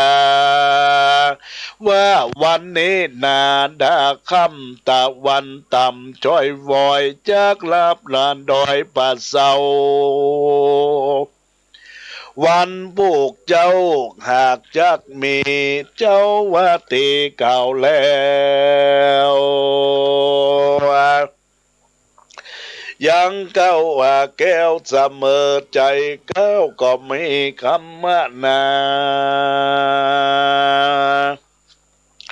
โสโปธิสัตโตอัตตโนปัตตลังโลกะลังกะโลกิญญังชานาติสาทโวดุลาสปุลิสะตังลาย อันเกิดใจหมายไข่ลอดอมตะยอดเนลปานจึงตานเข้าน้ำวัตถุพร่ำปัจจัยเส้นดวงใสงามแปดได้กดแค่ตัวตน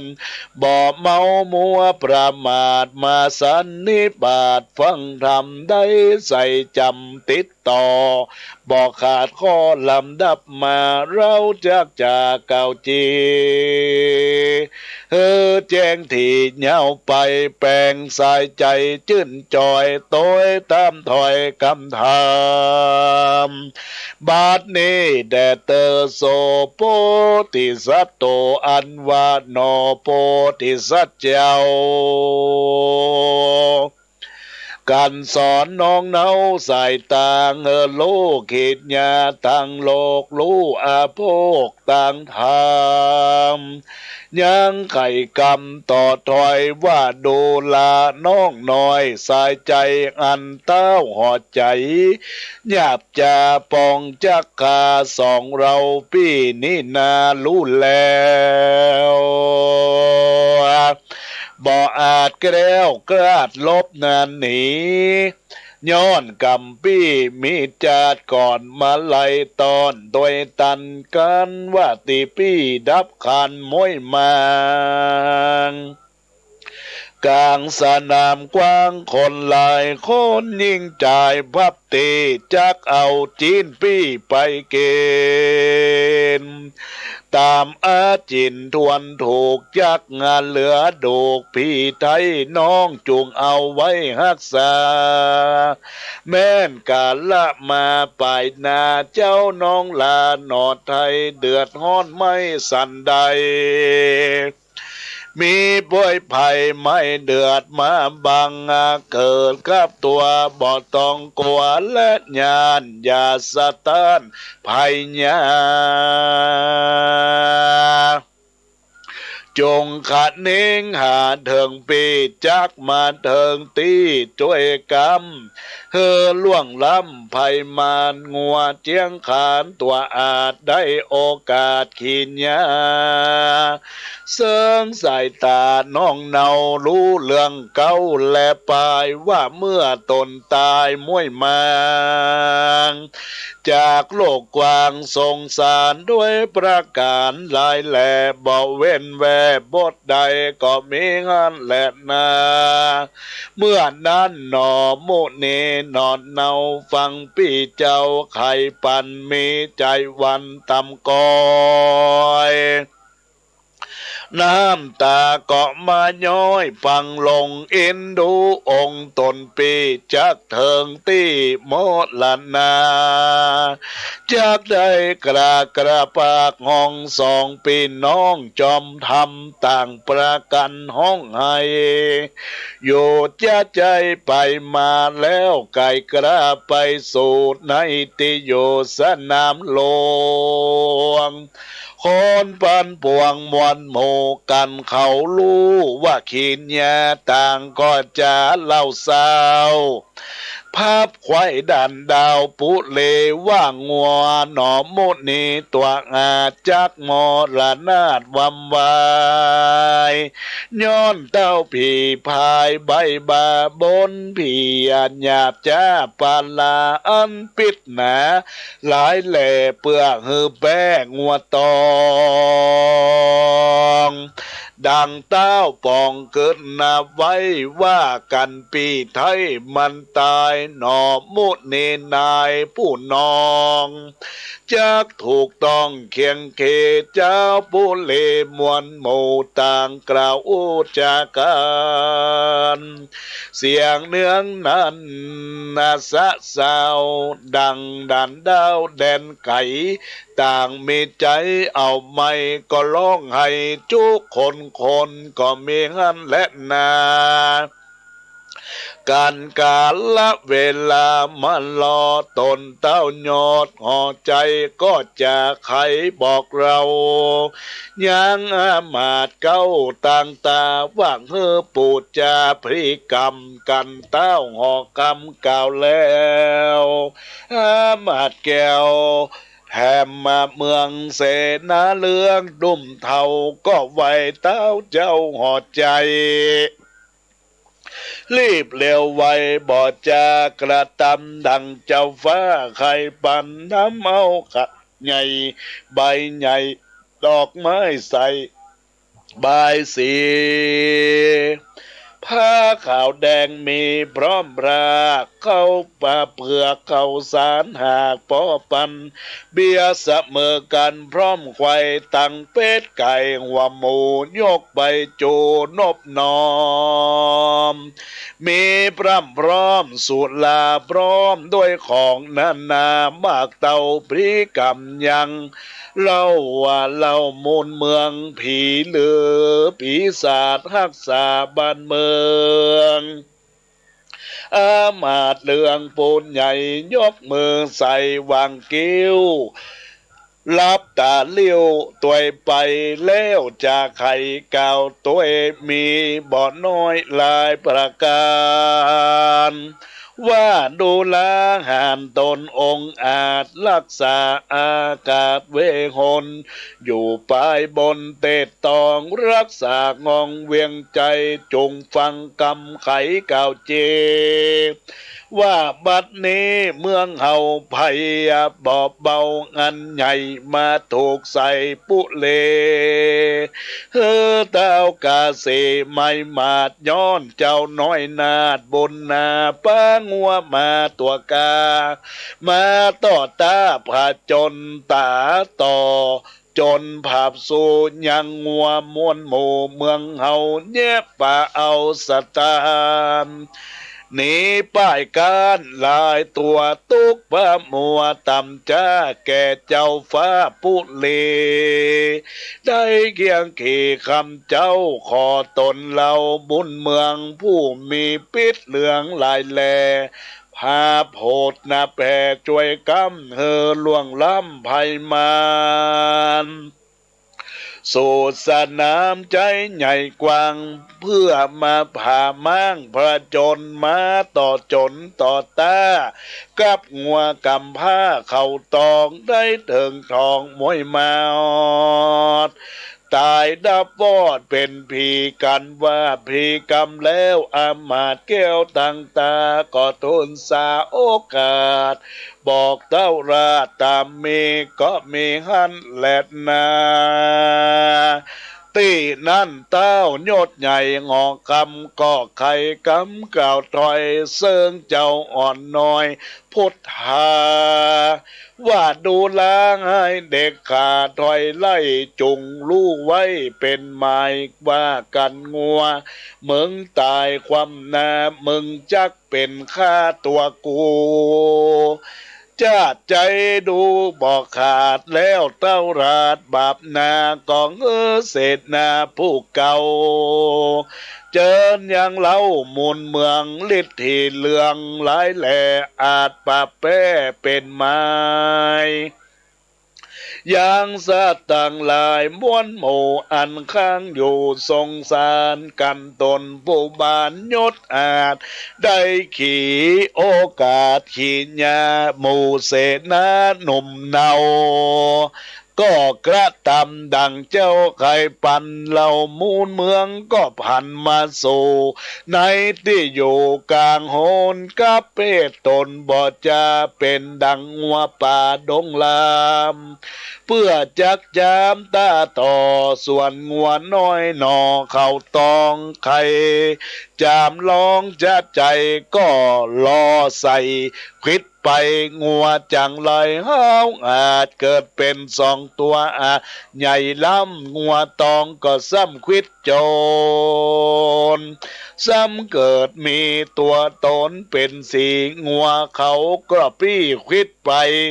เหล่ามูลเมืองไว้บอดจากับเวทนาเป็น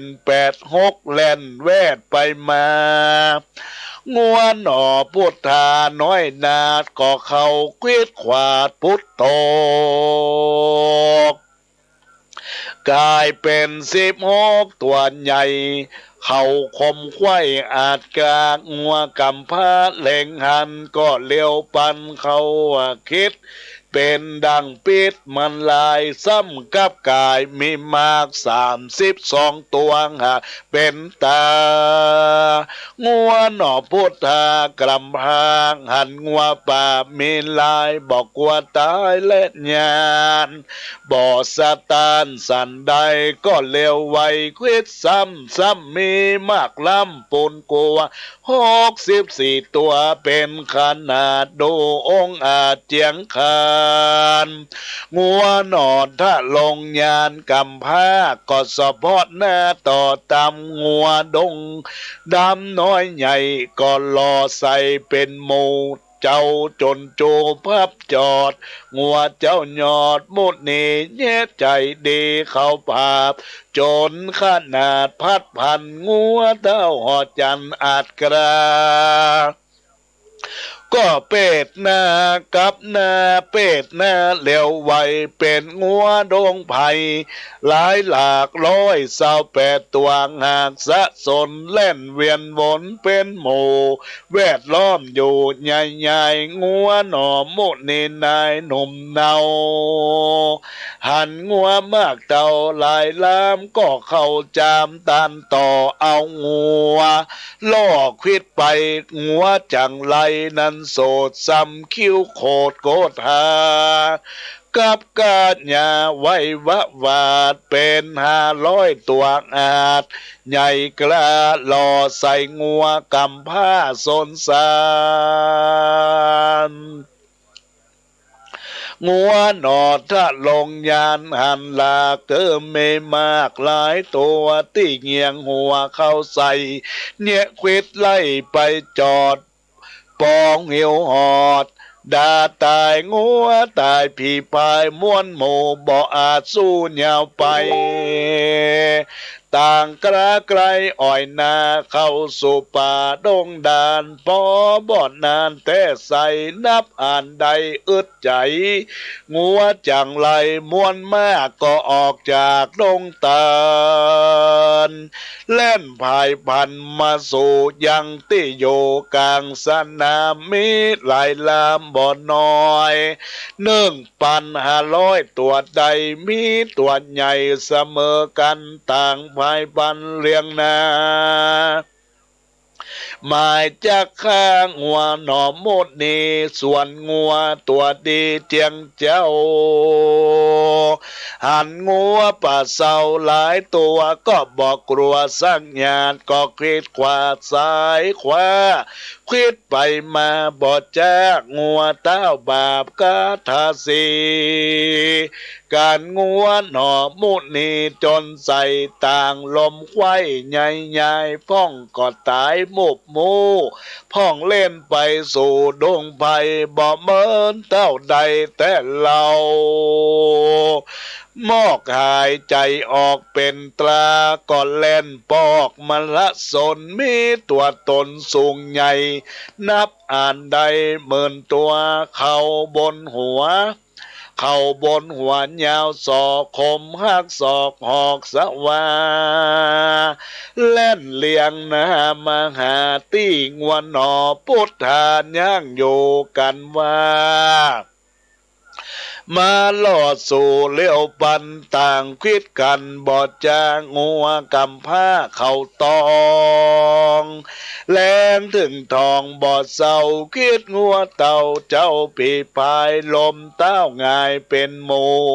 กองกันอยู่ใหญ่ๆบ่มีเหมือนเต้าใดแต่ใส่ก็ฟื้นได้ขึ้นมาแล้วกับการยางไว้วาดเป็นงัวตัวอาดงตันป้าอยู่มันหลายหลาก90,000ตัวหากเป็นไม้แวดล้อมยายไข่จอดบ่ลอดลบหนีงัวหน่อมุนีกำพางหันงัวเจ้าฟ้าลายตัวก็บอกกลัวและญาณบ่สะตานสันใดก็เข้าควิดซ้ำมีมากล้ำเป็นแสนเต็มตัวแดนไปไขว่ตัวสูงใหญ่เหลือลายแวดล้อมใหญ่มากเต้า อันว่าผีเล่าโมนเมืองมีพิษเรื่องใจจ้าหมายจากขางหัวตองก่อนเนี้ยตัวปองใหญ่แล้วผู้ปิดใส่บัดเดียวปิดมันเร็ว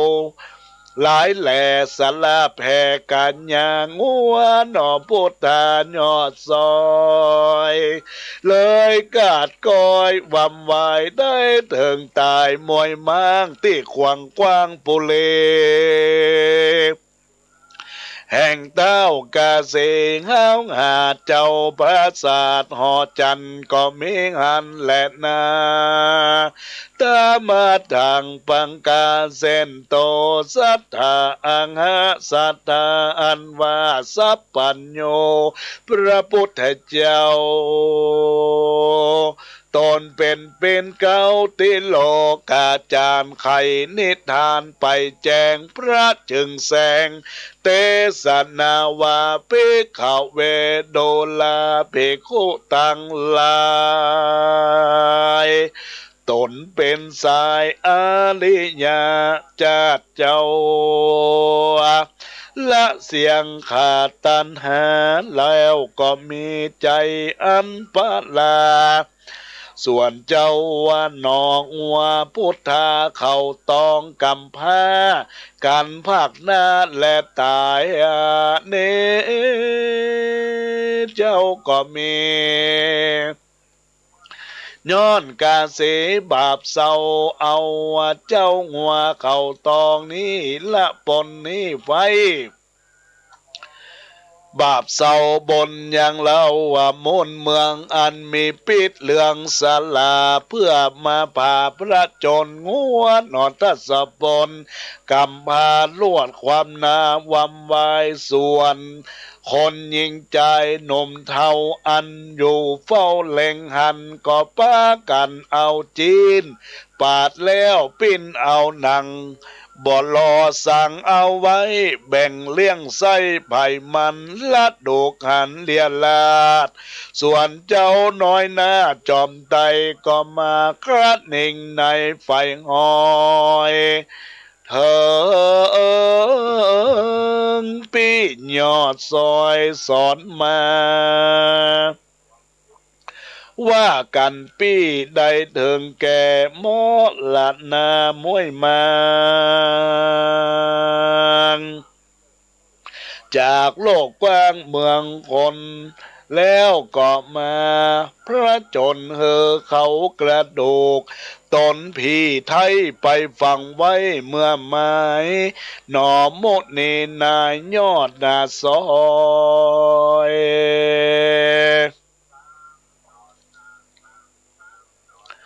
ว่าเจ้าอ่อนน้อยทิทาทิทุกะกุมารมีสันดานถอยจ้า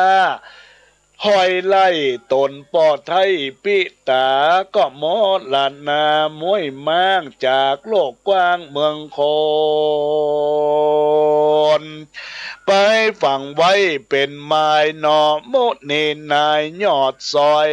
เกิดล่ำถ้อยทวนถูกก็เอากระดูกตั้งมวลไว้ที่กวนแห่งตนโจทกาแม่นมีศรัทธาใครหูว่างัวตัวปู้กำพร้าฤทธิกาเลิศแล้วเป็นเต้าตนแก้วเอ็นตามีบุญญาลำเลิศลงมาเกิดเป็นงัวเข่าบนหัวโดลากเป็นตองหากดวงงามมีฤทธิอาลามหลายแหลอาจผ่าแป้ประจนตัวสะกลแผ่นลาพับปืนฟ้าแดนไก่บ่มีไผ่เปรียบใดยังเต้าไทยอินตาสันใดจาไข่หูว่างัวตัวปูเข้าตองเลือดที่ท้องลายแหลกเกยจนแป้มาลายแป้งัวควายนักโสดนับมาอ่านโกดเป็นตามีเตจามาก เต่าสั่งมาการเหล่ามูลเมืองมีใจเคียงไข่หูขอกล่าวตามมีแดดเตเนอวิสัตโกกวนใครจะขอกเล่าตามบาทนะเจ้าโบราณลิขิตจานกล่าวไว้ว่าตนเต้าไทยอินตาแต่เมินมาจากก่อนเกิดอยู่บ่อนเมืองโคนบ่ตุกจนไม่เอาบ่มังเต้าทมนามีนามาจื้อซอยว่าเจ้าอ่อนน้อยที่ถูกกุมากะกุมารมีสันดานถอยไหลตนปอดไทยปิตาก็มามอลานามวยมางจากโลกกว้างเมืองโคนอยู่กับตนแม่เจ้าบ่โศกเศร้าเกียงจาวันหนึ่งนาทิทุกะกุมารได้จากกำขานเก่าแก่บอกเสิงแม่สายใจว่าขอลาไปแอวกาขอตนบนกระยอดซอยอนุญาตปล่อยไปดินดีส่วนนางสายสลีผู้เป็นแม่ก็ลากลูกแต่นำนาก็ใครกำกล่าวตอยบ่ลูกน้อยใจเดียวไปต้องเตียวแอวก้าก็ห้ามลูกละบุตรตาว่าเจ้าบุญนาเอ้ยนอเท่าบ่ถ้าเต้าไปในจงอดสาใจย่างอยู่ในแก้วโกเลียนลาผู้เป็นบุตรตานันนาโสดใจกิ้วโกดเคียงเกก็บอบตีแม่ไทยกำไม้ใดแล้วฟาดแม่ดาจะขาดใจตายผู้เป็นโลกใจนั้นเรากันตีแม่เจ้าบนนาก็ลงนะว่าบ่จาเรือออกตาภายปันแล่นเร็วปันจะใจเถิงการน้ำใหญ่แดนไกลก็มีอาสาจันใจไหลหลากสะเป่านั้นหากติดขำบ่อนำนานำโคตรค่ายเรือเคลื่อนย้ายไปมาเต้าคำการย่างอยู่กลางสมุทรกู้สาครตะฐานในกระบัดนี้เรานายบุญปีเก่านาวาปิจารณาทีสันเกิดสอดดันไปลายว่าคนยิงใจมวนหมู่อันมีอยู่สะเป่ากำป้าเอามาจอดบองลอดไปไก่เถิงแดนใดปลายนาได้แอวก้าและขายใจผู้เป็นนายเกิดแล้วเตียนย่อมแกล้วเสียไหนก็คือคนในมวนหมู่อันไม่อยู่นาว่าเอาไม้มาบดจ้าแล้วกล่าวว่ากำไปว่าคนใดนั้นใส่จับได้ไม้อันนานคนผู้นั้นมีกรรมอันมัวดำมันหลอดจักถูกตอดกงกาการนายนะว่าผู้เก้าไข่บอกเล่าสุดปลายคนยิงใจม้วนหมู่ก็เตียวไปสู่ใหญ่เพื่อเข้าไปจับไม้บอกเว้นไว้จุคนกันเวียนวนไขว่แล้วลอดเจ้าแก้วที่ทุกะกุมารกำป้าปานลอดดันก็ได้ไม้สั้นเป็นไม้คนยิงใจมวนหมู่อันหันอยู่กับตาต่างโศกะตำกอยเอ็นดูเจ้ายอดซอยกุมารจากตกวังทานใหญ่กว้างแดนตาต่างสากรเต้าต่างจะวอนบอกเราขอนายเก้าสะเป่าว่าขอเอาแถมไม่จับไม่สั้นยาวไขว้แถมหอนเข้าจูงหนใหญ่น้อยก็เลี้ยงแถวถอยไผ่พันแล้วก็จับไม้สันยาวกันนั่นเล่าก็ได้นั่งเก่าเป็นตาเจ้ากุมารนั่นกำสันก็ไม้สั้นดีลี ทวนสามตีนั้นใส่ก็มาได้ดังเก่าบ่เพกเบาบ่พิษพันปากันบ่จะเอาใจบาปกระมาปานเกืออาทิทุกะกุมารนั้นน่ะใสตกน้ำใหญ่สากรกอดเถิงเมื่อมอนม้อยแมงจากโลกกว้างเมืองคนได้เอาตนไม่เอาไม่มาดนโลกไตอเวจีหลายแสนหลายปียังบ่ปนบาปลำโลนสังขยายางน้ำป่าส่งโยมาเกิดโยสงสารเป็นสัตว์เดรัจฉานถอยไลนับอ่านได้หมื่นปีบาปกรรมมีหลายลากันพ้นจากเป็นสัตว์บาปกรรมมัดจ่องหอยได้กราดกร้อยเววนเกิดเป็นคนโลกลาตุกต่ำจ้าอานาถาลูกพิจารณาบอกขาดว่าเกิดมาจากปางนี้สั่งตุกงานลำตีบ่ผ่อนบ่ลางชาติก่อนนั้นใสบ่สร้างบุญไว้กับตัวเต้าเมามวนหยาบจ้ากะตำกลานนาบาปนั้นนามาตอบสายจึงตกหายเคียงคีเข้าของงานนี้ยากไหลเจ็บป่วยใครมาปานบอกเจยบานลำตีพี่น้องลี่อายหนตุกยากจนลายแลบอกเว้นแววางลาการพิจารณารู้รอดก็บระตอดต่างบนตาหนุนเข้านามเอาสินกำตัวไปป้าวานาไปจัดใจเพื่อได้ไปดีกันตายนี่ก็ปากละจากลุ่มฟ้าเมืองคนก็เอาต้นไปเกิดเป็นดาวตนเลิศอินตาอยู่นานมาจะใจได้ปรากนาภายพันจากสวรรค์เตตตองเกิดอยู่ห้องเมืองคนมีตัวตนอาจกาเป็นงัวกำผ้าเขาตอง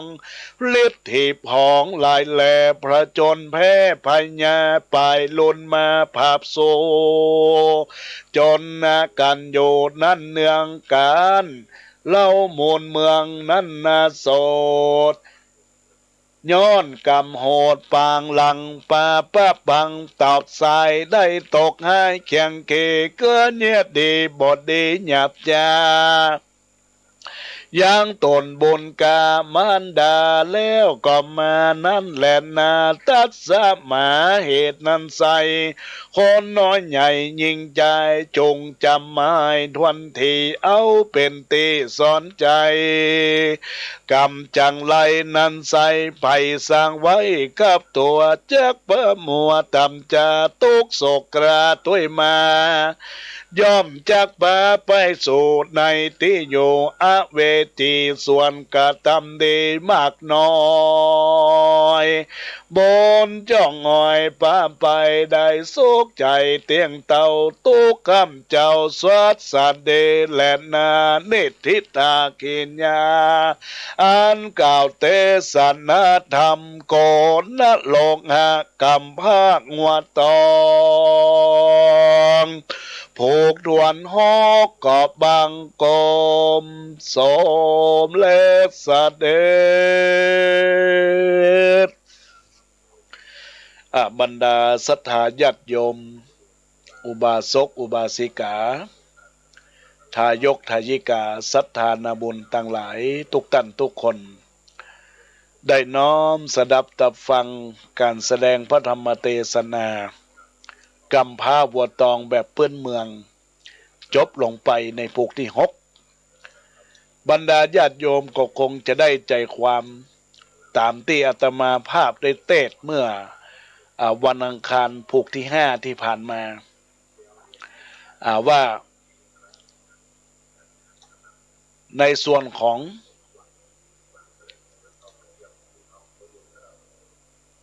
การต่อสู้ระหว่างเจ้าเขาตองก็มีการต่อสู้ปราบชนะ ทุกฝูงทุกอย่างทุกประการแต่แล้วมาผูกนี้ญาติโยมตั้งหลายเป็นที่อะไรโศกะโศกเศร้าเป็นแต่ว่าเนื่องจากว่าเจ้าพญาเนี่ยตึงเหมือนยอมจึงจะชนะฮือได้ก็ได้ไปขอนะ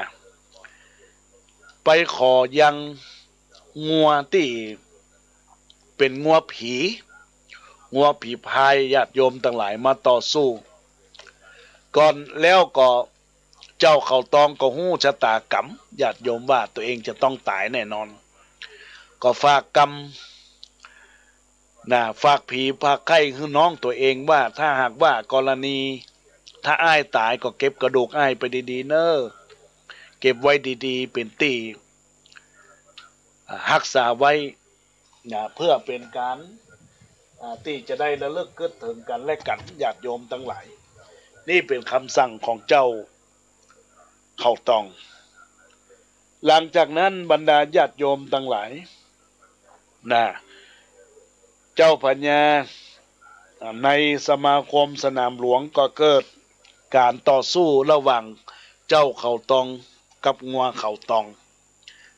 เจ้าเขาตองเนี่ยกับงัวของเจ้าพญาเข้าไปสู้ไปต่อไปจนกันตัวแรกก็ตอนแรกก็เป็นงัวตัวเดียวปรากฏมามี2ตัวปรากฏมามี3ตัว4ตัว16ตัวญาติโยมทั้งหลายแล้วก็โพสต์มาถึง64ตัวจาก64ตัวก็สู้แบบ128ตัวเมื่อเสา188ตัวก็สู้ไป500ตัวแล้วก็ปัน500ตัวสุดท้ายญาติโยมทั้งหลายเจ้าเขาตองก็เกิดหิวเกิดขึ้นต่อสู้กันแล้วกันโดนติ๊กญาติโยมทั้งหลายจนกระทั่งมาเป็นแสนตัวญาติโยมเจ้าเขาตองก็เลยสู้บ่ได้สู้พิษงัวผีเรามูลเมืองบ่ได้ก็เลยต้องถึงแก่กรรมความตายไปเสร็จแล้วเขาก็ปาดจิ้นเอาเจ้าเขาตองมาพนันตีพนันกันก็การญาติโยมทั้งหลายก็เหลือเพียงแต่กระดูกที่คือเจ้ากำ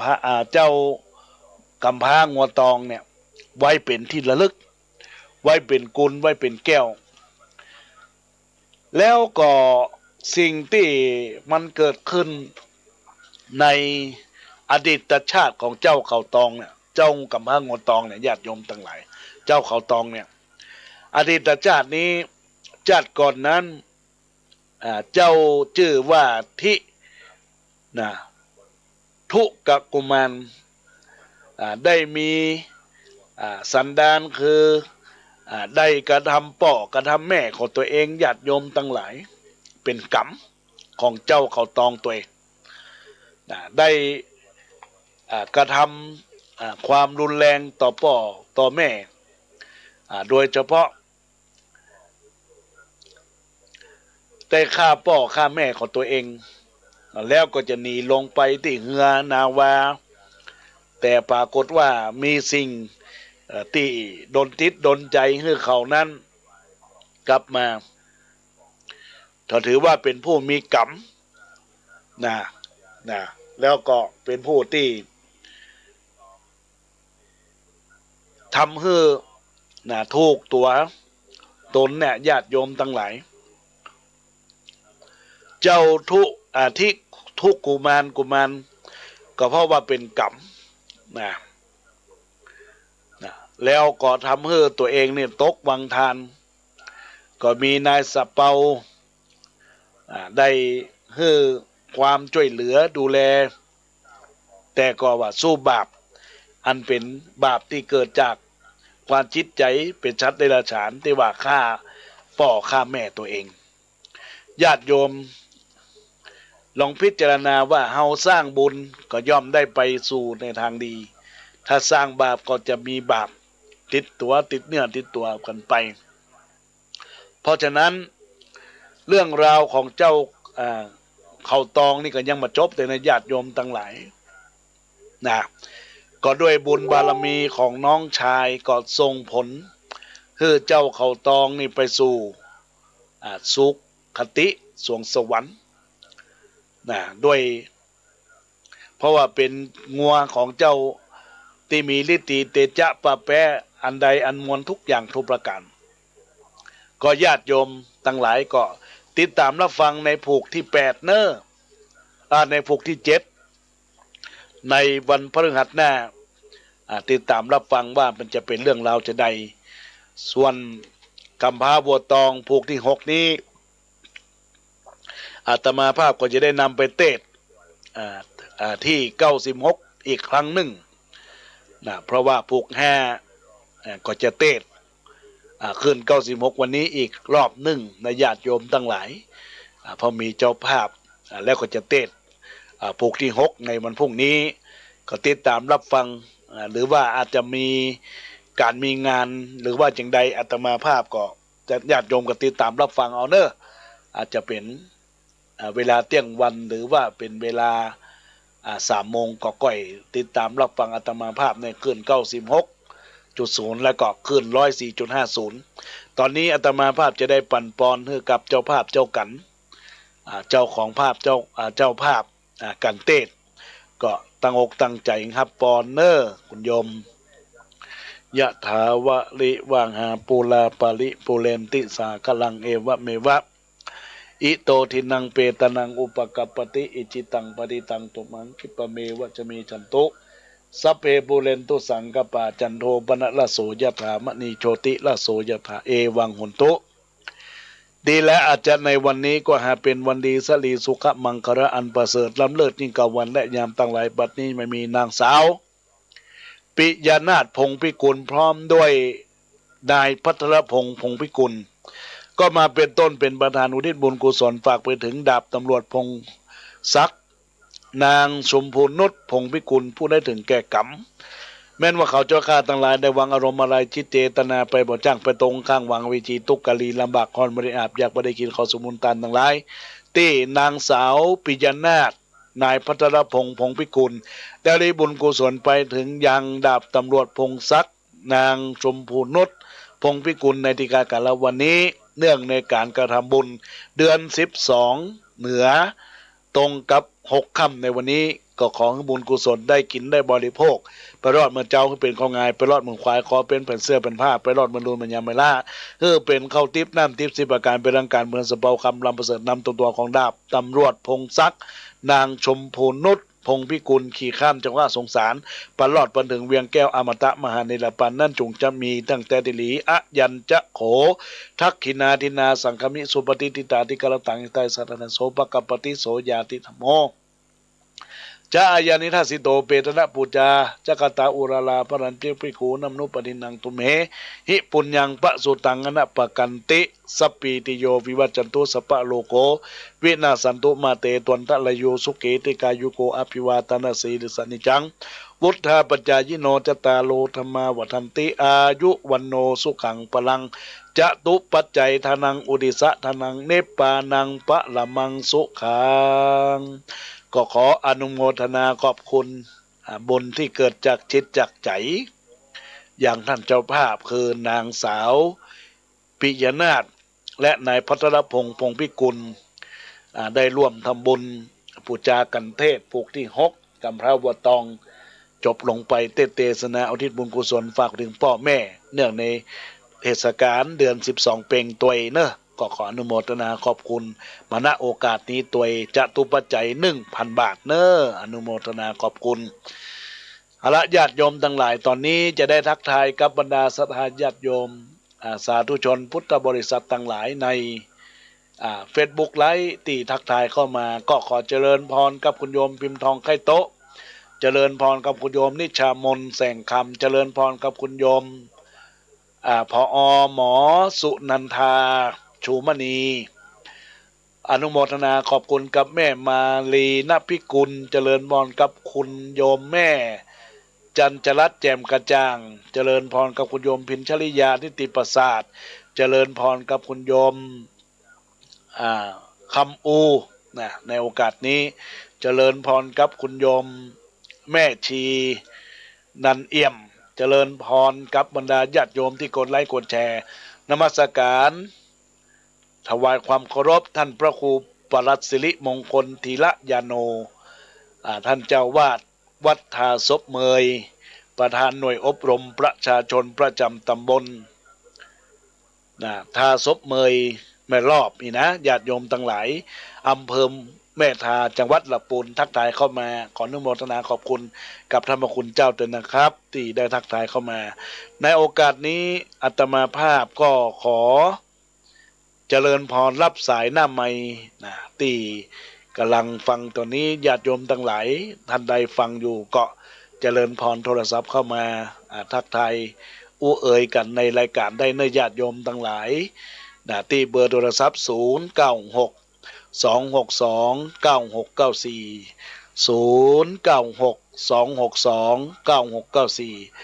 ทักทายเข้ามาอู้เอ่ยเข้ามาในรายการในโอกาสนี้ก็เป็นจะได้ทักทายกันเป็นบุญกุศลเนอะญาติโยมทั้งหลายที่ได้รับฟังในโอกาสนี้ก็ขออนุโมทนาขอบคุณกับบุญที่เกิดจากที่จากใจ0962629694เนอะทักสายหน้าไมค์เข้ามาอาตมาภาพก็รอรับสายหน้าไมค์นะญาติโยมและท่านทั้งหลายก็มีญาติโยมที่กดไลค์กดแชร์บ่ได้เอ่ยนามก็จะไปฟังเสียอกเสียใจเนอะติดตามรับฟังกดไลค์กดแชร์เพื่อเป็นสร้างกุศลผลคุณงามความดีให้เราท่านทั้งหลายได้มีความสุขกายมีความสบายใจในสิ่งนั้นๆที่เกิดขึ้นเนอะญาติโยมทั้งหลายก็ขออนุโมทนาขอบคุณกับบุญที่เกิดจากกุศลและเจตนาที่สร้างบารมีธรรมกับตนตัวของท่านทั้งหลายทุกท่านทุกคนเนอะที่อาตมาภาพได้น้อมนำรายการธรรมะเพื่อเป็นธรรมะจัดสรรสู่ยังบ้านยังจองมูลศรัทธาญาติโยมสาธุชนบางผู้บางท่านได้รับเป็นเจ้าภาพบุญกุศลไปถึงไผอาตมาภาพก็เอ่ยเป็นบุญเป็นกุศลได้ทั่วกันสร้างบารมีธรรมซึ่งกันและกันจะได้ประเกิดซึ่งกุศลและเจตนาสาระธรรมะบ่มีเศร้าหมองมีแต่เรื่องรองผ่องใสส่องแจ้งยิ่งได้ฟังธรรมยิ่งแจ่มยิ่งแจ้งดุจดังแสงแห่งพระอาทิตย์สุขกายสุขใจเมื่อนำมาคิดเป็นสัพพมิ่งมงคลเกิดมาลุ่มฟ้ามีเหตุมีผลสนุกเมืองคนอยู่ได้เพราะศีลธรรมอยู่ได้เพราะศีลธรรมของพระพุทธเจ้าติดตามรับฟังรายการอาตมาภาพในวันนี้เวลาบ่าย3 โมง 4 โมงขึ้น96ก็ขอเจริญพรทุกท่านทุกคนขอเจริญพร